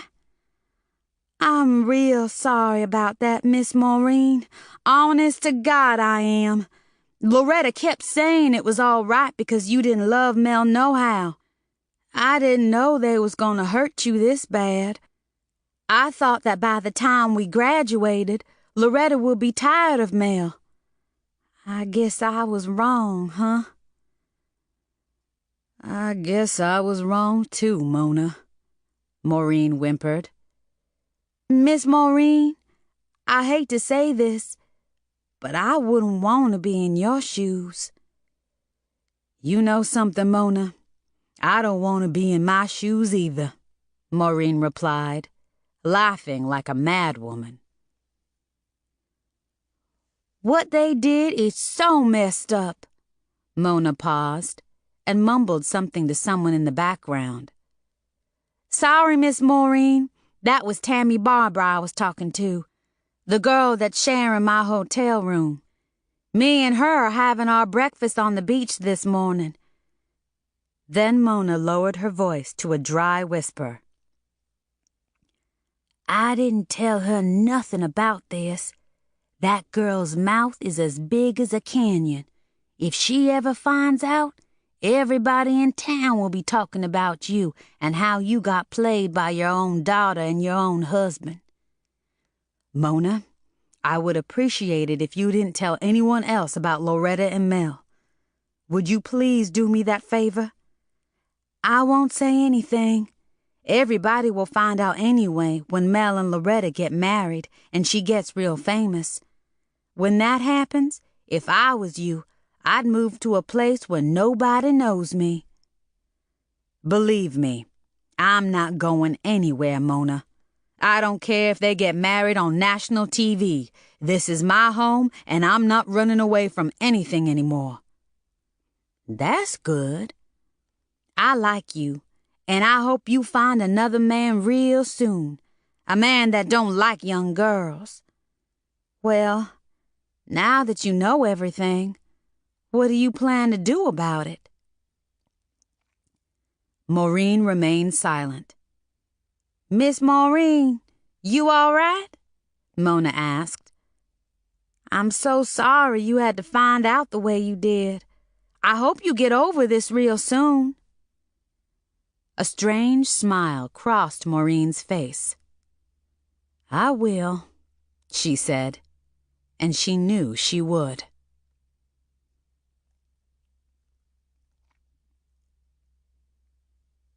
Chapter 57. Call the police! Caddy was livid. She stomped back and forth in Maureen's living room like some man had run off with her teenage daughter. If I had a daughter and some nasty-ass, dirty old man took off with her, I'd have his ass arrested. Caddy had been rough all of her life. She had cut a few people with the straight razor she carried in her purse, bounced rocks off a lot of heads, and bitch-slapped several women who had provoked her. She had even thrown a pan of boiling hot water on one of her lovers when she discovered he had stolen money from her. Caddy had also been groomed for violence by Mama Ruby. When Mama Ruby used to chastise people, Caddy had been one of her most loyal cohorts. Caddy continued to pace Maureen's living room floor, with the tail of her knee-length skirt flapping up and down like an eagle's wings. There was so much profanity spewing out of her mouth, it sounded like she was speaking a foreign language. She calmed down long enough to say, You want me to take care of that horny motherfucker? By the time I get through slicing him up, he'll have 2 assholes. Maureen had cooled off considerably by now, but she was still so angry that if Mel had walked back into the apartment, she probably would have beaten him to a bloody pulp with her bare hands. No, I don't want you to do that, Caddy. For one thing, he ain't worth you going to jail for. Another thing is, I don't think he'll come back this way, Maureen said in a tired voice. This was well planned. He even sold his SUV before he left, and he took some of my money. Caddy's jaw dropped. What money? She roared. That cocksucker robbed you too? Maureen had not told Caddy about the joint bank account she had opened with Mel. At the time when she opened the account, shortly after she and Mel got married, she didn't feel comfortable with it, but he had badgered her about it almost every day. After he had convinced her that their combined savings would earn more interest, she had given in. Yes, he stole money from me too, Maureen admitted without hesitation. How much? Caddy wanted to know. It was some money that we had in the bank in a joint account. We had saved several thousand, but that bastard took all but $4.11 out of that account. Maureen gritted her teeth, and a scowl appeared on her face that no one in the room had ever seen before. She didn't care if everybody knew what a gullible fool she had been to open that bank account with Mel. She wanted them to know just how big of an asshole he was for stealing that money, knowing she would need it now. $4.11? Caddy bellowed. $4.11, Maureen confirmed, pronouncing the words the same way Caddy had. That motherfucker cleaned you out, Caddy shouted. Stomping her foot on the floor so hard, Maureen's lamps on the end tables rattled. I still say you need to call the police. We can get him for robbery and statutory rape. I keep telling everybody that Loretta is 18, Maureen whimpered. She occupied a chair facing the couch where Virgil, Corinne, and Fast Black sat, all looking like they wanted to cuss out the world. This didn't start when she was 18. I know you ain't fool enough to believe that. Mel's been dipping his spoon in Loretta's honey pot for a while, Fast Black screeched. She was just as rough and tough as Caddy. Not only had she shot one of her ex-lovers in the throat, causing him to lose his voice permanently, but she had also been one of Mama Ruby's enforcers. She knew where all of the bodies were buried, and had helped Mama Ruby bury a couple. Right now, there was a sneer on Fast Black's face that could stop a clock if she stared at one long enough. I never did like that man. I knew there was something fishy about him when I walked into the nail shop and seen him sitting there getting his nails manicured, Corinne crowed. This was the first time Maureen had ever seen her mild-mannered sister-in-law so angry. Veins stood out on her forehead and neck, and her nostrils flared. A manicure? Now if that ain't a sissified procedure for a man to get done, I don't know what is, Virgil yelled, shaking his fist and glancing at his own raggedy nails. One time, Mel had the nerve to suggest that your friend Jay was a sissy. Huh, huh, huh. Like I said, Mel didn't just start doing his dirt with Loretta, Fast Black declared. I know that. Loretta's best friend Mona Flack told me that it started when Loretta was just 14, Maureen revealed for the first time. She believed everything that Mona had told her, but she wondered what Mona didn't tell her. Say what? Virgil, Caddy, Corinne, and Fast Black all hollered at the same time. There you go. You got a witness that he started fooling around with that child when she was still a baby, Virgil said, shaking his fist again. Oh, if I could get my hands around that bastard's neck, he would never look at another young girl.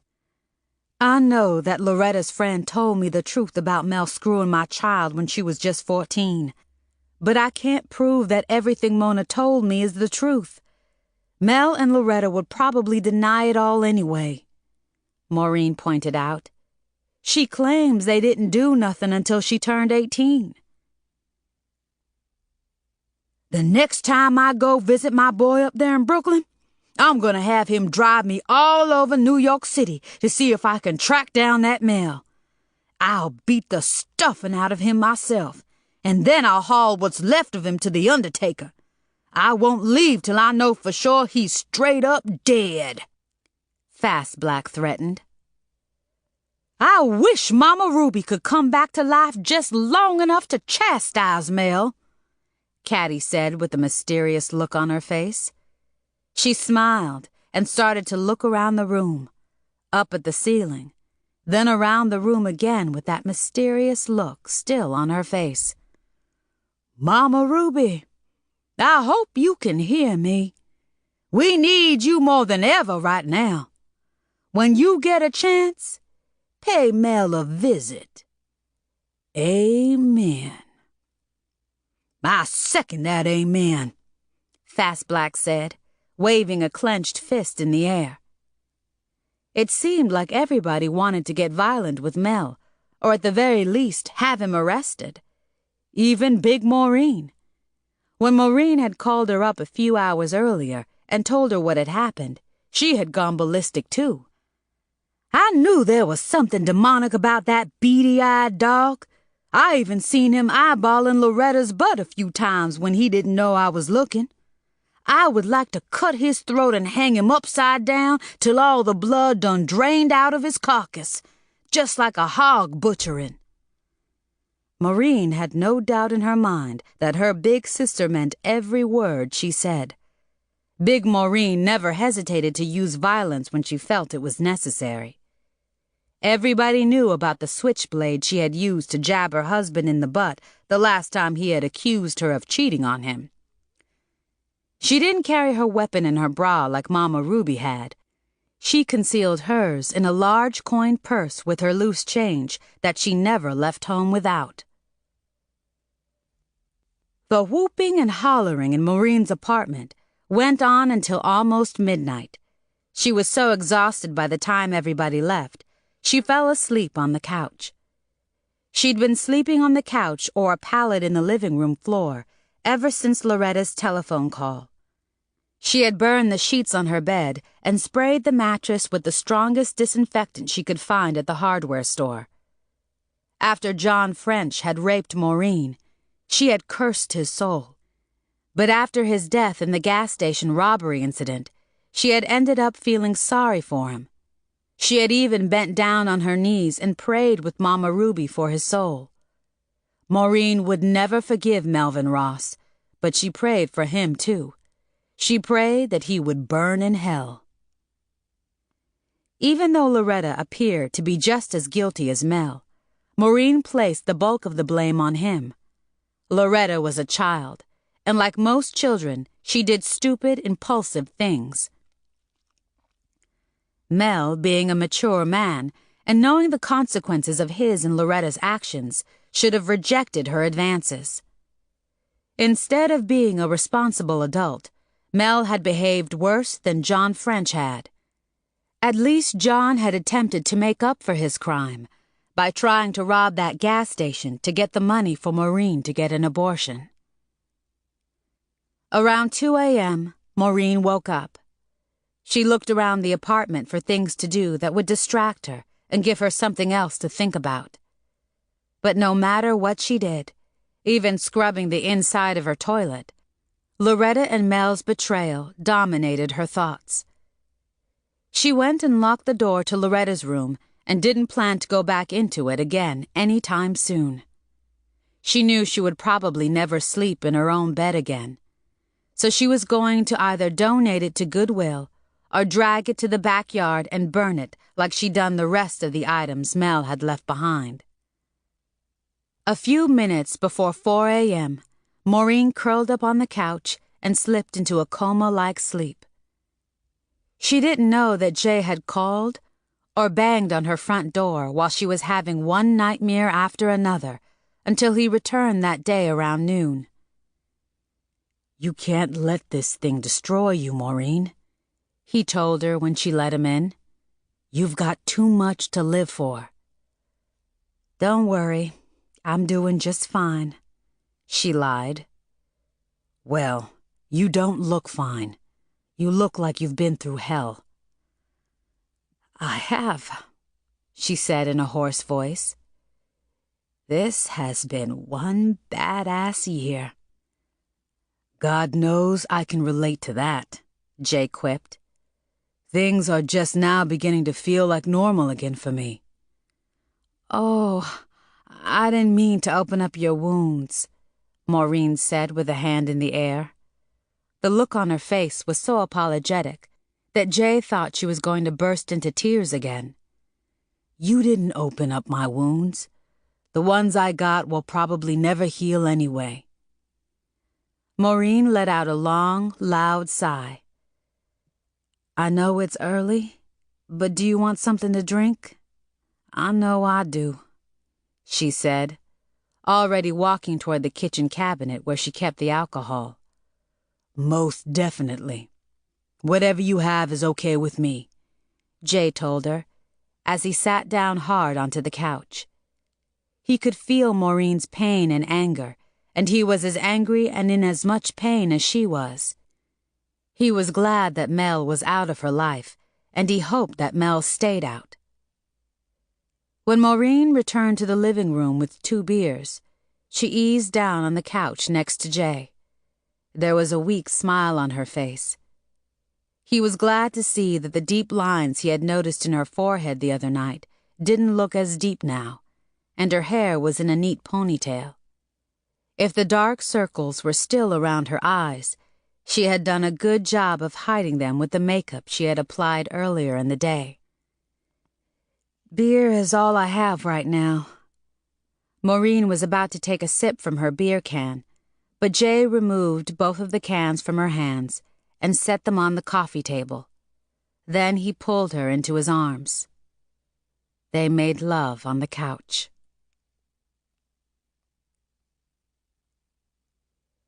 Chapter 58. Monday, in the second week of July, Maureen met with a lawyer, the same man Virgil worked for. She was not going to give Mel the satisfaction of initiating the divorce. She didn't have an address for a process server to deliver the papers, but that didn't matter to her lawyer. This man had kept some of Miami's most notorious criminals out of jail, so he knew every underhanded trick and loophole in the business. "All you need to give me is that scoundrel's Social Security number, darling," he told her. "I'll take care of the rest." The following Saturday was Maureen's 37th birthday. She planned to celebrate it, and the fact that she would be a free woman again in a few months when her divorce was finalized. She celebrated with Virgil, Corinne, Fast Black, Caddy, and Jay in Virgil's house.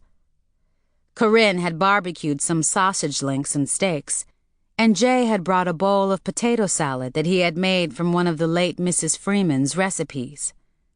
37, and you don't look a day over 25, Jay said, as they raised their wine glasses and toasted Maureen. "But I'm feeling every one of my years." She laughed before she blew out the candles on the German chocolate cake that Corinne had baked. Maureen didn't even want to think about what was in store for her in the next 37 years, if she lived that long. The way things had been going for her, she was surprised she had not already dropped dead. It was a sad day for Maureen. Her birthday was the day that she'd been kidnapped, and that was one thing she would have to deal with every year until the day she died. When Jay drove her home, she invited him to spend the night. They slept on a pallet on her living room floor like they usually did. Even though Maureen had replaced the bed she had shared with Mel, she spent as little time in the new one as possible. Just being in the same room that she had shared with Mel made her sick to her stomach. It was hard for Maureen to believe that only 3 months had passed since Loretta and Mel's departure. The weather was unusually hot and humid for September this year. Even with air conditioners, large pitchers of iced lemonade, and chilled cans of beer, Maureen walked around in her bare feet with a fan in her hand. Her pain had eased up enough so that she felt comfortable again in her own apartment. She still liked to go out whenever she could. She went fishing with Jay, spent more time with Virgil and Corinne, and entertained Caddy and Fast Black whenever they dropped by. She was glad that she had enough going on in her life that she didn't spend a lot of time thinking about Loretta. One of the things that Maureen didn't like about her job at the nursing home was that she had to wear scrubs and those ugly, thick-soled white shoes. Each day at the end of her shift, she kicked off her shoes as soon as she got into her car and drove with bare feet. Even with the unattractive attire, Maureen had begun to enjoy her job. Despite the fact that it involved a lot of unpleasant situations and the turnover was higher than ever, doing what she did made Maureen feel important. She had gotten used to the combative patients and all of the mayhem they caused. She had learned how to duck or jump out of the way in time when one of them threw something at her, and she had learned how to wrestle them off of her when one attempted to bite, pinch, or fondle her. One man got so mean and nasty whenever he couldn't play with Maureen's titties that he soiled himself on purpose so she would have to clean his butt and the rest of his private parts. Each time she had to do that, he displayed an erection that would put a horny frat boy to shame. Work kept Maureen's mind occupied.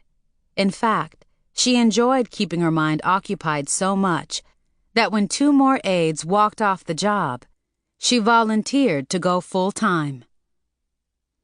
Maureen had not heard from Loretta or Mel since they had called her that one time.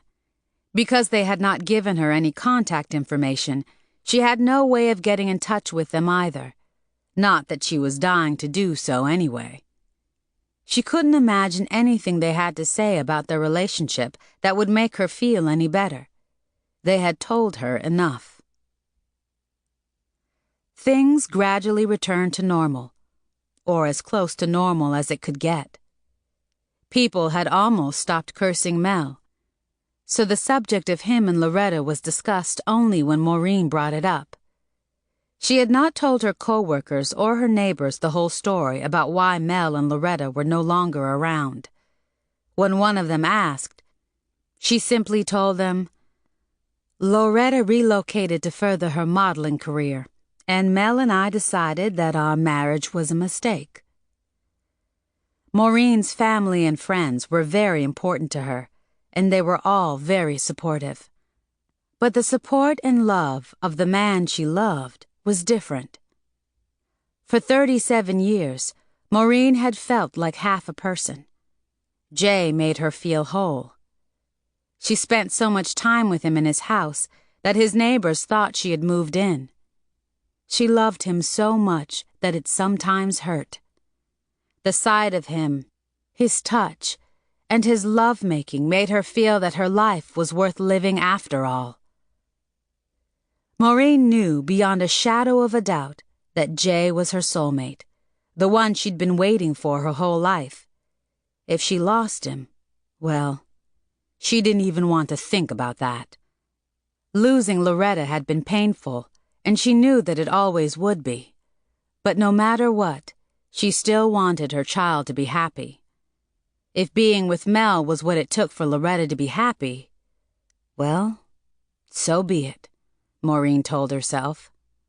Besides, there was nothing she could do about that anyway. Even though Maureen knew in her heart that she would never forgive Mel and resume their relationship, her pending divorce would make it so final. And that hurt. She didn't like what it implied. Yes, it meant that she was no longer going to be married to Mel, but it also meant that she was divorcing her only child in a manner of speaking. In spite of Loretta's blatant betrayal and total disregard for her feelings, the girl was still her only child. Big Maureen and Lucas came back for Thanksgiving. Maureen and Virgil were so happy to see them again so soon that they didn't spend much time thinking about Loretta's absence. Jay had turned down several Thanksgiving dinner invitations from people who were still looking after him so that he could spend that occasion with Maureen and her family. He occupied the seat that Mel had always sat in on this occasion every year, and the high-backed chair, which didn't match any of the other chairs at the table, was occupied by Big Maureen this year, not Loretta. Even though there was a huge Thanksgiving feast piled up on the table, a lot of hugging and kissing going around the room, and a lot to be thankful for, it was not a happy holiday. This was the first time since Loretta's birth that she had not spent the holiday with Maureen. Maureen didn't even want to think about how hard it was going to be for her to get through Christmas without falling apart. Big Maureen had seemed distracted and preoccupied since she and Lucas arrived from the airport. After dinner, Maureen took her aside and demanded to know why she was walking around looking as gloomy as a pallbearer. "It don't look like me and Lucas ever gonna get us a baby," Big Maureen choked. "Them adoption folks finally told us something they never told us before." Big Maureen blinked to hold back the tears that were threatening to roll out of her eyes. "There was some kind of mix-up at their main office, and somebody misplaced some paperwork. We was the next couple in line to get a baby, but because of that mix-up, another couple, a couple that's been childless for the 20 years they've been married, got the baby we should have got. Now we gotta wait God knows how much longer." Well, maybe that wasn't the baby for you and Lucas. Maybe God thought that other couple who had never had a baby deserved a baby before y'all. You can't overlook the fact that you have raised some kids of your own already, Maureen said. The way Big Maureen's mouth dropped open and her eyebrows shot up frightened Maureen. She wished she hadn't added that last sentence. But me and Lucas ain't never had no kids together. Since my kids all so old, it don't even feel like I ever raised none. Big Maureen shot back. She immediately apologized to Maureen for her outburst. I don't mean to be taking out my frustration on you, little Maureen. I know you got enough problems already on your plate without me adding some of mine. I'm sorry. It just seems like I can't win for losing. She sniffed, nervously wringing her hands. That's all right, Big Maureen. You don't have to be sorry about nothing. I've learned to live with my problems, and you will too. Maureen smiled, but it was a hollow smile. I got a feeling things will work out for you and Lucas, and for me, Maureen told her big sister. Chapter 59. The month of December slid in like a python. Neither Maureen nor Jay bothered with decorations or a tree, and neither one of them did any Christmas shopping. All Maureen did to observe the holiday was send out a few Christmas cards. This would be the first Christmas in Jay's life that he didn't spend with Mrs. Freeman, the woman he still thought of as his mother. He invited Maureen to spend the holiday with him in Bimini. Since Maureen's blue mood was just as dark as Jay's, she told him she would go. A change would do her a lot of good. But before she could get out of town, another monkey wrench got thrown in her direction. Loretta called while Maureen was packing for her trip. It was Christmas Eve. Merry Christmas, Mama, she chirped. Loretta, is that you? Maureen asked, too startled to say anything else. Who else calls you Mama, Mama? Merry Christmas to you too, baby, Maureen said in a warm voice. You sure don't sound merry to me. This is a season where everybody's supposed to be jolly. You used to be. I used to be a lot of things, Loretta. Maureen's voice went from warm to chilly within seconds. And so did you. What she couldn't understand was how Loretta was still able to be so jolly under the current circumstances. She had to know that she had caused her mother an enormous amount of pain. Mama, get over it. What I did is old news now. You need to move forward. Loretta, I have moved forward. I hope you have too. Oh. Well, anyway, I've been meaning to call you, Loretta said, sounding as petulant as a 5-year-old. Why didn't you? And why are you calling me now? Maureen asked. She was in her bedroom, sitting on the side of the new bed. I needed to talk to you about something. Oh? Was there something you forgot to say to me when you called me that day back in June? Maureen was still bitter and still very angry with her daughter, but she was glad to hear her voice, so she decided to soften her demeanor. Is everything all right? Yes, ma'am. How have you been? I mean, you still pissed off? Yes, I am still pissed off. I probably will be for a long time to come. But like I just said, I'm moving forward with my life, Loretta. Thank you for asking. And like I just said, you need to get over it. Is that why you called? Well, I was thinking about you. I thought that it being the holiday season, you'd be in a good mood. I am in a good mood. I still have a lot to be thankful for. I have some good friends and family who love me. I'm better off than a lot of people. That's the spirit, Mama. They say you can't keep a good woman down, and you've proved that that's true 100 times over. I can agree with that. I feel the same way. Maureen's voice was dripping with sarcasm on purpose. You still working at that old folks' home? Yes, I am. I hope you find something better soon. You used to come home from that place smelling like Bengay and liniment and old folks' sweat. That lobster factory you worked for all those years was bad enough. I hate to disappoint you, but I love my job, so I won't be looking for something better at all. You still modeling? Loretta gasped. What's wrong with you, Mama? Of course I'm still modeling. What do you think I came up to New York for? Didn't I tell you I was going to be a supermodel? Repeatedly, Maureen hissed. I hope you do become a supermodel. When I do, I'll be doing magazine interviews and TV talk shows like that black supermodel Naomi Campbell is doing. Her mama used to be a showgirl, and I heard she's going to be doing some modeling too, Loretta clucked. Then she began to speak in a more serious tone of voice. I wish you was more like Naomi's mama. I don't want to go on a talk show and tell the world that my mama's working in a nursing home. I'll probably say you're just a housewife sitting on a porch with a cat. Loretta snickered, but she was dead serious. Maureen rolled her eyes and sighed with exasperation.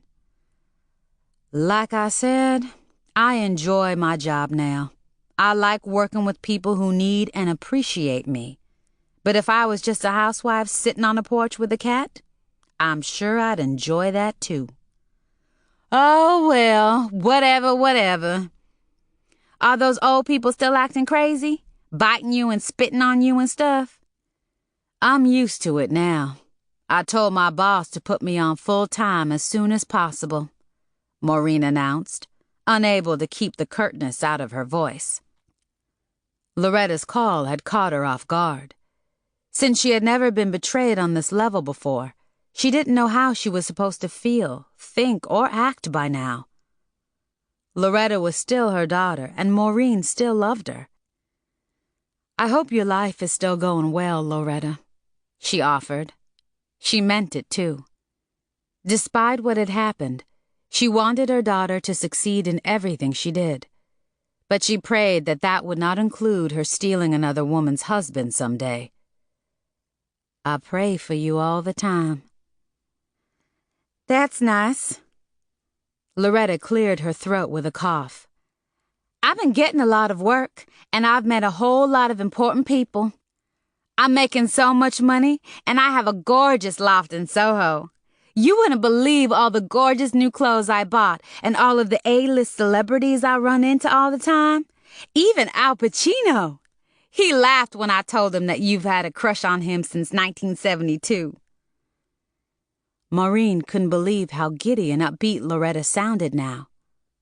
Was she so self-centered that she didn't even care about all the pain she had caused? And why had she not even asked about Virgil or Corinne or Big Maureen or anybody else?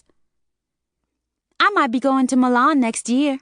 That's in Italy, Loretta gushed, keeping the general focus of the conversation on herself. I know where Milan is, Maureen said.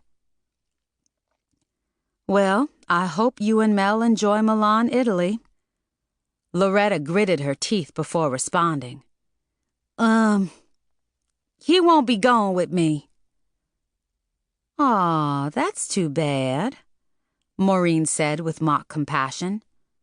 I didn't think y'all liked to spend too much time apart, especially now. I'm surprised he's gonna let you go halfway around the world without him. By the way, when's the wedding? Mama, he's with somebody else. He moved out 2 weeks ago. Loretta choked. He didn't really love me after all, I guess. I guess he didn't. Maureen sniffed. Mel Ross had never really loved Loretta, But she had been the best business opportunity he had ever encountered. Until he met another girl who was even more gullible, more beautiful, and more ambitious than Loretta. Most importantly, the newer model was an even bigger love-struck fool. Being the astute businessman that he was, Mel had traded one fool for another. Now Loretta was devastated. Before we could even get settled in good, he started acting crazy up here, she growled. Women were calling our place all hours of the day and night, and all the while he was telling me they were calling about business. How many models or magazine people call up photographers in the middle of the night? He thought I was a fool. Oh, like me, huh? You don't have to rub it in. You don't have to say it, because I already know how bad you want to say, I told you so. Well, I never said that, but I'm glad you brought it up. Maureen couldn't remember the last time she felt as smug as she did now. Had she no longer cared about Loretta, she probably would have laughed and danced a jig. I'm just sorry that you had to be the woman who did me the favor of taking Mel off my hands. I knew how anxious you were to marry him. Loretta didn't respond right away. Maureen thought that maybe it was because now that Loretta knew what it felt like to be betrayed, she was wondering how she was going to make up for all of those nasty words she hurled at Maureen the first time she'd called. Maybe she was truly sorry about what she had done and was trying to ease her way back into Maureen's life. But from what Loretta had said so far, it didn't sound like she wanted to come home. There's a new man in my life already. I will love him until the day I die, Loretta gushed. She had said the exact same thing about Mel. Maureen couldn't resist the urge to remind Loretta of that. Just like you were going to do with Mel, huh? What? That's the same thing you said about Mel, word for word. Don't you remember? Oh, well, I was wrong. I'm not wrong this time. I've met a wonderful man. I love him and he loves me. Maureen closed her eyes, rubbed her eyelids, and shook her head. Her eyes were burning when she opened them again. I hope it wasn't love at first sight this time, too, she said with a profound sigh. It wasn't. I've known Kyle for a few weeks, and we just recently realized how much we care about each other. Well, I'm happy to hear that things are working out for you, Loretta. No matter what you did, I still want the best for you. I just hope that you will make better choices in the future. There's something else. The reason I really called. Maureen felt her entire body get tense. If Loretta was calling to ask if she could come home, would she allow her to do so? The thought of having her back under the same roof gave Maureen an instant headache. How would she deal with that? The bottom line was, if Loretta wanted to come home, Maureen couldn't turn her away. What else could she do? What did you really call me for, Loretta? Maureen held her breath. Several moments of ominous silence passed. Loretta coughed again. Mama, I called to tell you that I'm going to have Mel's baby. Oh. Maureen wanted to crawl into a hole and stay there until she died. How in the world would she be able to live under the same roof with Loretta and Mel's baby? What would people say? Maureen knew that Caddy and Fast Black would preach her funeral and talk about her so badly she'd probably have to sever her relationship with them. She had no idea how Virgil and Corinne would react to this disturbing news. But Loretta was still her daughter, and she couldn't turn her back on her and her unborn baby. You want to come home, huh? Maureen blew the words out as quickly as she could, because as long as they stayed in her mouth, she felt nauseous. Oh, no, not even. The thing is, I don't want this baby. I'm gonna get rid of it. See, another model I work with sometimes got herself in trouble. She died during her abortion. Please don't tell me. That I'm getting an abortion? Well, I am. I just wanted you to know in case I die on the operating table or something. Get me cremated and scatter my ashes on top of Mama Ruby's grave so she can look out for my spirit. Maureen wanted to go outside and run up and down the street screaming. As if she was not already in enough pain, now here she was listening to her daughter discuss her final arrangements. Oh, if she could get her hands on that Mel. Then don't take that chance, Maureen pleaded. Having a baby is not the worst thing in the world. It would be for me. The last thing I need right now is a baby. My career is just beginning to take off, and I can't let a baby get in my way. I'm showing already, and I can't work again until I get my abortion and lose the weight that keeps sneaking up on me. What about Mel? Did he tell you to abort his baby? He suggested I throw myself down a flight of stairs to abort it so I wouldn't have to pay for it. That Mel. His name made Maureen want to puke. He was a dog clean to the bone. He didn't want any babies, but he had seduced a baby, and now he wanted her to kill the baby that he'd impregnated her with. Loretta blew out an angry breath. As Mama Ruby would say, that low-down funky black dog. If that wasn't bad enough, he thinks it's another man's baby. He's a damn liar. Mama, you know me. I wouldn't lie about something this serious. Maureen was speechless for a few moments. Loretta's last sentence almost made her laugh. Under the circumstances, that stupid declaration was nothing to laugh about. After Maureen took a few deep breaths, she continued. Loretta, don't do something that you might regret for the rest of your life, like I almost... You almost what? I was going to get an abortion when I was pregnant with you. Maureen heard a mild gasp, but she couldn't tell if it had come out of her mouth or Loretta's. When she heard another gasp, this time loud and clear, she knew it was coming from her. It would have been the biggest mistake I ever made in my life. Why didn't you go through with it? Why didn't you get rid of me before I was born? You would have been better off. I don't know about that. I've enjoyed being your mother.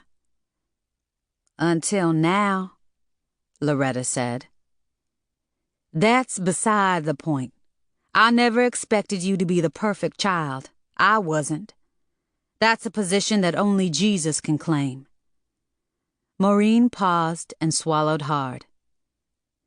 Your daddy died, and I couldn't go through with the abortion. Are you sorry you didn't do it? I mean, look how I turned out. I'm glad I didn't abort you and your twin sister. Just so you know, I think you can still turn your life around. I'm going to. I'm not going to let Mel ruin things for me. Listen, I have to leave in a few minutes to go to my yoga class. Loretta, if you don't mind, would you give me your telephone number? Maureen broke in. For what? In case I need to call you. Loretta made Maureen want to holler. She didn't, though, because she knew that if she did, she probably wouldn't stop hollering until the people in the white coats had strapped her into a straitjacket and tucked her into a padded cell. She was surprised that she was still able to speak in a civil tone of voice. After all, Loretta had said some pretty disturbing things to her. Loretta rattled off a telephone number, and then she hung up without saying another word. Maureen shook her head and finished packing for her trip to Bimini. Chapter 60. Maureen enjoyed the few days that she spent in Bimini with Jay. For the first time in months, she was able to act like a normal person, whatever that was. They had rented a bungalow near the beach and spent Christmas night sleeping on a blanket under a cabana outside the bungalow window. They opened their eyes the next morning with the starfish and other small creatures crawling on their faces. "You look and act like a new woman," Jay told Maureen, wiping sand off her face. "I am a new woman." She really did feel like a new woman because she was experiencing emotions that she had never experienced before. But the pain that she had recently experienced was still lurking beneath the surface. "A penny for your thoughts," Jay said in a cheerful voice, tickling Maureen's cheek. "My thoughts ain't worth a plugged nickel these days. I'm going to enjoy my life anyway," she vowed, pulling the blanket up to her chin.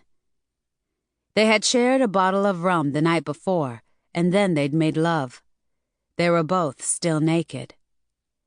"I'm glad to hear that," Jay said, sitting up, swatting at a swarm of gnats buzzing around his face. "I mean, you've been through a hell of a lot lately." "So have you." Jay groaned, but a few seconds later he snickered. "Let's try not to think about it. It'll all be at home when we get back." Maureen didn't want to go back home.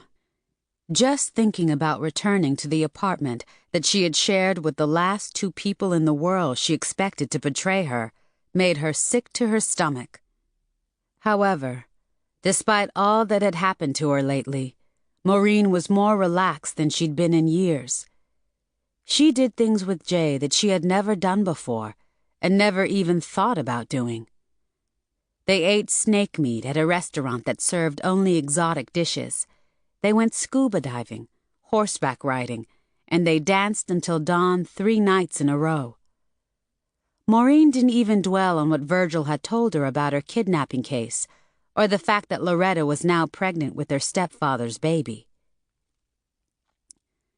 Those were 2 more pieces in her life that she was not ready to share with Jay yet, and might never be. She thought it was more important for her to focus on things that made her feel good, like being with Jay and having Big Maureen to call up and chat with. As soon as Maureen got back to Florida, she called up Big Maureen and told her that Loretta was pregnant and planning to get an abortion. "An abortion?" Big Maureen shouted. "Why?" "She feels that a baby wouldn't be nothing but a big inconvenience right now," Maureen explained with a heavy sigh and a sharp pain in her chest. "It's a damn shame that the females who don't want babies always get pregnant and then get abortions." "Oh, no! Little Maureen, please don't let that child kill that precious baby," Big Maureen hollered. "Even if I tried to talk her out of it, I'm the last person in the world she'd take advice from these days." "Sister, please, I'm begging you, and I'll get down on my knees and beg Loretta too if I have to," Big Maureen bellowed. "This could be God's way of answering me and Lucas's prayers." "What?" "Don't you see? This could be an answer to a prayer." An answer to a prayer? That was exactly what Virgil had said that Mama Ruby told him on the night she kidnapped Maureen. "You want my daughter's baby?" Maureen asked. "Do you really mean that?" "Oh, Lord, yes, I mean it. I've never met nothing more in my life than this. Yes, I do want that baby.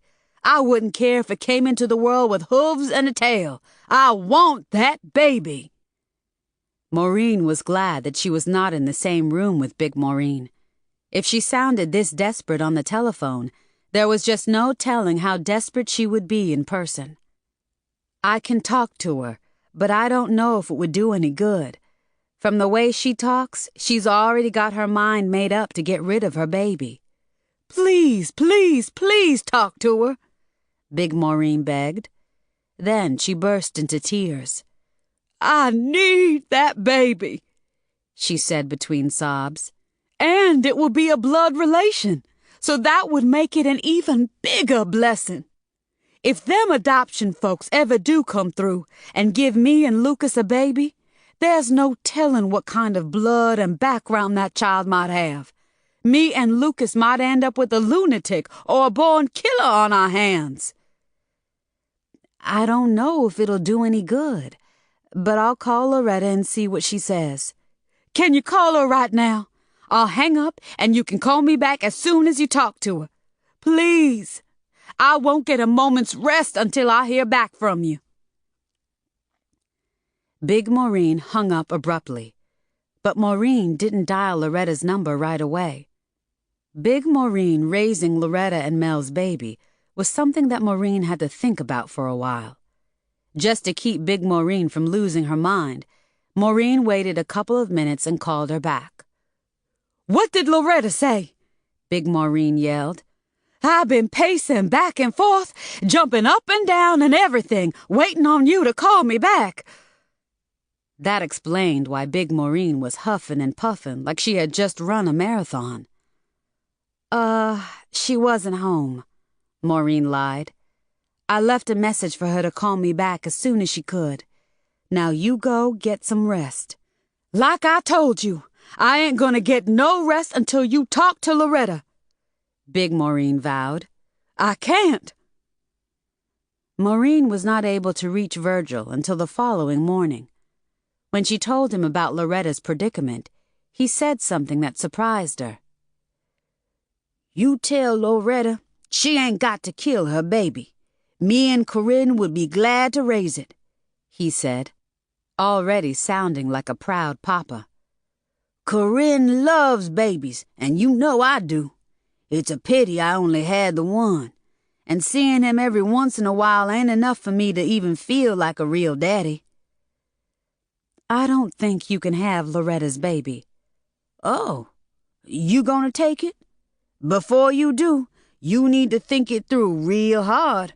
Every time you look at that child, you will think about Mel and what he done. I think the best thing would be for somebody else to raise it so you won't have to." "Big Maureen wants the baby," Maureen stated. "She wants that baby real bad." Well, if I can't have it, I'd rather see it go to a relative than to some adoption outfit or end up in some foster home. Big Maureen would be a good choice. I know how hard she and Lucas been trying to adopt. I got a feeling that this might be an answer to a prayer." An answer to a prayer. There was that phrase again. Maureen had no doubt in her mind that it really was an answer to a prayer for somebody. She called Loretta immediately after her conversation with Virgil. To her surprise, Loretta actually sounded happy to hear from her. "Hi, Mama. What's up?" Loretta yipped. "Hello, Loretta. I'm glad I caught you at home. I just wanted to say hello and see how you're doing. Is everything going all right? Do you feel all right?" "Yeah, why wouldn't I? I'm healthy and strong as a mule. I can't wait to get rid of this baby. I'm gaining weight like mad. I can't believe how bloated I look already. I did quit smoking, though, on Christmas Day."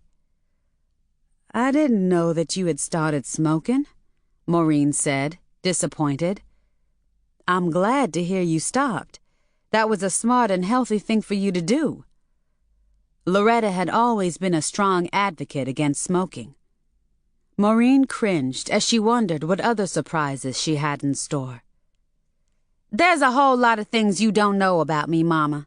But it didn't take long for me to realize smoking was bad for me, so I gave it up." "Was it just cigarettes you smoked?" Maureen eased in with caution.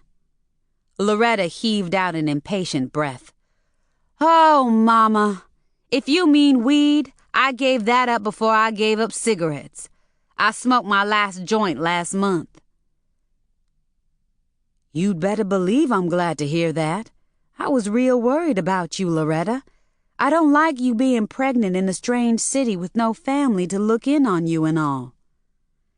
I got a lot of new friends and they look out for me, so you can stop worrying. I'm not your baby anymore. You sure are not, Maureen thought to herself, tempted to say it, but glad she didn't. Oh, Mama, guess what? I just came from my beautician, and I've decided to lighten my hair. Can you see me as a blonde? Everybody says that with blonde hair, I would look even more beautiful and exotic with a different look than the rest of these black models up here. That's nice, I'm sure you will, Maureen mumbled. Listen, do you have time to talk about your condition? My condition? Loretta barked, like her condition was something she had just realized. You mean the baby? You want to talk to me about the baby? For reals? For reals. I know you're probably wondering how it happened. I swear to God, me and Mel used protection from day one. I'm glad to hear that. The last thing I wanted was for you to get pregnant and not be able to graduate with your class, Maureen said in a guarded tone of voice. I graduated with my class, and unlike Wanda Tucker and Melanie Bostwick, I was not pregnant when I walked across the stage to get my diploma. Loretta sucked her teeth. Anyway, Mel was determined not to make any babies with me, and that's why he started wearing 2 condoms at the same time. Well, apparently wearing 2 condoms didn't work, Maureen snipped. She sounded sarcastic and frustrated at the same time, and she didn't care if Loretta picked up on that. Believe it or not, wearing 2 condoms is worse than wearing just 1. Besides sex not feeling that good for the man, the 2 condoms rubbing against each other caused too much friction, and both of them broke at the same time. That's how I ended up pregnant. The last thing Maureen wanted to discuss was her daughter's sexual encounters with Melvin Ross. Thank you for sharing that with me, but I called to talk to you about something else. What? Loretta, I don't want you to abort your baby, Maureen stated. Please don't do that. Chapter 61. What Maureen had just said startled her as much as it did Loretta. She never thought that she would be saying such a thing to the woman who had stolen her husband. But Maureen still wanted what was best for her child, and now she wanted what was best for her grandchild. What's wrong with you, Mama? I do not want to raise this baby. You won't have to, Loretta. You want me to have it and give it up for adoption? Well, yeah, something like that. You want me to miss out on a ton of jobs, go through all that morning sickness and God knows what else, and lose my shape? I already told you I've gained a bunch of weight and can't work until after I have the abortion, and lose this weight. If you take care of yourself, you won't have to worry about getting sick every morning and losing your shape. At your age, you'll lose the weight, Maureen insisted. Please have the baby. This is probably the only thing I will ever ask you to do for me again. Let somebody who wants a baby raise yours. Loretta cackled like a witch before responding to Maureen's suggestion. Well, if you thinking about taking the baby and raising it yourself, no way. If I do decide to have it, I want it to be raised by somebody I don't know, so I wouldn't have to worry about ever seeing him or her again. I see. Well, it's your life and your body, and my baby, Loretta interrupted. What happens to it is up to me, not you. I'll never let you raise a baby of mine. I don't want to come back to Florida and have a baby running around calling me mama anytime soon. I don't want a child who would probably grow up hating me for giving it up to even know who I am. Loretta stopped talking long enough to catch her breath. Shoot! They show enough movies on the Lifetime TV channel about adopted babies growing up and tracking down their real mother and turning her life upside down. I'm not about to let something like that happen to me. My career would end up in the toilet so fast, it would make your head spin. I don't need that kind of disruption in my life right now. I'm sorry you feel that way. I don't want to raise your baby, but I know somebody else that wants to raise it, Maureen said evenly. She was amazed at how well she was able to suppress her anger. Wait a minute! Don't tell me you told everybody I'm pregnant! Loretta shrieked. Only your Uncle Virgil and your Aunt Big Maureen. Don't tell anybody else, not Jay or any of your friends. They don't need to know. They'll talk about me like a dog. Maureen didn't want Jay, Caddy, or Fast Black to know about Loretta's pregnancy. Jay would probably stay in a neutral position and keep most of his thoughts about it to himself. But Caddy and Fast Black would have a field day. If Big Maureen ended up with the baby, nobody in Florida would ever have to know. Maybe years later, Maureen would feel comfortable enough to at least tell Jay, and maybe even everybody else. For now, only she, Virgil, and Big Maureen needed to know. I agree with you. They don't need to know. But like I said, I know somebody who would love to adopt the baby. Like who? And don't you even think about Uncle Virgil and Aunt Corinne raising my child. If I give it to them, I may as well give it to you. No, not them. One of my patients at the home has a niece who has been trying to have a baby for years and years. If you let her adopt your baby, it would be an answer to a prayer for her. The woman has been married to the same real nice man for 15 years. Maureen couldn't believe how easily she had come up with such a bold-faced lie. Oh, yeah? Well, where does this niece and her real nice husband live? Huh?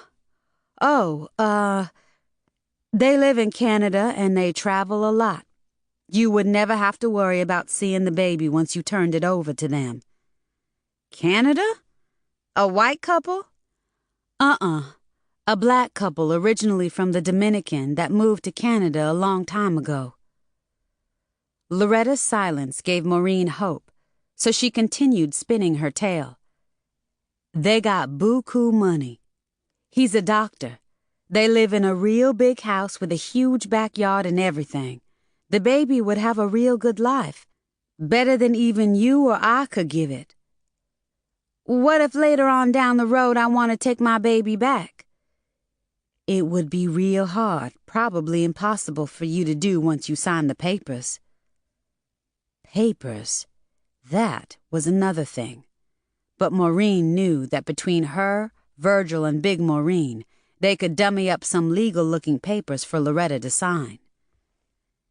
You could come home to have the baby. That way me and Virgil can take care of you. The couple said they don't want to meet the baby's mother or even know her name or anything else about her. Not now, not ever. Don't these people wonder why you don't want to raise your own grandchild? Or are they just that desperate for a baby that they don't care? Maureen had never been much of a liar, but she was impressed at how easily she was able to make up material as she went along.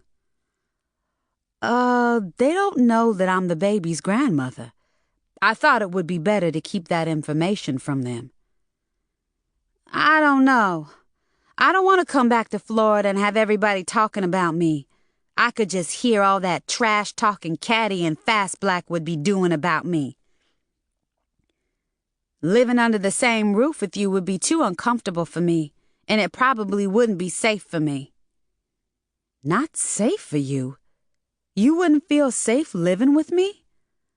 Loretta, I don't care what you do. I would never hurt you. I can understand you not wanting to live with me again. It would probably be just as uncomfortable for me as it would be for you.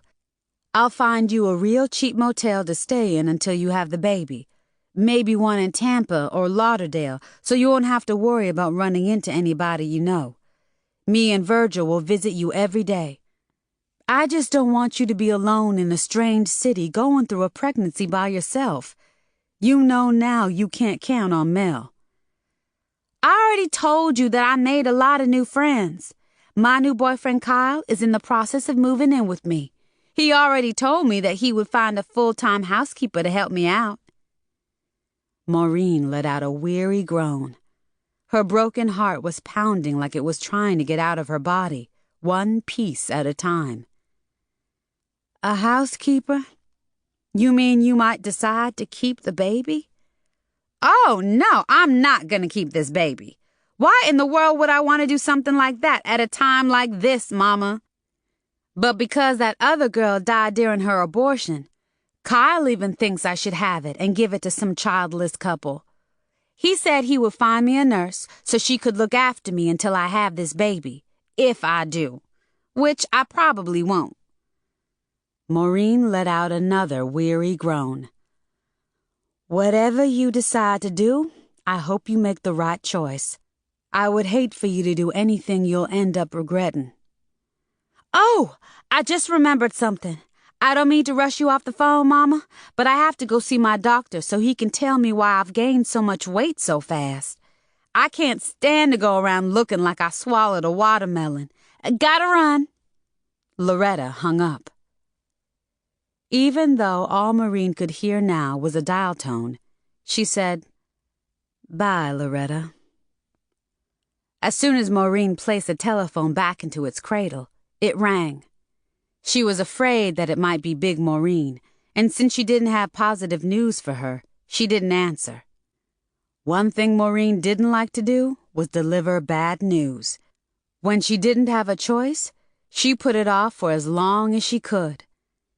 As soon as the answering machine beeped for the caller to leave a message and she heard Jay's voice, she let out a massive sigh of relief.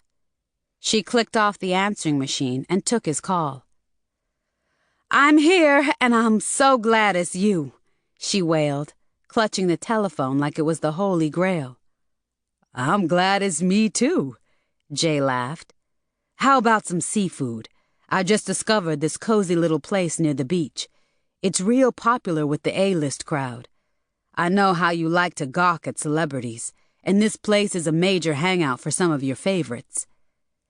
"That sounds nice." "You called just in time," Maureen replied. "Just in time for what?" "I need to talk to somebody about something." Jay hesitated with his response. "Oh, shit," he groaned. "Not more unpleasant news, I hope." Maureen began to speak slowly, spitting the words out like they had been dipped in poison. "Well, yes, it is unpleasant news," she said. Maureen had suddenly thought that she wanted to talk to Jay about Loretta's situation, but she caught herself in time. He probably still didn't need to know about this yet. She went in a completely unrelated direction. I lost 2 patients today, both within the same hour. They were both real nice and nonviolent, so I'm really going to miss them."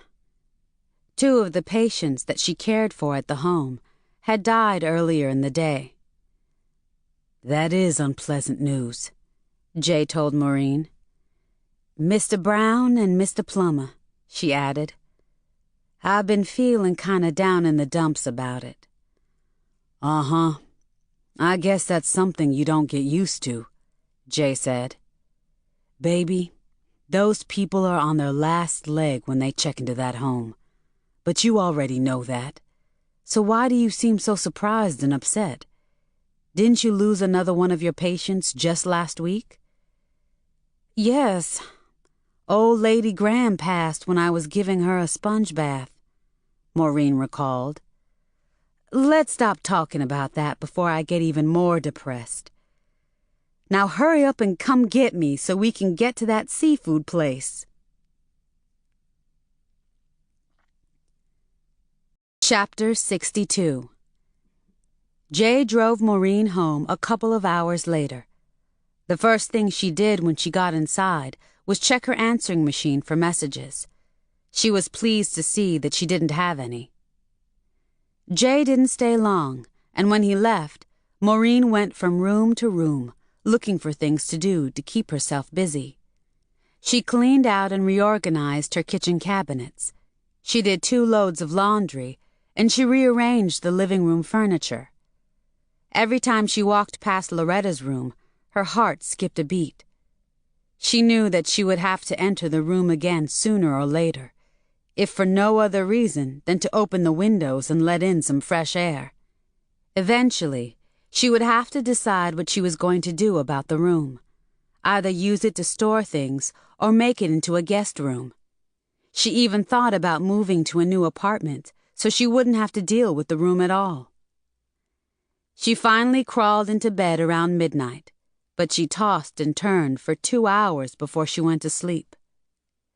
The next day around 6 p.m., Big Maureen called, but Maureen let the answering machine take a message. She still wasn't ready to talk to her big sister again. A few minutes later, without giving it much thought, Maureen dialed Loretta's number. A man answered, and Maureen promptly hung up, thinking that it might be Mel. He was the last man in the universe she wanted to talk to. When she thought about it a little more, though, she realized that the voice had sounded too young to be Mel's. She dialed the number again. "Hello? Is this the number for Loretta Montgomery?" she asked when the same voice answered. "Who's calling?" Her mother." Maureen heard some shuffling around in the background, and then the next voice she heard belonged to Loretta. "Yeah, Mama?" "I just called to say hello." "Hello? Well, is that all you call for?" Loretta sounded impatient, so Maureen planned to make her call very brief. "Loretta, I know you have company, so I won't talk long, but I wish that you'll reconsider." "Reconsider what?" You know." "I know what? Look, Mama, I don't have time for games. If you called to talk to me about something, please do it so I can go on about my business." "Loretta, you don't have to be so surly. I am your mother, girl." "Mama, what did you call me for?" "I wanted to talk to you about your problem." "Problem? What problem? I don't have no problems right now, except for—" "Oh, that. You mean that baby?" "Yeah, I mean that baby. I wanted to talk to you about what you told me you planned to do about your condition." "I'm not going to reconsider that. Please don't bring up this subject again," Loretta snarled. "I won't. But I do wish that you would give it a little more thought, Loretta. Please think about that poor, desperate, childless couple in Canada." "Think about me waddling around and looking like Humpty Dumpty, which I almost look like now. I'm thinking about how long it would take me to lose the weight if I went through with this pregnancy. Now please stay out of my business." "You will always be my business." "Mama, please get off my back and let me live my life the way I want to.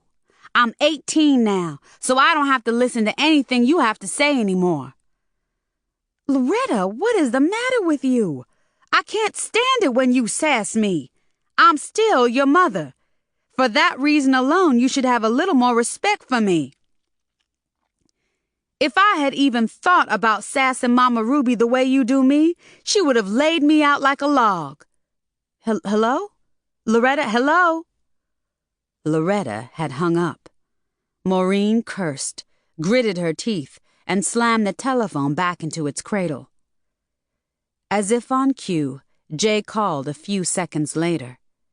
That was probably the only thing that kept Maureen from ripping the telephone out of the wall. "Hello, sweetheart. You were on my mind, so I thought I'd call to see if you'd like some company," Jay chirped. "Yeah, I would like some company," Maureen decided. sounding like a wounded kitten. "Uh-oh. Which one of your patients died this time?" Jay asked, holding his breath. "Nobody. I just had a telephone conversation with my daughter, Jay. She was so mean and nasty to me." "Again?" "Again." "Why don't you let her cool off for a day or two and then call her up and apologize?" "Apologize? I don't have anything to apologize to her for," Maureen snarled. "It doesn't matter if you do or not, sweetheart." "Jay, hello? I'm the victim here," Maureen said firmly. "I know that, baby. She's putting me through hell. But I'm still trying to have a relationship with her. She won't even meet me halfway," Maureen yelled. "But you should apologize to her if you want to resume a decent relationship with her. The thing is, Maureen, Loretta needs you more than you need her. She's too immature and self-centered to realize that. She's not going to meet you halfway. She's not even going to take one step in your direction. So you think I should grovel and kiss my own daughter's behind just so we can be on good terms again?" "Baby, that's just the way it is. If you don't, you might lose her forever." Maureen didn't want to agree or argue with Jay, but she knew he was right.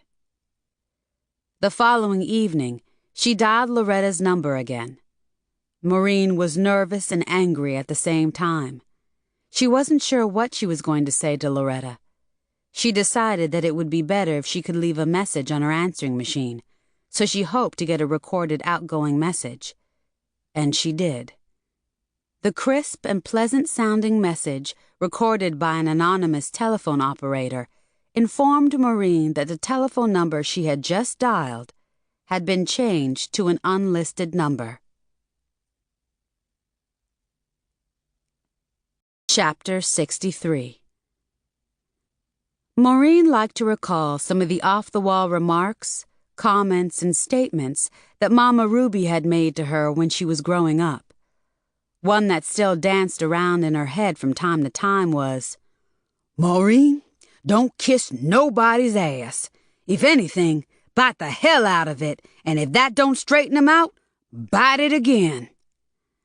Maureen couldn't remember one single ass that Mama Ruby had kissed, except hers. Loretta still had not given Maureen her mailing address.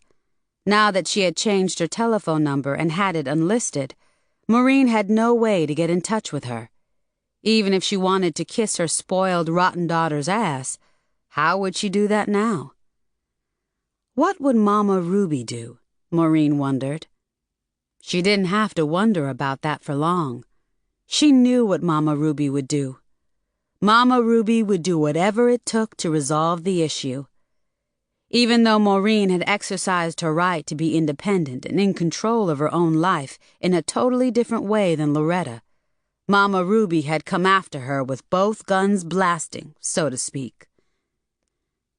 Not only had she pestered and stalked Maureen after she had moved into her own apartment, but also, Mama Ruby paid a visit to the lobster factory personnel office and told just enough lies about Maureen to get her fired.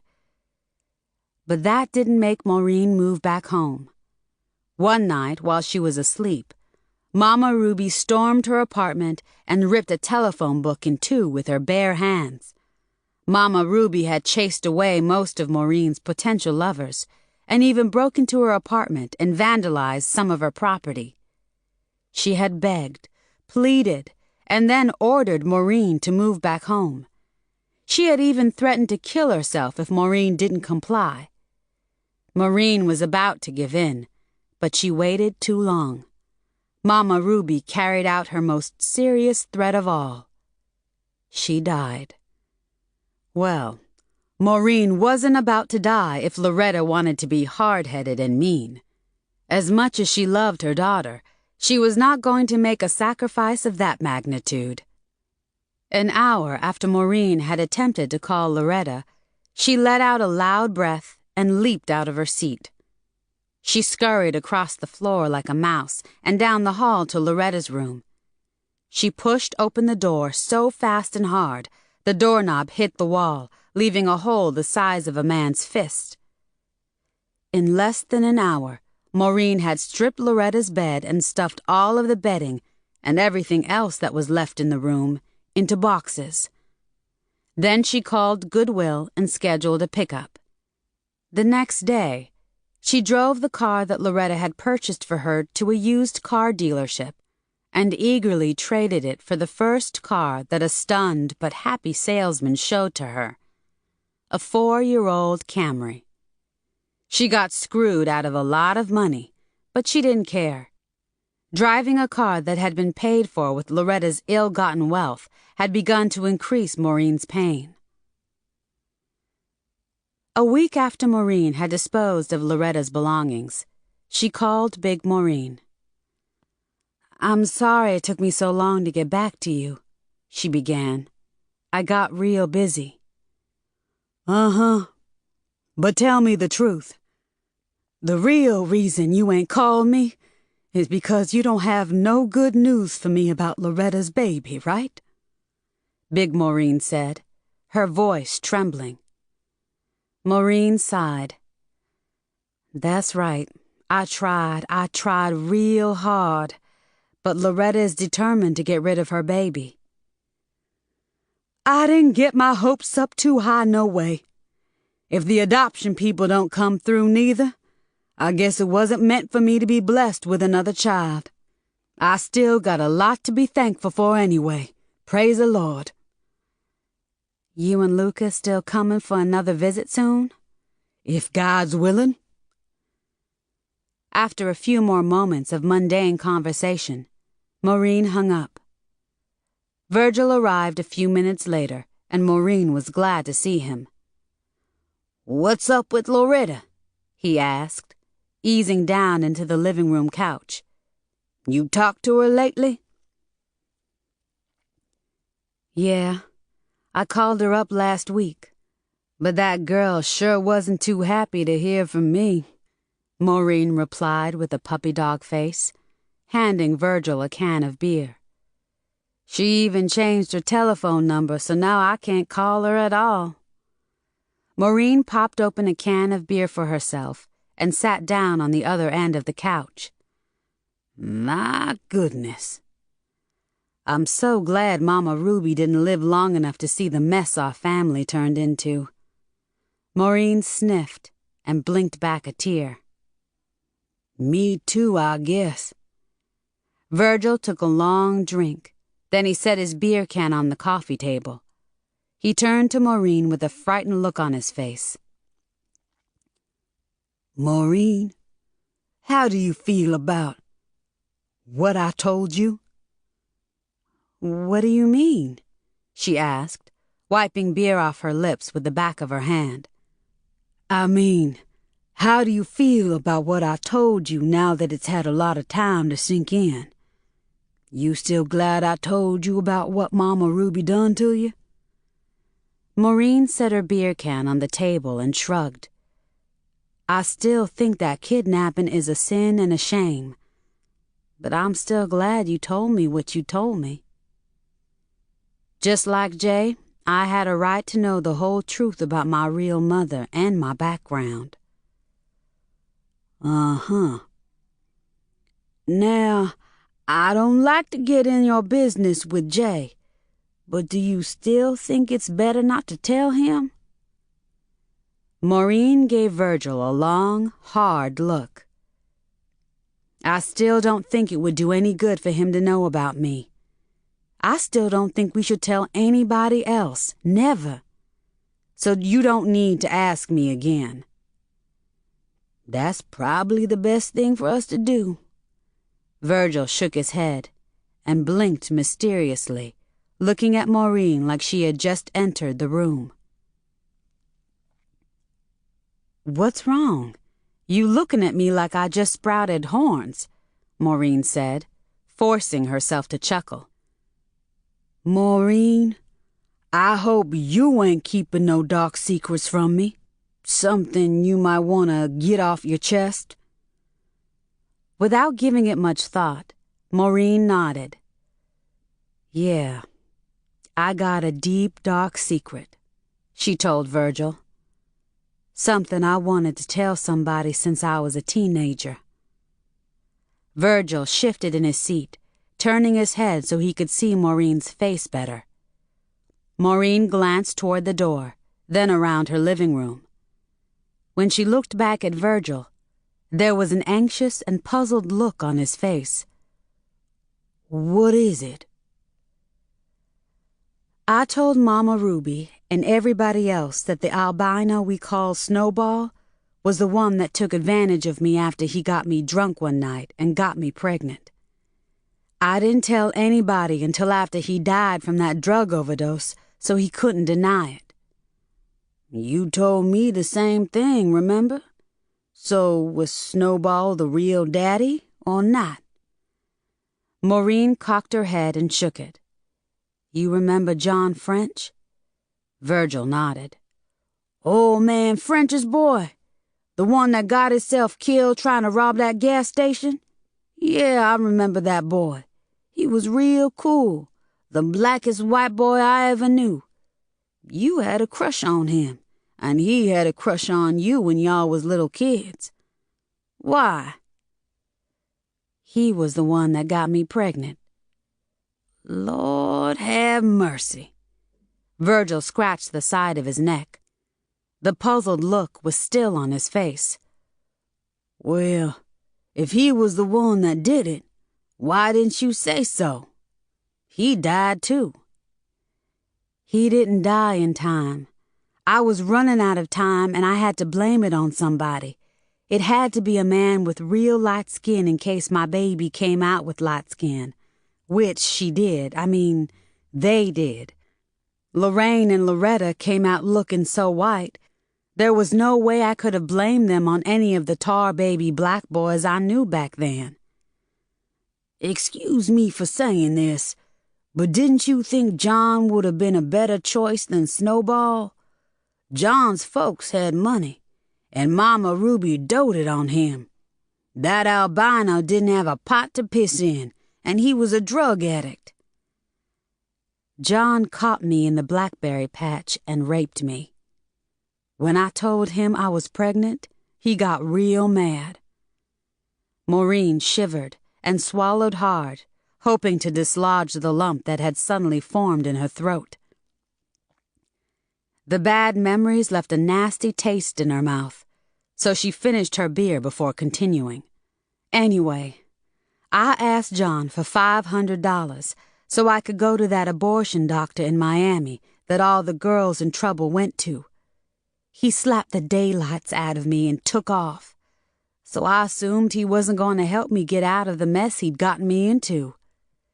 Then, when I heard that he got killed trying to rob that gas station and that he had asked the gas station attendant for just $500, I knew he had been trying to get the money for my abortion. Since he was dead, and Mama Ruby had been like a mammy to him, I didn't want to ruin his memory. That's why I told everybody that the albino was the one. Damn! Did you tell Caddy or Fast Black? Oh, goodness gracious, no. They would have blabbed my business all over the state by now. I ain't told nobody else until today. Virgil dropped his head. Not even Loretta? I'll never tell her, Maureen said quickly. Maureen moved closer to Virgil and rubbed his arm. He laid his head on her shoulder. Virgil, I hope you can keep this a secret too. Virgil let out a strange laugh. Then he looked up at Maureen and told her, If I could keep that great big secret about you for 36 years, I think I can keep this one. Maureen had finally removed a beast off her back that had been holding her hostage like a wrongly convicted prisoner. She felt better than she had felt in a long time. She felt like she was finally free. And so did Virgil. Chapter 64. Like Maureen, Jay no longer felt comfortable in his own home. Mrs. Freeman was gone, but she was still a very strong presence in the residence. Despite the large wraparound front porch where Jay liked to sit and read his newspaper, the fruit trees in the spacious front yard, and the small statue of an angel peeking from behind a rose bush, Jay's home for the past 10 years now felt like a haunted house. There were sad memories in each room, especially the bedroom that Mrs. Freeman had occupied. Jay had just donated her clothes and bedroom furniture to Goodwill a week ago. She had been the kind of woman who hoarded things that she had collected from yard sales, thrift stores, flea markets, and Goodwill. Over the years, she had collected so many useless items, it took Jay a whole month to sort it all out before he could dispose of it. By the time he was done, the only things he had left of the criminal who had claimed to be his mother were a few pictures and the shabby Bible that she had made him study every night after dinner. The one thing that disturbed Jay the most was her smell. It was still in the house. She had always loved the scent of roses, perfume, lotion, scented candles, and she had even used rose-scented room deodorizer. No matter how often Jay sprayed every room in the house with a different fragrance, he could not get rid of the smell of roses. After a while, he gave up. Since Jay no longer liked to spend too much time in his house, and Maureen didn't like to spend too much time in her apartment, they spent a lot of their time in other places as much as possible. They enjoyed long, lingering dinners in their favorite restaurants. They took long drives along the coast. They even spent an occasional weekend in a beach motel. Anything to avoid his or her residence. However, in spite of all the painful memories that Maureen had to endure in her apartment, she had stopped thinking about moving. There was a lot she still liked about where she lived: the cheap rent, the convenient location, and her nice neighbors. The only thing she didn't like now was that it had been the scene of Mel and Loretta's blatant betrayal. One day, Maureen got slap-happy and scrubbed Loretta's growth chart markings off the kitchen wall. A few minutes after she had done that, she snatched some ugly drawings off the refrigerator of things that Loretta had scribbled in elementary school and ripped them to shreds. She even packed away all of the remaining photo albums that contained pictures of Loretta when she was a toddler. It was hard to believe that the same little girl grinning into the camera with her 2 front teeth missing and chocolate candy smeared all over her face was the same girl who had turned Maureen's life upside down. The last thing Maureen expected that Saturday, the second weekend in January, was a marriage proposal from Jay. After lunch at McDonald's, Jay drove to a section of town that Maureen was not too familiar with. It was the kind of neighborhood that she could only see herself living in her dreams. The houses were large, 3 to 4 bedrooms at least. Each home had a 2 or 3 car garage, a large front yard, and an even bigger backyard. There were no homeless people in sight, like there was in the neighborhood that Maureen lived in now. Crime was almost non-existent. Except for the time that a jealous doctor shot and killed his cheating wife 10 years ago, the most serious crimes that the residents in this neighborhood had to worry about were littering, teenagers behaving badly, or somebody throwing a loud party. "Why did you drive over here, Jay?" Maureen asked, shading her eyes to look at the large, beige, stucco house that he had parked in front of. "Do you know somebody out here?" "Uh-huh. I helped install cable in almost every house on this block," Jay replied. "Oh. Well, do you know who lives in this house?" Maureen nodded toward the beautiful house with a hopeful look on her face. Her dream to buy her own home someday was still just a dream, but it was one that she was determined to fulfill. "I do." Jay paused and cleared his throat with a loud cough. "I'll be moving in as soon as the bank finalizes my paperwork," he said with a proud sniff. Maureen gasped as she whirled around to face Jay. "Oh, baby, I am so happy for you. I know you've been wanting to move out of Mrs. Freeman's house ever since, well, for a long time. A change of scenery will do you a world of good." Maureen was about to lean over and kiss Jay until he held up his hand, which made her give him a surprised look. "You think my wife will like it?" Jay asked. Maureen's chest tightened, and a grimace slid across her burning face. Now she was not only surprised, but she was also scared. She knew that Jay's ex had made one serious attempt to get him back, and it had not worked. Had that gold digger come after him again? Well, if that was the case, that heifer had picked a hell of a time. Maureen was so hopelessly in love with Jay. She knew that if he dropped her now, she would never recover. His betrayal would be the final nail in her coffin. Then she would be alone again. Suddenly, Maureen thought of every maybe that applied to her situation. Maybe it wasn't meant for her to get too close to anyone anymore. Maybe she was supposed to be alone. Maybe she would have been better off if her real mother had raised her. Maybe she would be frivolous and carefree like her mother had been, with men coming out of her ears. Maybe Mama Ruby had been right when she told Maureen that the only person who would never leave her was Mama Ruby herself. Maybe she should visit a pet store and pick out a cat. Maybe she was destined to spend the rest of her life just sitting on a porch with that cat. "Your wife? Oh, well, I hope she'll like it too," Maureen said, brushing off her jeans and sitting up straighter in her seat. She pressed her lips together and gave Jay a hard look. "I guess I know what this means, Jay." "Do you?" "You want to get back with your ex.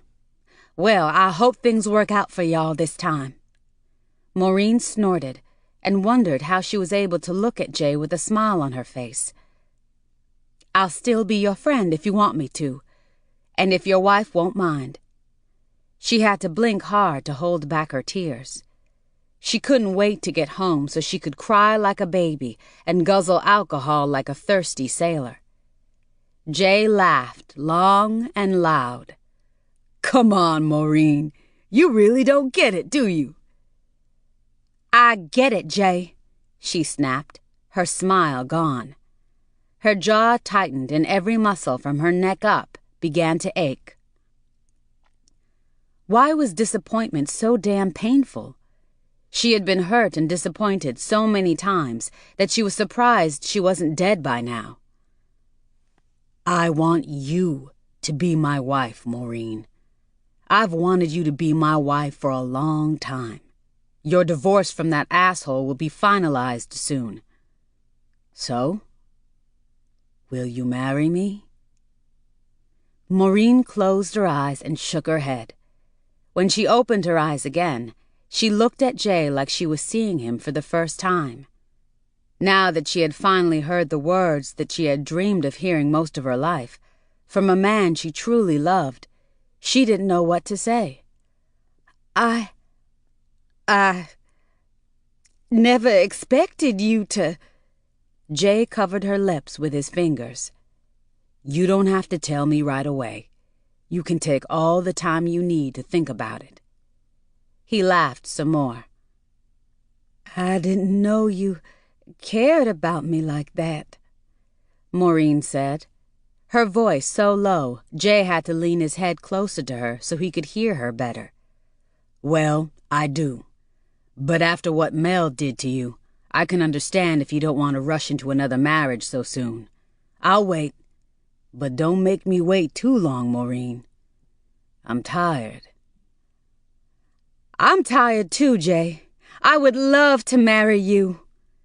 He hauled off and kissed her so hard, his shoulder fell against the horn. It blared the entire time his lips were on hers. "I know that I'm coming to you with a lot of baggage," Jay said, after he released Maureen. "But that's all behind me now."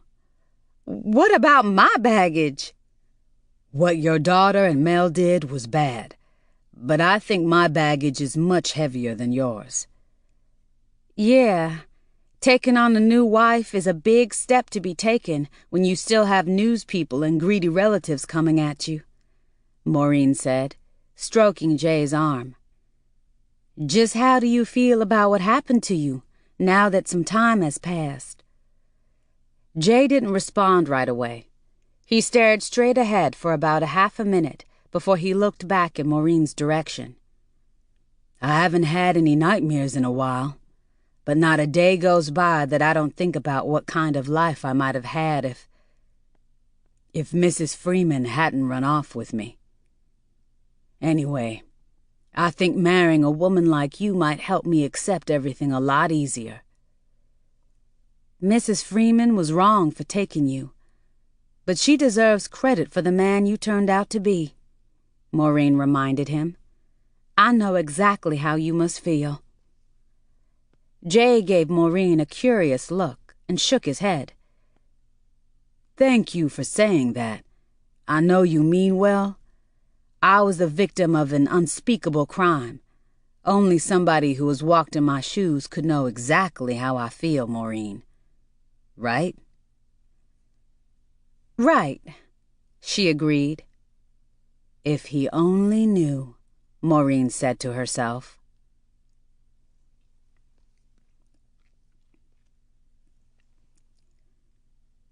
Chapter 65.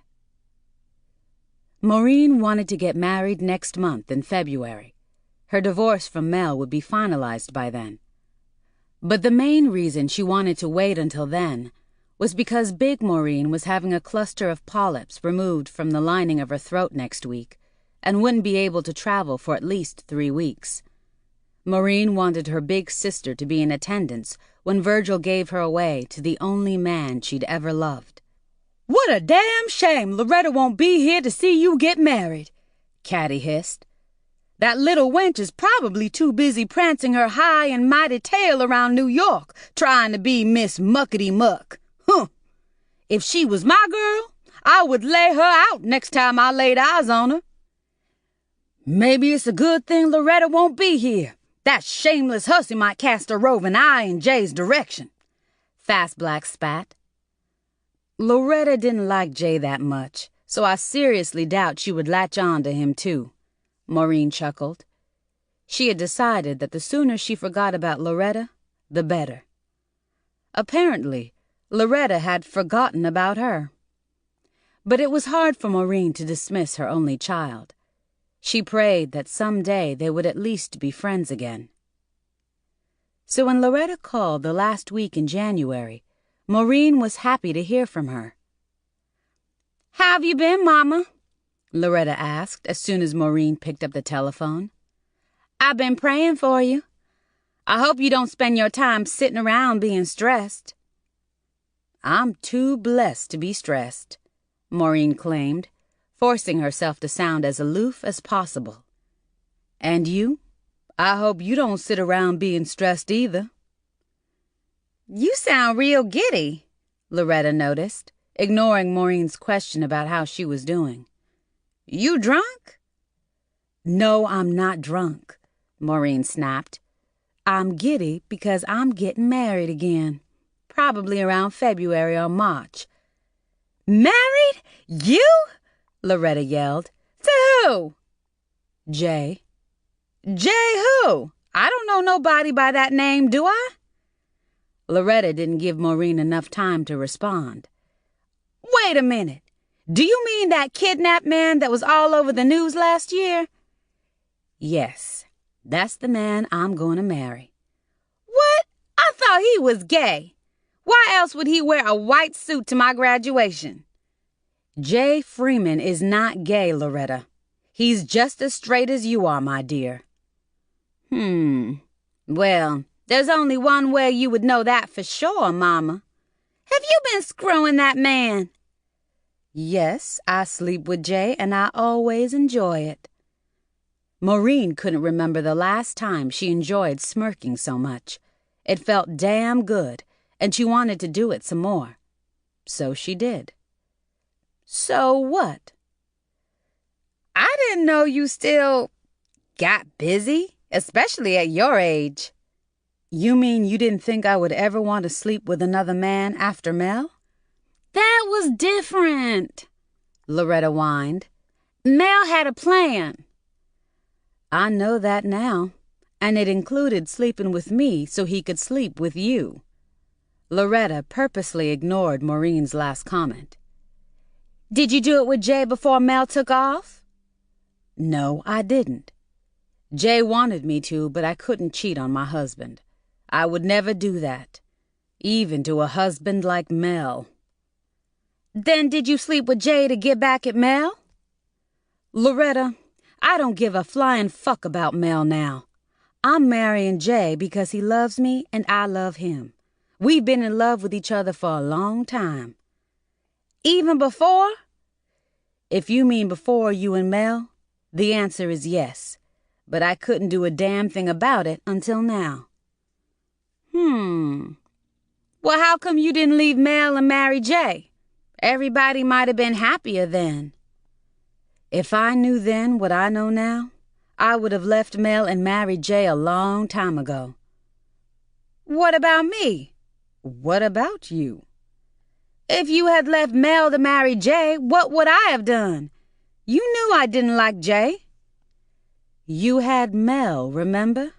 So you would have done whatever you wanted to do, Loretta, like you always do.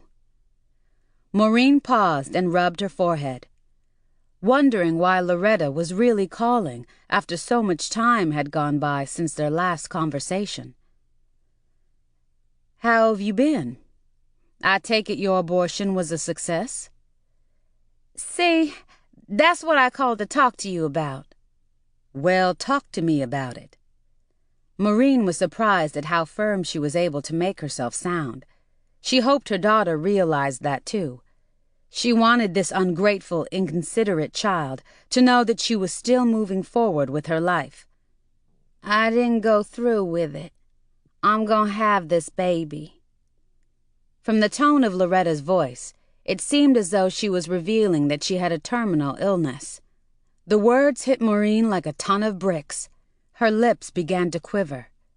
It took a few moments for her to organize her thoughts and form a response. "Oh?" was all she could manage. I really was gonna abort it, though. Oh? Well, if you don't mind me being nosy, what made you change your mind? Maureen asked, with her heart pounding against her chest like a sledgehammer. Did Loretta change her mind because Maureen's interference had had an impact on her after all? I didn't change my mind. See, I was scared, so I kept putting it off, and I put it off for too long. Dummy me. By the time I'd made up my mind to go through with the abortion, it was too late. Besides, I had miscounted anyway. I was 7 weeks farther along than I thought. That's why I got big so fast. I was still having my period up until July, so I didn't have no reason to think I was pregnant. 7 weeks farther along than she thought. So Loretta was already pregnant when she and Mel ran off back in June. The knowledge that her daughter was still living under her roof and was pregnant by her husband opened up a whole new wound for Maureen. This shocking new development was almost more than she could stand. Her chest felt like it was going to explode, and her jaw started twitching so hard it felt like she had been kicked in the face. "Oh. Well, I still hope everything works out the way you want it to," Maureen said, her jaw still twitching. It will. You know I always get my way. Anyway, a lot of stuff is on my mind these days, Mama. Maureen couldn't stop herself from injecting a dose of sarcasm into her response. "Stuff that'll do you some good, I hope." I think it will. I don't want you to think that I'm all bad, see? I know you probably still want to go off on Mel and give me a whooping, but it sounds like you really have gotten over what we did to you. Not really, and I probably never will. But I have a good life anyway. I'm happy these days. God keeps blessing me. And you should be blessed. You deserve to be happy too. I mean, you overpaid your dues by growing up with a battle axe like Mama Ruby for a mama, having idiot friends like Caddy and Fast Black, and then to end up in that dead-end-ass job at the old folks' home? If anybody deserves to be blessed by God, it's you. You could be the poster girl for the underdogs. Maureen was speechless. She remained silent because she couldn't wait to hear what Loretta had to say next. Mama, do you still have the contact information for that couple in Canada? Loretta asked.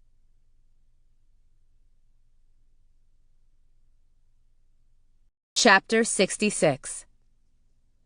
Maureen was dumbfounded. For the next few seconds, she couldn't tell if she was coming or going. She had to give a quick tune-up to her brain to try to figure out what Loretta was talking about. Mama, did you hear what I just asked you?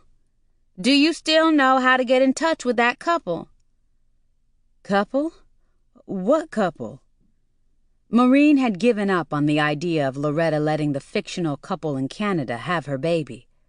Loretta asking about them now caught her completely off guard. I guess you've gone completely senile, too, Loretta complained. Don't you remember telling me about the couple who wanted to adopt my baby? Oh, you mean that nice rich couple in Canada. Oh, yeah, of course I remember. You got it right about me being senile because my memory ain't what it used to be. Yes, I still have their information. If they still want my baby, they can have it, Loretta said quickly. I don't want to meet them, and I don't want to talk to them, not even over the phone. Maureen couldn't believe her ears. Are you gonna come home and have the baby? I can take the baby up to Canada myself. Didn't I already tell you that I'm never coming back to Florida? The only way I'll go through with this is if you don't get involved. What do you mean? I don't want to see this baby when it's born, and I don't want you to see it either. One of the other girls I know changed her mind after she and her mama saw her baby, and her mama talked her into giving it to her to raise. I know you don't want to raise Mel's baby, but you might change your mind if you saw it. Maureen didn't want to comment on Loretta's last sentence. There were no comments that she could make without using a lot of profanity. How do you want the couple to pick up the baby? Maureen had not thought this far ahead. She had also not considered the possibility that Loretta might change her mind someday in the future and want to meet, or at least communicate by telephone or letter, with this bogus couple in Canada. They want to keep this as impersonal as possible. They don't ever want to meet or talk to you either. I don't even want to know their names or exactly where in Canada they live. You already told me everything I want to know about these people. I'm glad you feel this way, Maureen said, relieved. I think that's the best way to handle this. I'm sure I can find somebody we can trust to come and get the baby right after it's born. They can take it to that couple. The husband and wife already said they would pay for any expenses involved. Maureen immediately wished she had not said anything about money. All she needed now was for Loretta to ask for some impossibly huge amount of money in exchange for her baby. Maureen recalled a TV movie that she had seen about a greedy female who had done just that. The girl had sold her baby for some humongous amount of money to a wealthy couple. Maureen hoped that Loretta wouldn't ask for money in exchange for her baby. The thought of something like that happening almost made Maureen pass out. Poor Mama Ruby. It was a good thing she was dead. She would never put up with something like this. But if Loretta did want money for her baby, well, Maureen would scrape up whatever she could. Virgil had a nice savings, and so did Big Maureen and her husband. I don't want anybody too close to me to pick up the baby. Not you, not Virgil. I understand. Like I said, I can find somebody we can trust to come to New York and get the baby and take it to that couple. Maureen was close enough to a couple of women at work. She knew she'd be able to talk one of them into posing as a representative for the couple in Canada. Who wouldn't want a free trip to New York? Maureen knew she could fabricate a believable story to tell the woman so she wouldn't have to know the truth about where the baby was actually going to end up. If she had to, she would hire some local actors to pose as the Canadian couple. Otherwise, she would have her co-worker bring the baby to her, and she would take it to Big Maureen. What about Big Maureen? Loretta asked. Excuse me? Do you think you could talk Big Maureen into coming to New York to get the baby? Maybe if that couple from Canada would get a hotel room here too, Big Maureen wouldn't have to go all the way to Canada to drop off the baby. I don't know about the Canadian couple traveling to New York, but I know I can get Big Maureen to pick up the baby and take it to that nice couple. Big Maureen is family, though. I thought you didn't want nobody in the family to see the baby in case they get attached to it and want to keep it or something. I doubt if Big Maureen wants to raise another baby at her age. Thank God Loretta didn't know how desperate Big Maureen was to raise another child, Maureen told herself. Since Big Maureen ain't had enough time to really bond with our part of the family yet, she shouldn't have trouble doing something like this. Can you call her up right away?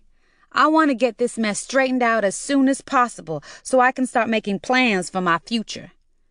I will call her up right away, Maureen said, speaking so fast she almost bit her tongue. I'll make sure that couple in Canada got the papers for you to sign off on and whatnot. Papers? What kind of papers? I don't want to sign off on a bunch of papers. Papers to make everything nice and legal, in case you decide later on that you want the baby back. These papers will protect the Canadian couple's interest. Yikes! I would never want this baby back once I get rid of it. I'm going to be the most famous black model in the world. I can't stand that Naomi Campbell, so I want to knock her off her high horse as soon as possible. Besides, when I do get married, I don't want my husband to be bothered with no ready-made family. That almost never works out. Tell me about it, Maureen said to herself. I'm sure you won't want the baby back, but I'm also sure that the couple would like to have some peace of mind. They wouldn't want to sit around wondering from one year to the next if you might come to claim your baby. You signing the paperwork is just a formality. All right then, send me the paperwork I need to sign and I'll sign it.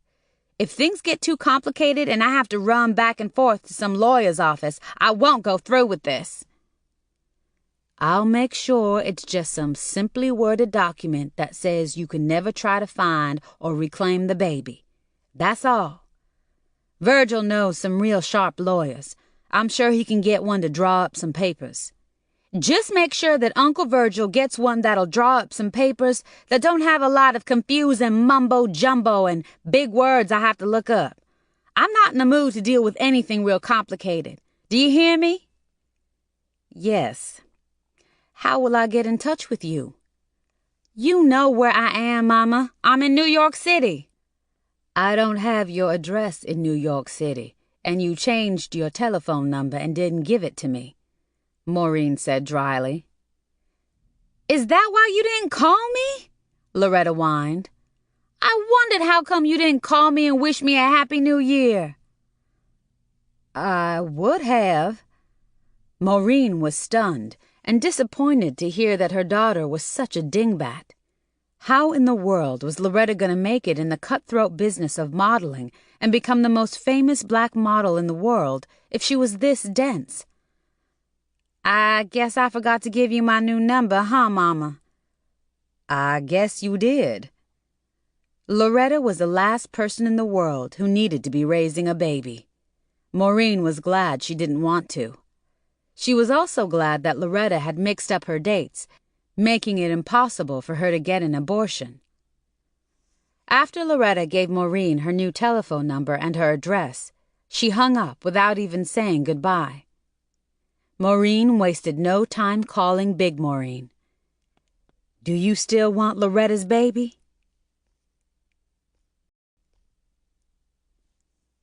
Chapter 67. Hold on. Let me grab a beer. Big Maureen dropped her telephone onto her living room coffee table and trotted into her kitchen to snatch a can of beer out of her refrigerator. She returned to the telephone in record time, huffing and puffing and slurping her beer. Flopping down onto her couch, she said, "Okay, sugar. Now what did you just ask me?" "I asked if you still want to raise Loretta's baby." Maureen was so excited, she felt warm all over. She felt so good that she was grinning from ear to ear, something she had not done in months, except when she was with Jay. It warmed her heart to know that at least one good thing was going to come from the mess Loretta and Mel had created after all. Big Maureen screamed like a woman in ecstasy, and that was exactly what she was. Lord Almighty, do I still want to raise Loretta's baby? Girl, you know I do. I thought she got rid of it. It's a long story, and I don't want to get into that right now.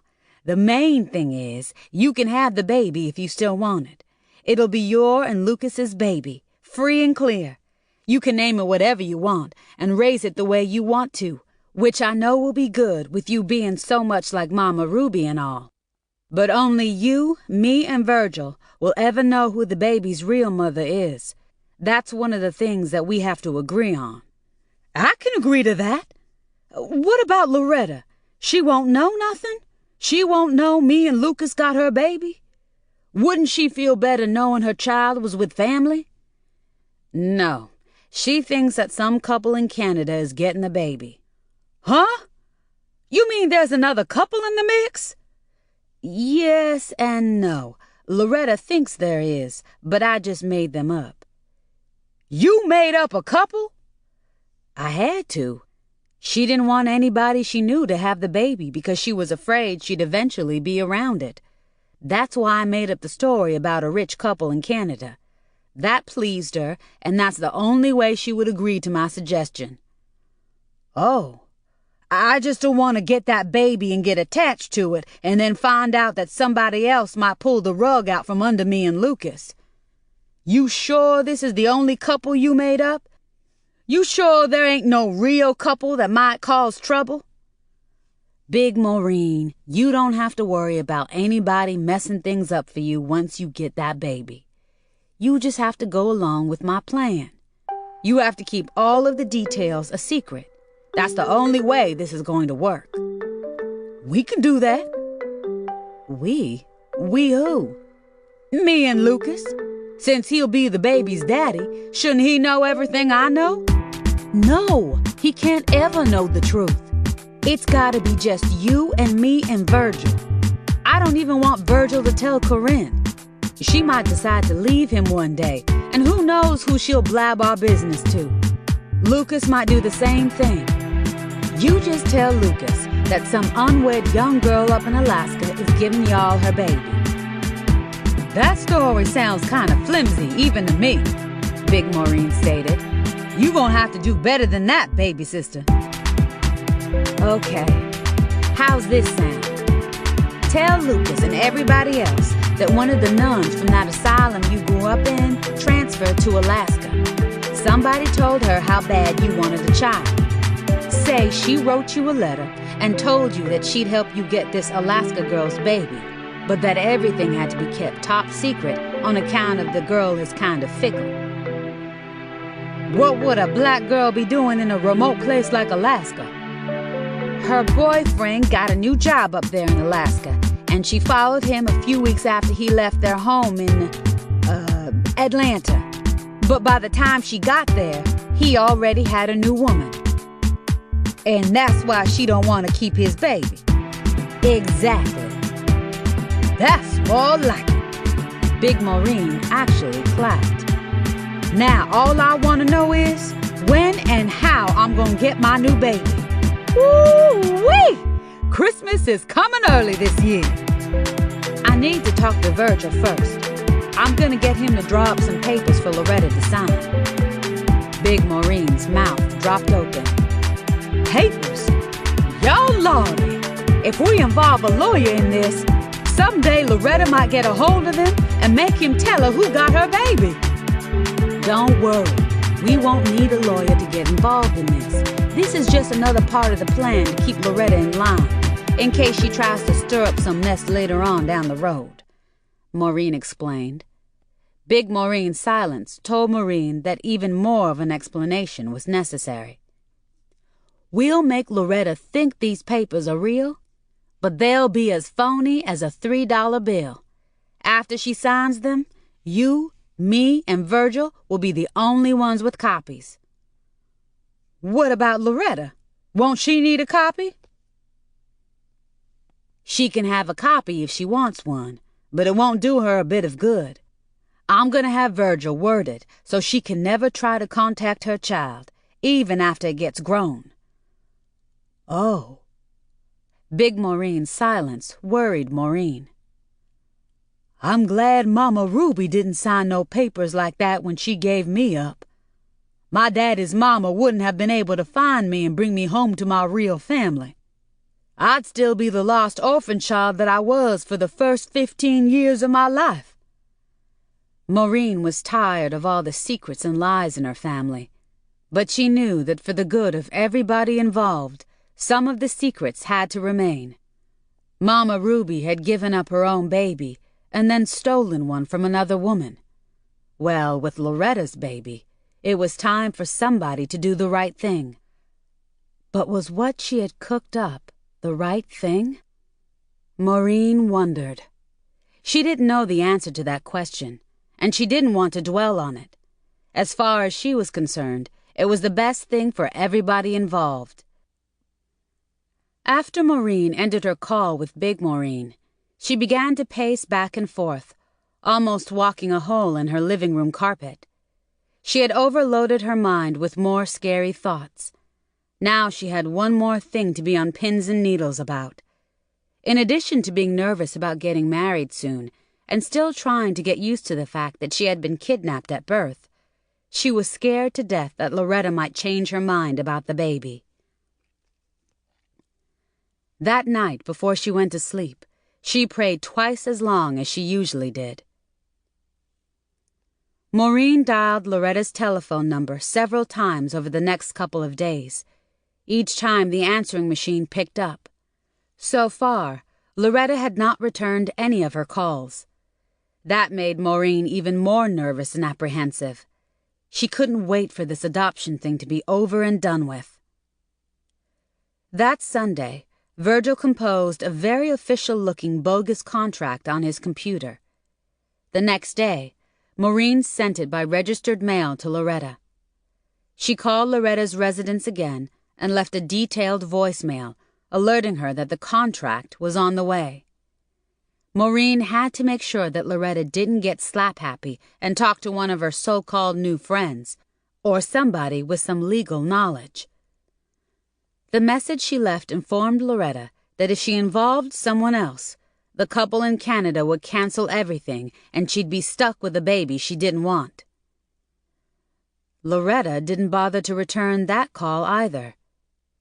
The only way Maureen knew she had received the document was when she verified its delivery with the post office. Loretta had not only received and signed the document, but she also returned it to Maureen by overnight FedEx the next day. That was a good sign, Maureen decided. Even so, all kinds of random thoughts kept entering her mind. Like, what if 5 or 10 years from now, Loretta had a change of heart and hired a lawyer to help her get her baby back? Or what if Loretta did something stupid and had a miscarriage? And the worst thought of all? What if Loretta and Mel got back together and he talked her into keeping the baby? Maureen knew that she wouldn't be able to rest or sleep right again until everything was over. Her marriage to Mel and the adoption. She waited a few more days and dialed Loretta's number again and got her answering machine once more. "Hello, baby. I hope you're taking care of yourself. Jay and I finally set a date to get married. We're not doing anything fancy or even in a church. Big Maureen recently had surgery and is taking longer to recover, so she can't make it back to Florida to see me and Jay get married anyway. We're just going to go to the courthouse. Virgil and Corinne will be our witnesses." Maureen knew that it would do no good to invite Loretta to come home to see her get married, so she didn't even bother with that. It broke her heart to be so cold toward her own child, but what choice did she have? Loretta knew what she wanted to do with her life, and it didn't include her countrified mother. 3 days later, Maureen received a card from Loretta, congratulating her on her upcoming nuptials. It made Maureen cry. It was the plainest, cheapest 99-cent card that she had ever received in her life, but it was still special. Maureen didn't mention the card to Jay or anybody else. She slid it back into the envelope and placed it in her Bible, paperclipped to the original copy of Mama Ruby's death certificate. "Have you been crying again?" It was the first question out of Jay's mouth when he arrived at Maureen's apartment a couple hours after she had read the card from Loretta. "Something got caught in my eye," she fibbed, wrapping her arms around his waist. "What's up?" She grinned. "Look, we need to get to the furniture store by tomorrow. We have to pick out the rest of our stuff by then if we want it to be delivered before the wedding." "Okay. Oh, by the way, Caddy and Fast Black keep making a fuss about us not having a big church wedding or even a reception," Maureen told Jay. "That's too bad," he chortled. "I don't want any of that. I'm tired of being the center of attention." Somehow, the news had been leaked to the press that Jay was getting married.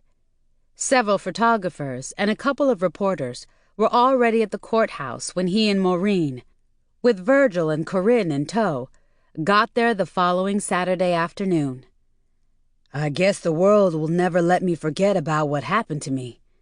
I just hope that someday you can forget about it and we can go on with our lives and live like normal people," Jay told Maureen the day after they had exchanged vows. A picture of them running out of the courthouse was on the front page of the local newspaper that day, as were a few updated bits and pieces about Jay's kidnapping. "The way these people are carrying on, you would think I was the only black baby in America that ever got kidnapped. It's a good thing I had the strong, loving mother I had, even though she wasn't really mine. She taught me to be strong. If I hadn't had her, I would probably be stone crazy by now. Do you know what I mean?" A slight smile crossed Maureen's face, and she nodded. "Yes, I do know what you mean."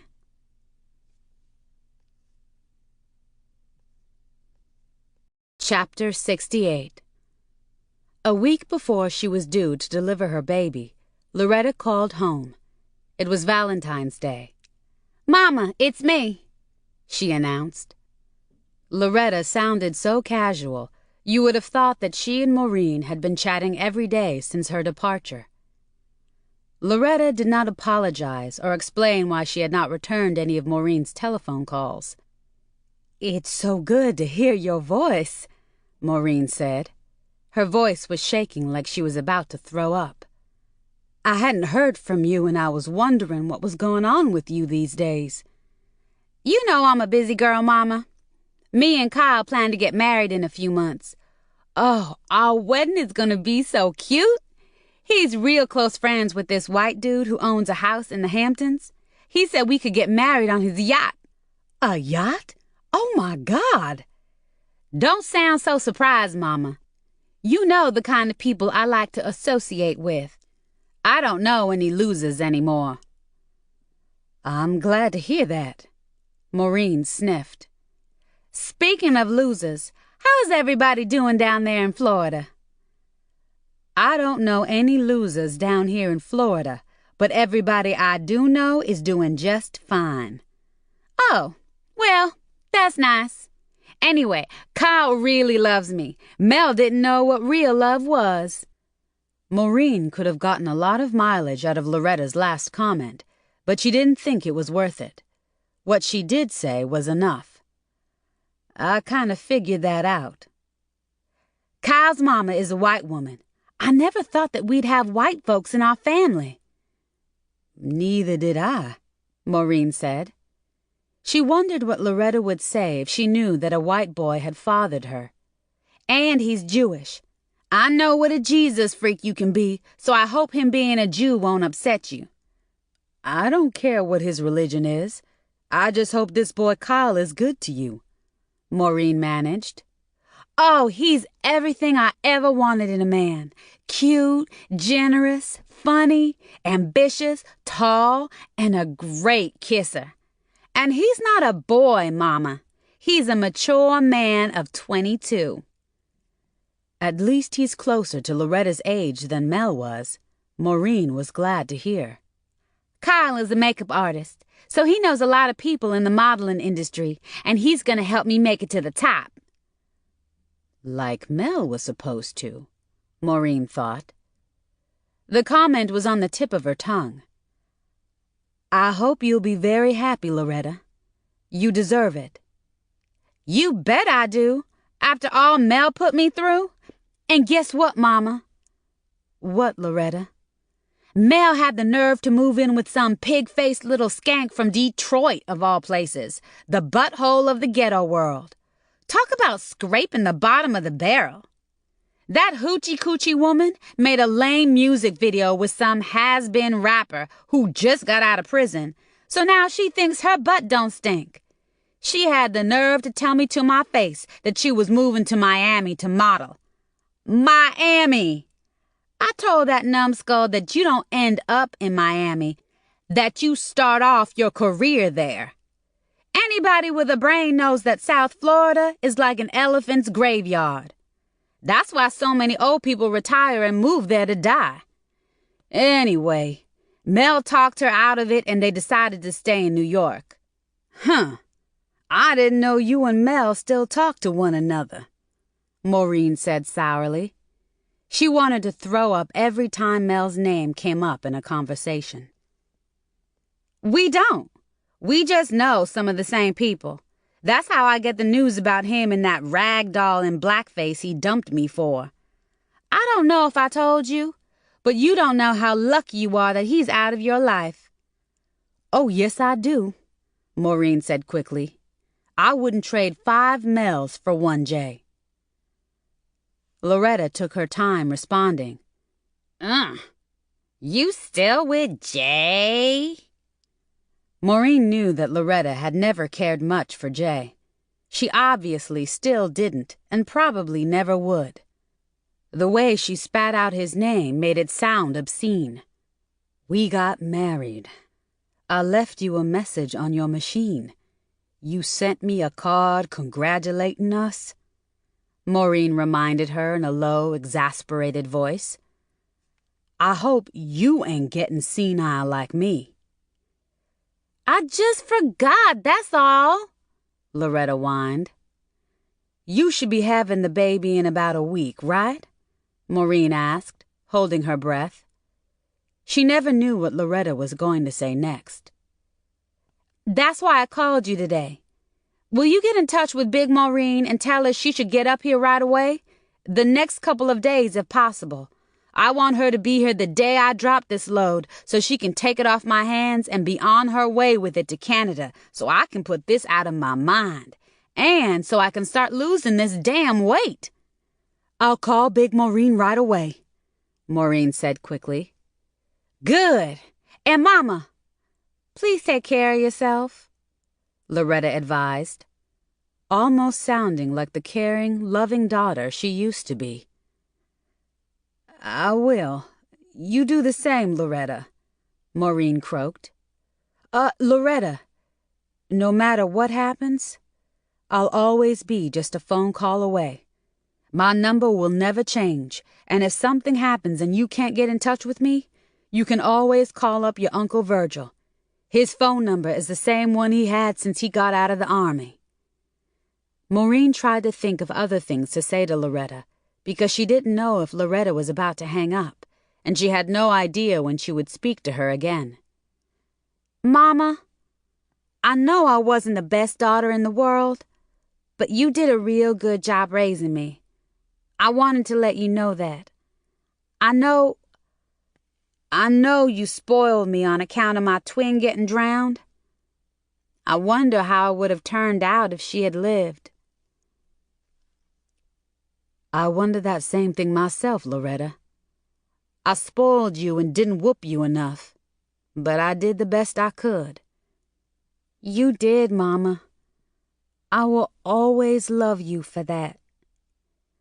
Loretta actually sounded remorseful. She paused, and for a moment Maureen thought she'd hear a few sobs coming from Loretta's end, but she didn't. "I wish to God that Mama Ruby hadn't died so soon," Loretta said, no longer sounding remorseful. Now she sounded angry. "She would have taken care of us. With her guidance and protection, our lives would be so different right now. She wouldn't have let Mel get close enough to even smell me or you, huh?" "That's for damn sure," Maureen agreed. "But Mama Ruby is gone, and we have to live without her guidance and protection." "Yeah, and like I just said, I know I wasn't the best daughter in the world, but I know you loved me anyway." "We did have some good times together, before and after Mama Ruby died. You weren't the worst daughter in the world, and I still love you," Maureen assured Loretta. "You do? You still love me?" Maureen was surprised that Loretta sounded so surprised to hear that she still loved her. "I always will. That's what being a mother is all about." "Oh, it is? Maureen's mind almost shut down on her. The last thing she wanted now was for Loretta to be thinking about motherhood. She was terrified at the thought that Loretta may want to keep her baby after all. Maureen didn't know what she would do if she did, but she knew that Big Maureen would never get over such a major disappointment. She immediately began to do some damage control. But being a mother is very hard work. You have to really be ready for it, and you have to make all kinds of sacrifices. A baby could really put a girl's career on hold, maybe even end it." Loretta groaned in agreement. "Tell me about it. Anyway, if you and Jay ever have kids, I hope—" She stopped. "Never mind, Mama." Then in a very loud and impatient voice she said, "Sorry, but I gotta run. Just get in touch with Big Maureen and make sure she gets up here in time to pick up this baby so I won't have to deal with it that much. She can sort out things with that Canadian couple. They're probably uppity anyway, so I'm glad I don't have to deal with them. I want this baby to be out of my life forever as soon as possible. I don't even want to look at it. But I will have to do that after all, at least for the first day after it's born. I haven't told my doctor that I'm not keeping this child, and it might look funny for me to not even look at it after it's born. And then for Big Maureen to show up in the hospital and take it on the same day. I'll take it home and hang on to it just long enough for Big Maureen to situate herself and be on her way with it." It. Maureen wondered what Mama Ruby would say if she knew that her granddaughter thought of her child as an it. Well, it was going to be raised by the right, no, the best mother. Just like Jay and Maureen had been. Chapter 69. Big Maureen answered her telephone on the first ring. When Maureen told her she needed to get ready to head to New York as soon as possible, Big Maureen told her, Girl, I packed my suitcase the same day you told me Loretta was gonna let me have that baby. Now, don't you get up there to New York and say the wrong things to Loretta, Maureen warned. It could mess up our plans. What do you mean? What wrong things do you think I might go up there and say to Loretta? Big Maureen asked in a gruff voice. I ain't stupid. I know that, but we just have to make sure we keep our story straight. That's all. Don't say nothing that you and I and Virgil didn't discuss. If Loretta asks you something you don't know, just play dumb. Claim partial amnesia if you have to. When you get to New York, the basic story is you came to pick up the baby to take it to that childless couple in Canada. Don't add to that. What kind of story will Loretta be telling the folks at the hospital? Don't they have all kinds of rules and regulations? I can't just walk up in there and tell them to hand me over that baby. This ain't no puppy I'm going to collect. Loretta won't be telling them anything. I think she's going to take the baby to her place so you can pick it up there. She said you need to be in New York before or right after she gives birth, so she won't have to deal with the baby any longer than she has to. And she told me she's getting married as soon as all of this is over. Married? Heaven forbid it ain't to that doggish Mel. If I could get my hands on him, I'd wring his pecker off with my bare hands like I was wringing a chicken's neck. Mel dumped Loretta for another girl. Loretta's marrying somebody else, Maureen said glumly.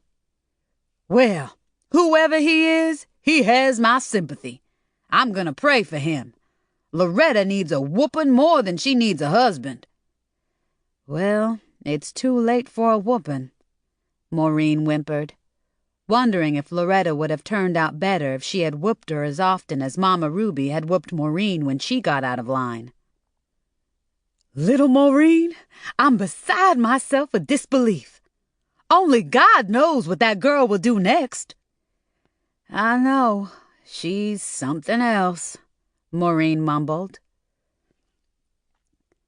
Listen, I know you just got married a little while ago yourself and all, but can you meet me in New York? What? Why? Maureen gulped. I don't think Loretta wants to see my face any time soon. To be honest with you, I'm not that anxious to see hers either. I just need somebody strong like you to be with me in case something goes wrong after I get there. Maureen laughed. I don't think anything is going to go wrong.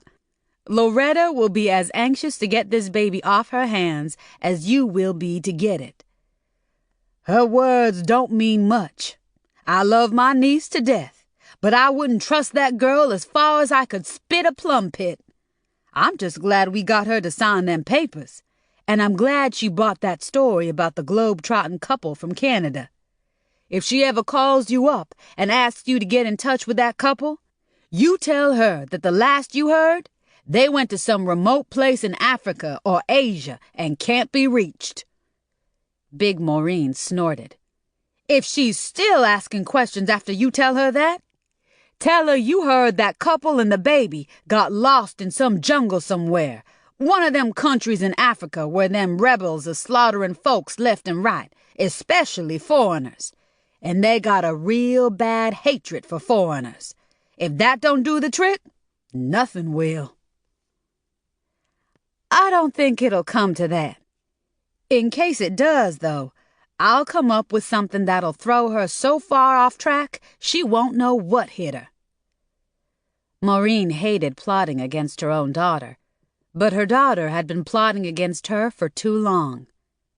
To tell you the truth, I don't know when I'll get to a point where I want to see my daughter again anyway. She's got a long way to go to get back in with me. I couldn't have said that better myself, Big Maureen yelled. Thank you. Now, will you meet me in New York or not? Loretta don't have to know you came too. You can hide out in my hotel room. You can wear dark glasses and a headscarf, so she won't know you if she run into you on the street. I know you've already done a lot for me. hooking me up with a baby and whatnot. But can you please do this for me?" Maureen hesitated for several seconds before she responded. She could hear Big Maureen breathing through her mouth on her end. "Well, if it means that much to you, I'll meet you in New York. But no matter what, I don't want Loretta to know I'm there," Maureen said, letting out a long, loud sigh. "I'll bring Virgil with me. Otherwise, me and him wouldn't get to see the baby until we visit you and Lucas again. Bring Jay with you, too. I like that young man, and I wouldn't mind seeing him again." "No, I don't want Jay involved in this in any way. He's got enough problems without me adding something like this. Besides, he might be the one to spill the beans someday if we tell him. Lord knows if Loretta ever finds out you got her baby and that I lied about that couple in Canada, all hell will break loose." "I guess you got a point there, baby sister. Then just bring Virgil with you if you can." Big Maureen snorted. Maureen called Loretta and obtained all of the necessary information that she needed to pass on to Big Maureen. Once everything was all set, Big Maureen had to chastise Lucas with a little violent activity to make him stop asking so many nosy questions about her going to Alaska without him to pick up their newborn baby. By the time she got through mauling his head with her fist, he was as meek as a newborn baby himself. Everything that Big Maureen had told Lucas about the mysterious nun and the unwed pregnant girl in Alaska seemed suspicious, but Lucas knew when to shut his mouth.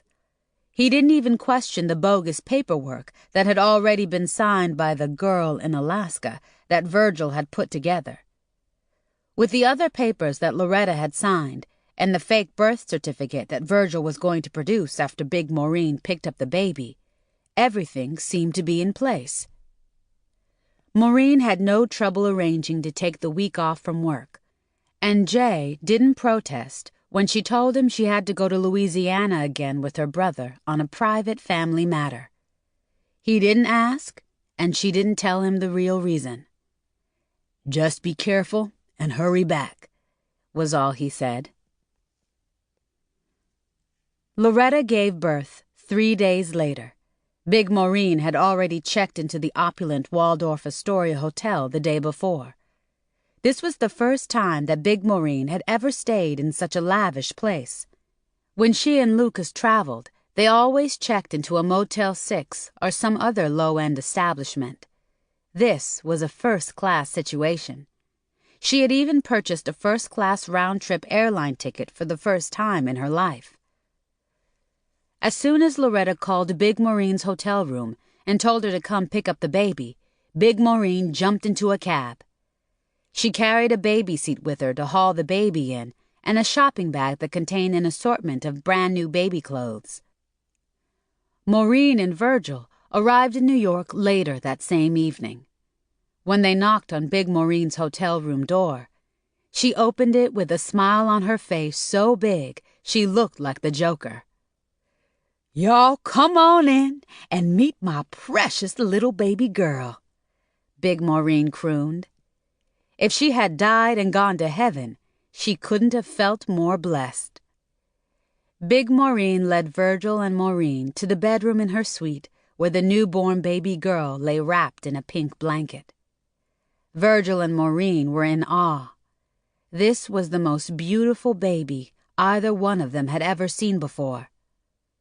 What Maureen didn't know was that this baby, her first grandchild, looked so much like she did when she was a baby, they could almost pass for twins.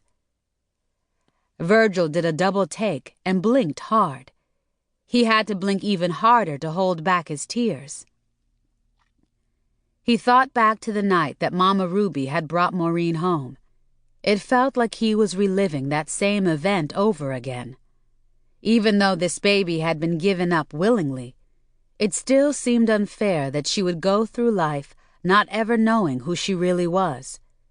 If everybody involved kept their word, this baby would think that Big Maureen and Lucas had adopted her, and that her real mother was some anonymous girl in Alaska. It had been agreed upon that if something happened to Big Maureen and Lucas, Virgil and Corinne would raise the baby. Even then, Virgil would maintain the lie about the baby's real mother being some girl in Alaska. If Loretta ever returned to Florida, Virgil wondered what believable lie he could come up with to explain why a baby he had inherited from Big Maureen, whose biological mother was some girl in Alaska, resembled her or Maureen. There were men all over the world who looked like Mel, so Virgil didn't care if the baby resembled him.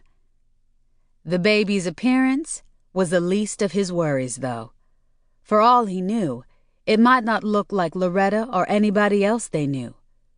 But if he had to, he'd find a picture of a girl who had the same physical characteristics as Loretta and claim she was the baby's mother. For about 20 minutes, Virgil and Maureen took turns holding and fawning over the newborn. Then Big Maureen gently placed the baby on the bed and excused herself to use the bathroom. Then something happened that would haunt Maureen for the rest of her life. She blinked and let out a muffled gasp. She could not believe her eyes. Mama Ruby materialized out of thin air and hovered over the bed with a huge smile on her face as she stared down at the baby. Maureen thought her eyes were playing tricks on her, but when she blinked some more and rubbed her eyes, Mama Ruby was still standing there, and she looked as real as she had the last time Maureen had seen her. Maureen looked sharply at Virgil, who was staring toward the bed with his eyes almost bulging out of his head and his mouth hanging open. The vision lasted almost 30 seconds. When it ended, Maureen gently nudged Virgil with her elbow. "Did you see—" "See what?" Virgil said hoarsely, not allowing Maureen to finish her sentence. "I think I saw Mama Ruby," Maureen whispered.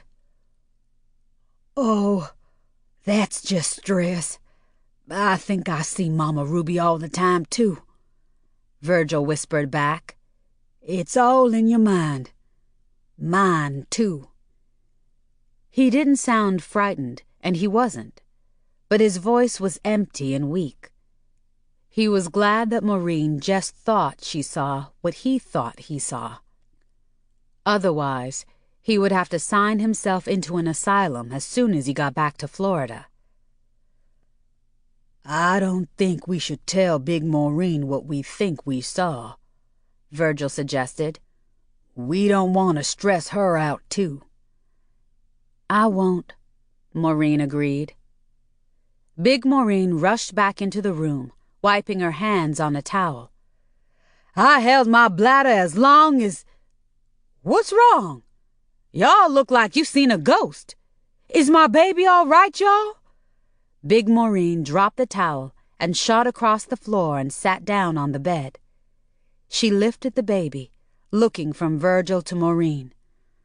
"The way y'all looking, I thought something had happened to my baby," Big Maureen said, gently patting the snoozing baby's back. "I thought I saw a mouse," Maureen lied. "That's all." "A mouse? Ew! I'm glad I didn't see it." "I would think that Mickey Mouse is the only mouse you'd ever see in a fancy hotel like this," Big Maureen laughed. "Y'all must be seeing things." "Yeah, that's it. We must be seeing things," Virgil said with a wan smile. There was an unbearably sad look on his face as he shook his head and sat down on the bed next to Big Maureen. She was gazing at the baby and repeatedly mumbling, "Coochie-coo," as she tickled the baby's chin. "We gotta give her a real special name," Virgil suggested. "There ain't but one name that's that special." Maureen gave Virgil a pensive look. "Ruby Jean," she suggested, but I refused to call her Mama Ruby. "I can live with that," Virgil grinned, taking a deep breath, hoping it would make the tightness in his chest go away. "I'm sure that Mama Ruby, wherever she ended up, is looking down on us, and she's real happy to hear that." "Yeah, we'll name her Ruby Jean then. Big Maureen, what do you think about that name?" Maureen said, with tears in her eyes and a huge smile forming on her face. Big Maureen nodded. "Ruby Jean is a good name," she cooed, "and it goes good with Clemens." She paused and kissed the baby's forehead. "I don't care what I have to do. Ain't nobody never gonna take this baby away from me." Virgil looked from Big Maureen to Maureen, giving her a strange look. Maureen knew what he was thinking. He had heard those exact words before. Virgil looked back at Big Maureen to make sure she wasn't looking at him. Then he smiled at Maureen and winked. Maureen smiled and winked back at her beloved brother.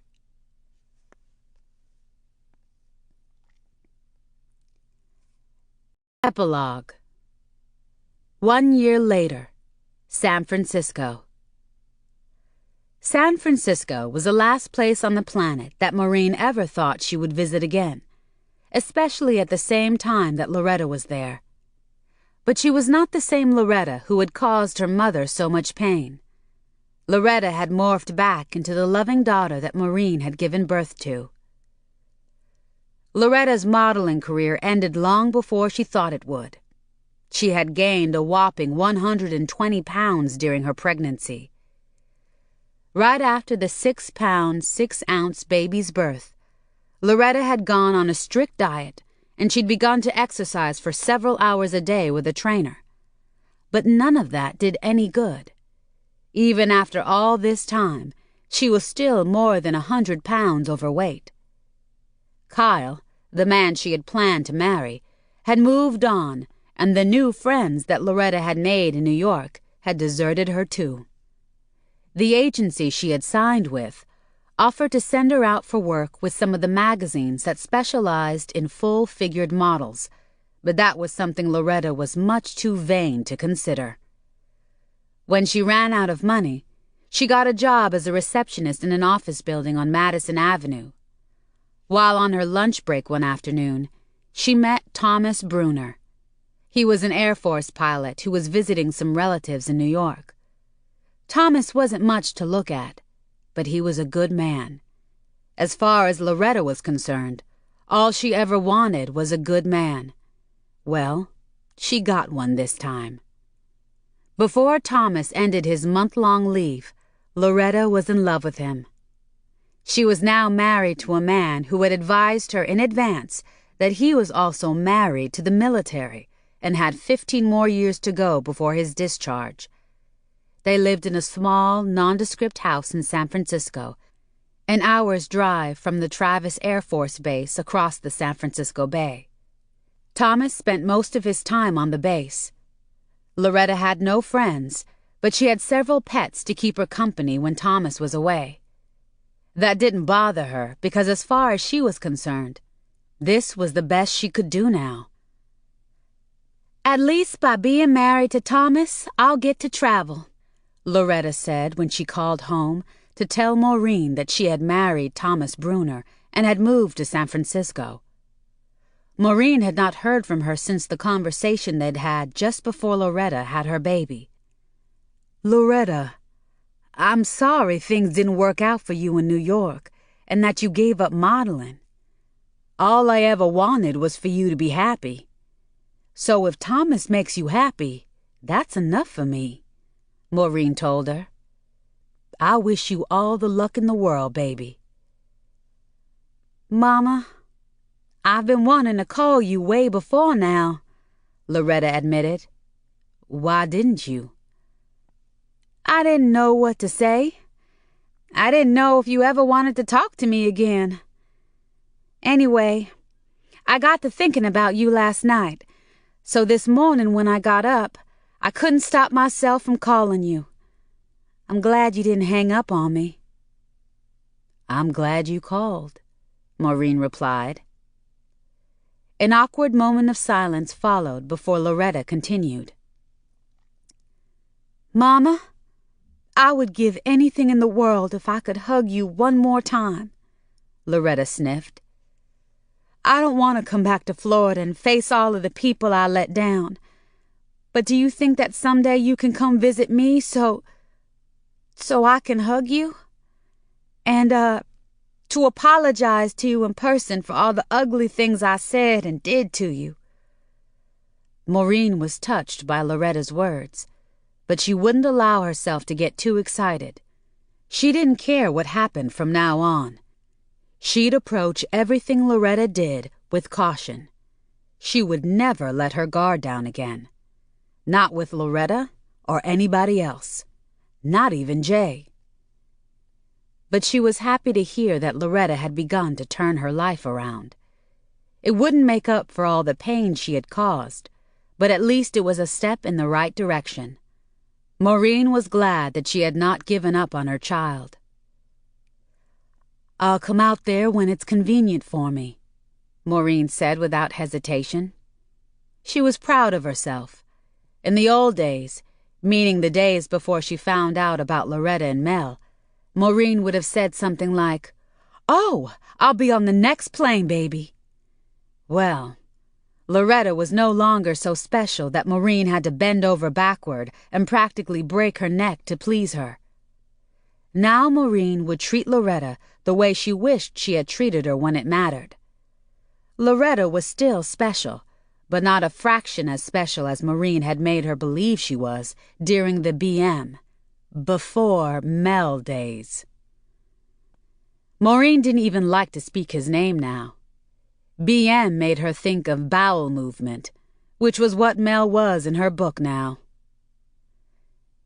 "You can even bring Jay if you want to. I'm so glad you finally found true love. I hope he comes with you because I'd like to give him a big hug too. I owe him one." It was hard for Maureen to believe that this was the same Loretta who had been so arrogant, insensitive, and self-centered, and who had broken her heart into so many pieces. "I'll ask him if he wants to come with me," Maureen said, hoping that Loretta would conclude the call before she broke down and cried. "Bye, Mama. I love you, and I can't wait to see you again." Maureen hung up, but she didn't cry. She realized that she had done enough of that.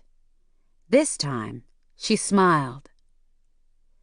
Jay was apprehensive about Maureen going to visit her daughter. He declined the invitation, but he encouraged her to go anyway. A month after Loretta had invited Maureen to visit her, Maureen hopped on a plane. So here she was, back in San Francisco, Earthquake City. Maureen occupied a metal folding chair in the cramped living room of the small house where Loretta and her new husband planned to live until he received his next relocation orders.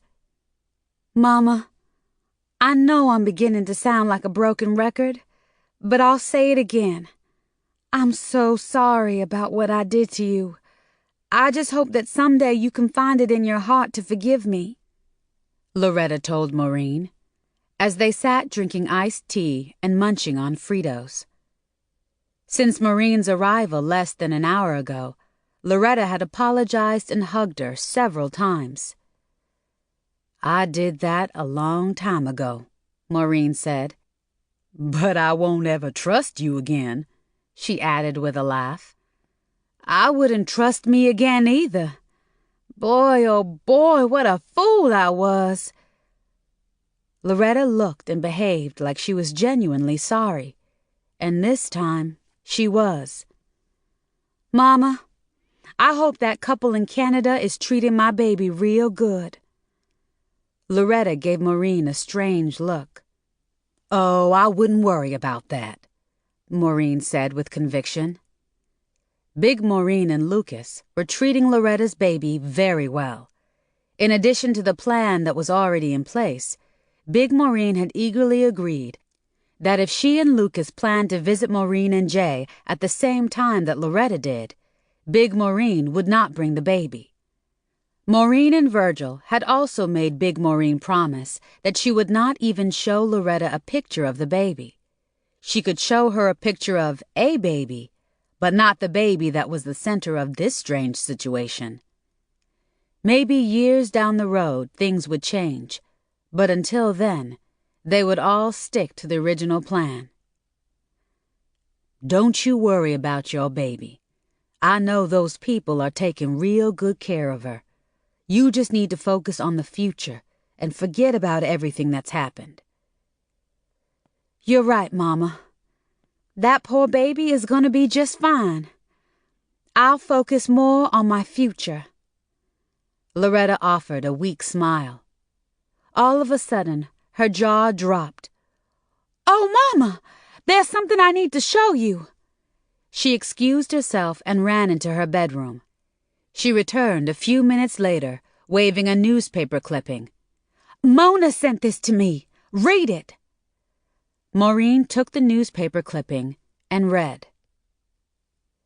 Former Goons resident dies under mysterious circumstances in New York.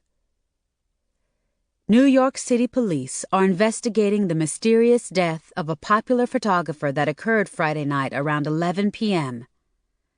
Melvin Ross, 43, was in the middle of a telephone conversation with his fiancée, up-and-coming teenage model Debbie West, 18, when it happened.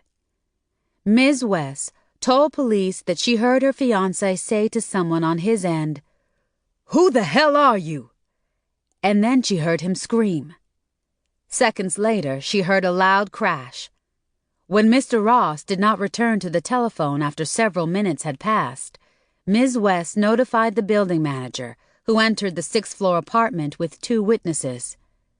Mr. Ross had either fallen or been pushed from his living room window. There were no signs of a struggle or forced entry into the apartment, and both doors were still locked on the inside. The coroner's report states that Mr. Ross sustained a gouged eye and severe trauma to his neck and head. Also, it was determined that he was deceased before his mysterious fall from the window. Police are still investigating this bizarre tragedy. Mel's dead? Maureen asked, turning the clipping over. When did this happen? The same night I had my baby. I didn't know anything about it until Mona called me up a few days later and sent me the clipping from the Goons newspaper. So you stay in touch with Mona, huh? Yeah, even though she blabbed to you about me. You just don't know who to trust these days. That's why I don't even want her to know I had a baby. Anyway, I'm surprised you or Uncle Virgil didn't read about Mel in the newspaper. I didn't call to talk to you about it because, well, I just didn't. I wanted that man to stay off my mind, and I knew you did too. I guess we both missed reading the newspaper that day, Maureen said. But I'm surprised Caddy and Fast Black didn't see it.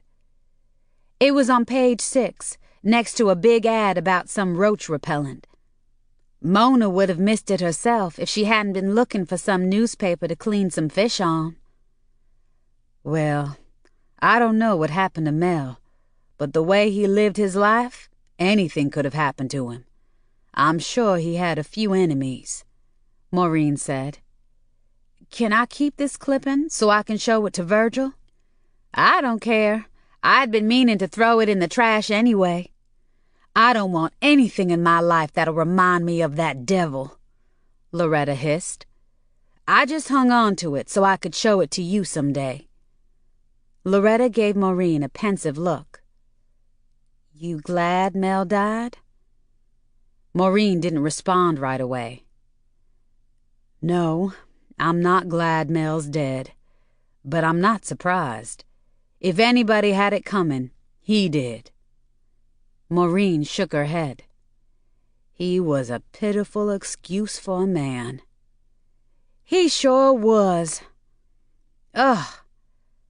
I know I had a lot to do with him and me hooking up, but I have to let you know that it wasn't worth it." Loretta could barely look Maureen in the eye, but she did anyway. She wanted to see what was in Maureen's eyes, and she wanted Maureen to see what was in hers. Her remorse could not be measured. It was the one emotion that she would feel for the rest of her life. "Betraying somebody never is worth it, honey," Maureen stated. "Do you mind if I give your Uncle Virgil a call?" Maureen asked, already reaching for the telephone on the end table. "I'll let you talk in private," Loretta said, rising. "I'll be on the porch." "Virgil? Mel's dead," Maureen said as soon as he answered his telephone. "Who killed him?" Virgil asked, not sounding the least bit sympathetic. Maureen immediately read the clipping to him. "What do you think happened to him? Maybe somebody had a key and had let themselves in while Mel was out. Somebody he had pissed off. There's no telling how many women he was involved with, and any one of them could have stolen his key and had a copy made. Maybe they'd heard he was marrying another girl and snapped. They let themselves in, hid in a closet, and came out and beat him with something and pushed him out that window. They locked the door back before the manager got to the door with his key. Or, when the manager got inside, when he wasn't looking, whoever had snuck in, snuck back out the door. How else could Mel fall or be pushed from that 6th-floor window right in the middle of a telephone conversation with his fiancée?" Virgil said. "Whatever the hell happened, it sure is a strange story. You really think it could have happened that way?" "Him jumping out of that window on his own or accidentally falling out makes no sense at all. Like I just told you, I think somebody got into that locked-on-the-inside apartment somehow and beat the shit out of him and threw him out that window," Maureen answered with a shudder. "Somebody or something." "I think the same thing. Somebody or something." "You think it was Mama Ruby too, huh?" "I didn't say that." "But that's what you think," Maureen accused. "I know you do, Virgil." "I don't know. Maybe his conscience finally got to him and he really did jump." "In the middle of a telephone conversation? What about him screaming and saying what he said? That man didn't commit suicide and he didn't fall from that window. He also didn't gouge out his own eye or cause his head and neck injuries. Now you tell me, do you think the same thing that I think really happened?" "Maureen, Mama Ruby is dead. She can't chastise nobody else no more," Virgil said. Maureen let out an eerie laugh. "She won't need to now." She exhaled and pressed her lips together. She had nothing else to say. She balled up the newspaper clipping and tossed it into the ashtray on the coffee table. After Maureen had hung up the telephone, she walked toward the front porch where Loretta had gone. She stood in the doorway for a few moments, looking at her daughter. Loretta occupied another one of the cheap metal folding chairs that she and Thomas owned. She sat as still and mute as a sphinx, staring at San Francisco's magnificent Golden Gate Bridge. The drab gray house dress she wore looked like part of a circus tent. But at 280 pounds, she didn't feel comfortable wearing anything but house dresses that looked like part of a circus tent. It was hard to believe that this was the same girl who used to prance up and down the beaches in South Florida in a string bikini. And it was even harder to believe that she had once been one of the most successful black models in the business. Maureen wondered how things would have turned out for her and Loretta if they had never met Mel. She also wondered how much of what happened was her fault. She knew of many troubled children who ultimately blamed their parents for every stupid thing they ever did. She had to blink hard to hold back her tears. She didn't know if she had succeeded as a parent or not. Because as hard as she had worked to make Loretta happy, Loretta had become her own worst nightmare anyway. A housewife sitting on a porch with not one, but 2 cats.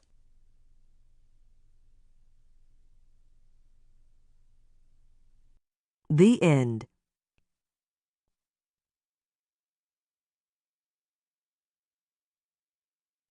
This has been a Griot audio presentation of Lost Daughters by Maureen Monroe, narrated by Diana Luke.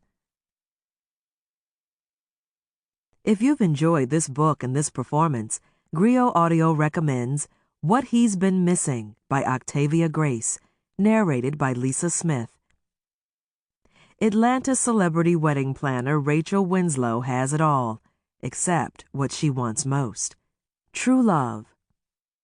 Her friends are convinced that her college ex turned best friend, Ian, is her Mr. Right, even though he's in a relationship. And when Ian confides to Rachel that he plans to propose, she suddenly wonders if she's letting her best chance at happiness slip through her fingers. In a panic, Rachel becomes determined to win Ian back, but her plan backfires in ways she couldn't have imagined. To get her life back on track, Rachel will have to let go of the illusions of the past and her fears about the future. A griot is a storyteller in traditional West African culture that entertains, teaches, and informs the tribe or village through the power of the spoken word. Recorded Books continues this oral tradition with Griot Audio. We also offer a wide selection of bestsellers, mysteries, classics, histories, and more. So visit us at recordedbooks.com to learn about our latest releases and special offers.